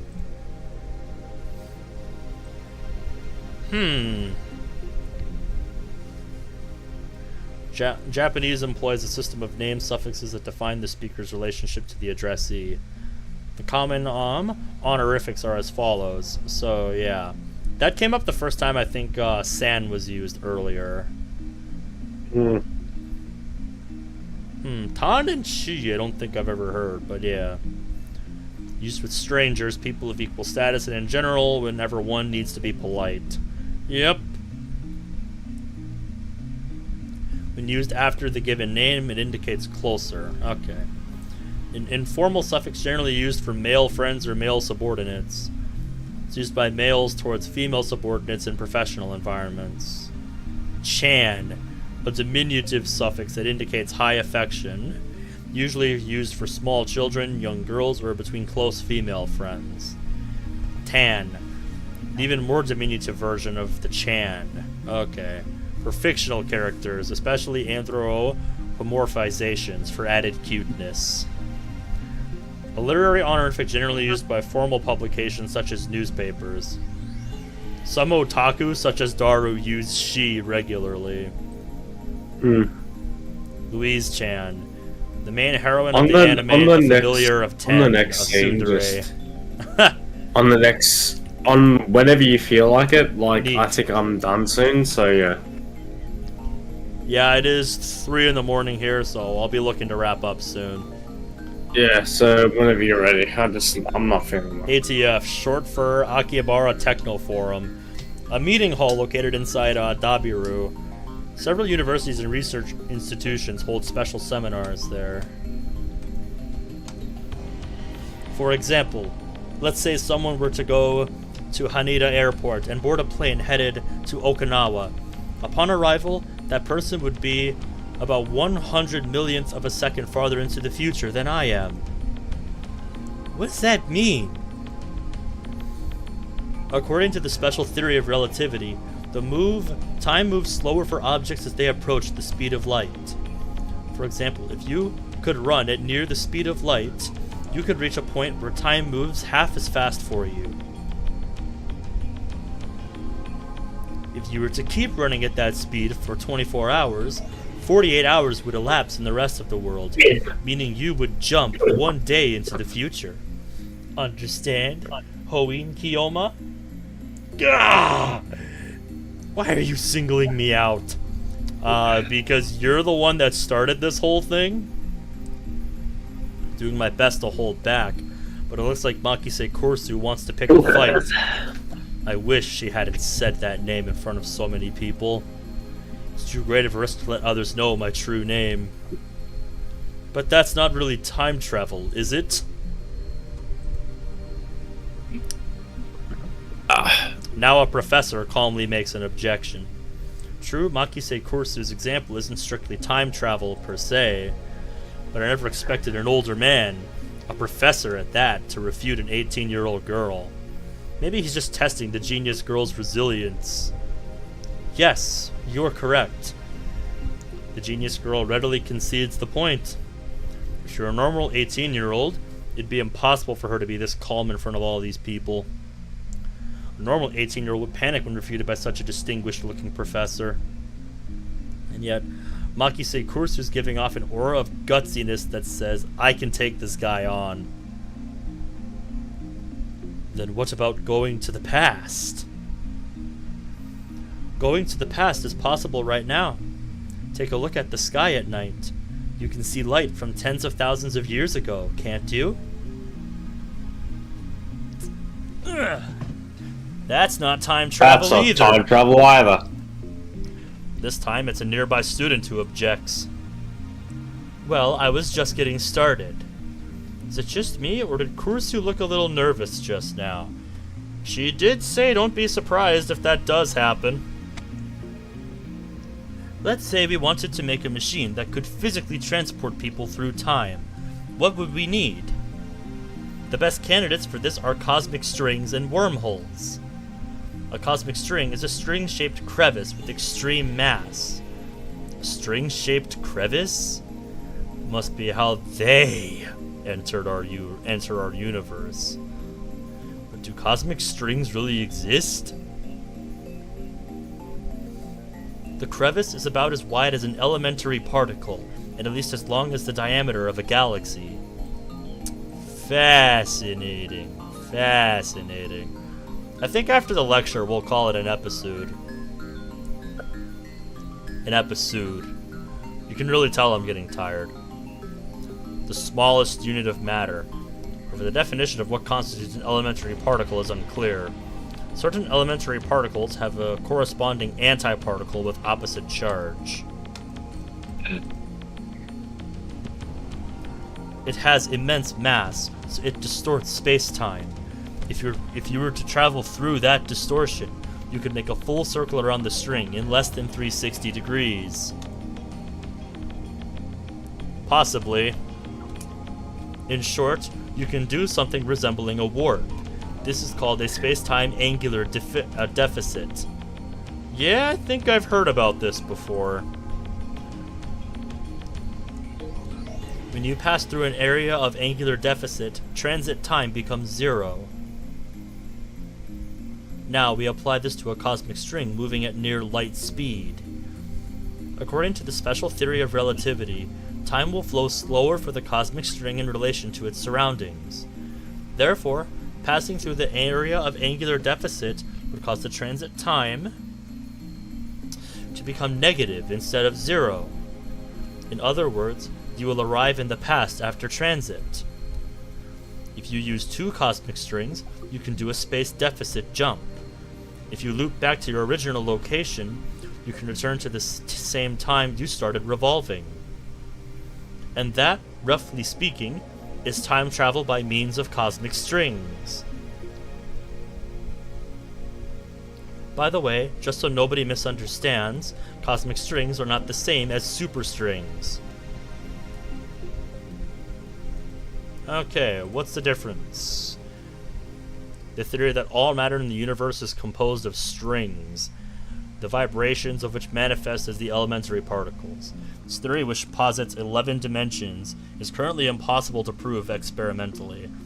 However, it is said that if this theory is proven, it will explain all phenomena from the birth and scope of the universe on the macro level to elementary particles like quarks on the micro level. Fascinating. I've never looked into string theory. This game's gonna make me learn things. Now then, you need 3 strings. You need 3 things in order to travel to the past with cosmic strings. First, the cosmic strings themselves. 2 strings to be exact. By the way, they are hypothesized to exist only where the universe was first formed, so they might be a little hard to find. Second, you would need the energy required to make them move at near light speed.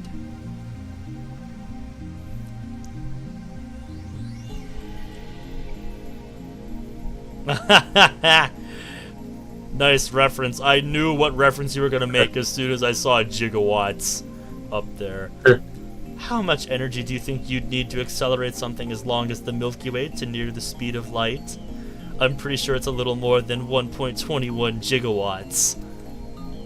Yeah, magnitudes. More.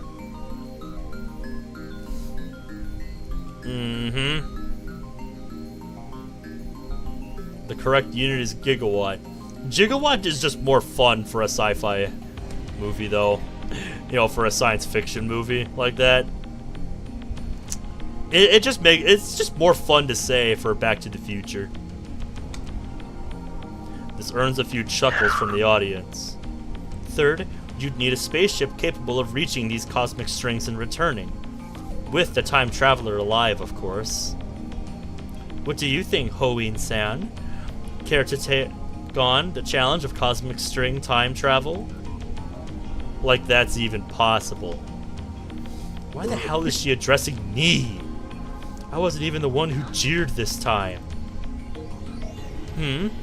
Looks like Hoeen-san doesn't want to take the challenge. In that case, let's consider wormholes.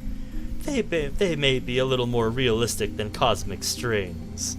I'm not feeling too well, so I'm probably gonna take off now. Like, I know it's very sudden, but yeah, I'm just not feeling great. Okay. I hope you're enjoying this day. Oh yeah, absolutely. Like I said, I'm probably gonna go until we finish the scene here and then call it an episode. Alright, see you guys. See you leave early, but yeah, take care of yourself, man.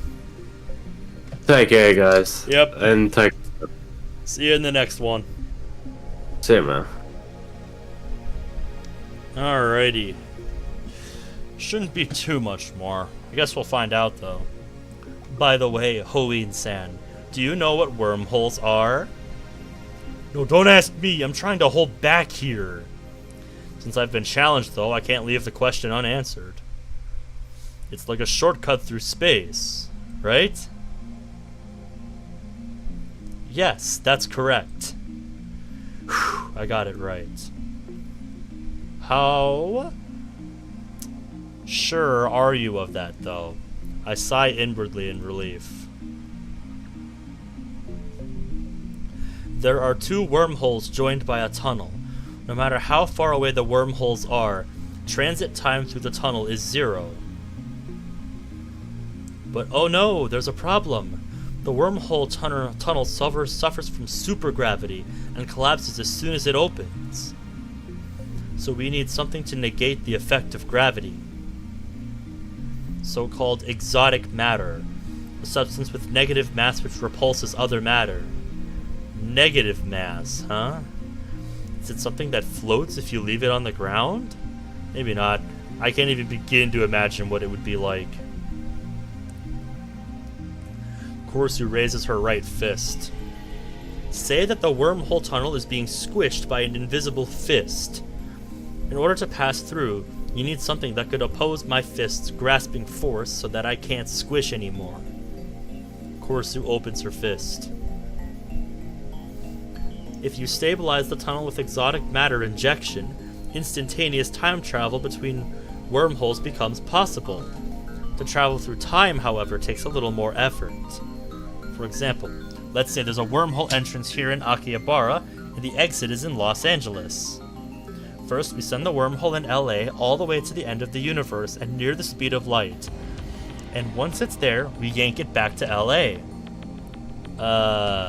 How? According to the special theory of relativity, time slows down for objects moving at the speed of light, meaning the hole that returned to LA would be further in the past than the Akihabara hole. So now, if Hoeen-san jumped into the wormhole, he'd arrive in LA several years before he left. However, this still can't be called true time travel. It only seems that way. This is called the Urashima effect. I wonder if that's what happened to us earlier.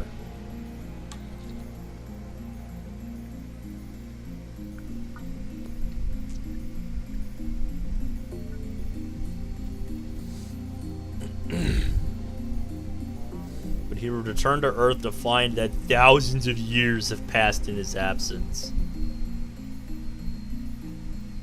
That's crazy.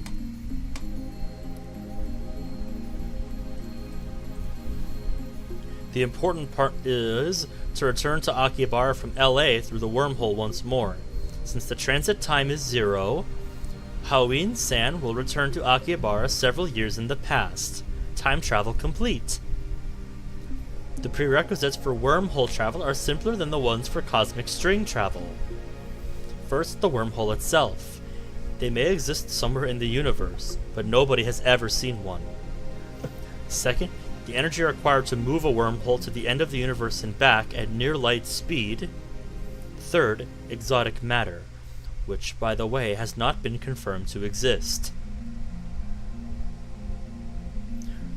So implementation of either one would require a ridiculous amount of effort. Now, do you see what I meant when I said that time travel is an absurd concept? Time travel theories are all just thought experiments. Not one of them can create a viable time machine. That is my answer. Isn't there anything simpler? Like something you can pull out of a drawer and just use or something? I'm afraid not. A firm declaration. This is the limit of modern physics. I can't say how it might change in 10 years, though. Besides, even if someone did overcome the logistical requirements, there may be other factors that prevent time travel from working. And that's because fundamental problems concerning the principle of causality have not yet been solved. Scientific and philosophical principle that states that every event has a cause, and it is by that cause that an effect is produced. Yep, cause and effect. The theory of relativity is founded upon this principle. However, quantum physicists have observed microscale phenomena that do not appear to obey the principle of causality.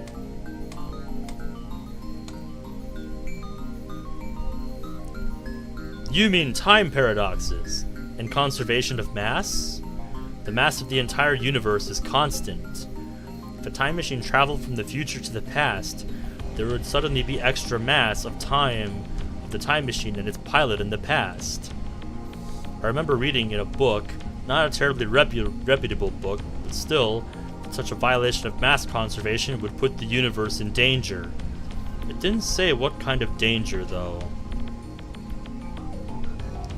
If you think that conservation of mass applies to macrosystems like the universe, or microsystems like atoms or elementary particles, you're mistaken.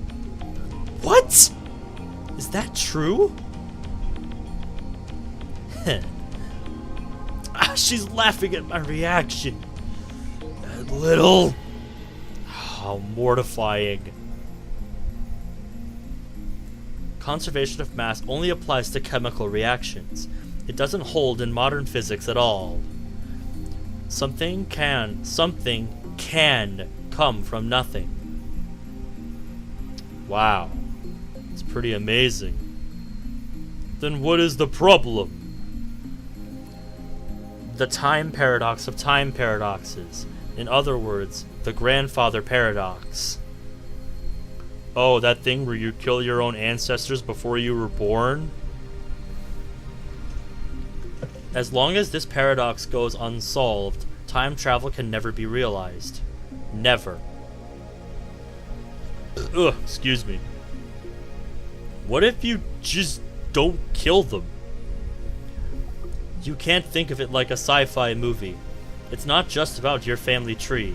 There are far greater dangers than that. Really? Doesn't seem that dangerous. Any paradox, no matter how small, would cause the total collapse of causality, relativity, and every other physical law in existence. Paradoxes are nothing more than thought experiments. They cannot occur in reality, and they should not. Nothing that even has a 0.000001% chance of causing a paradox can happen. The universe won't allow it. Wouldn't you say this is the logical conclusion? There may be loopholes, like parallel worlds or the self-consistency principle, but those seem too much like fantasy for me to accept. Grind my teeth. When I see Makise Kursu looking at me with her composed expression, I avert my eyes. Looks like I have no choice but to concede. Makise Kursu truly is a genius. Alright, and that is where we will leave this first episode. It's like we've got 6 pages worth of saves here for 48 total. Alright. Well, this was very exciting for this first episode here. I have to say. This game sure gets off to a faster start than Devil, I'd say. 'Cause already this is very fascinating.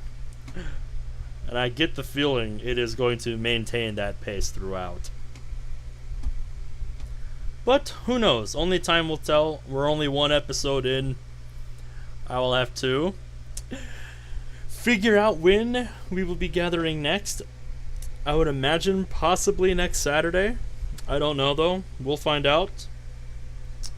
But yeah, this was a fun read. This has been very enjoyable so far.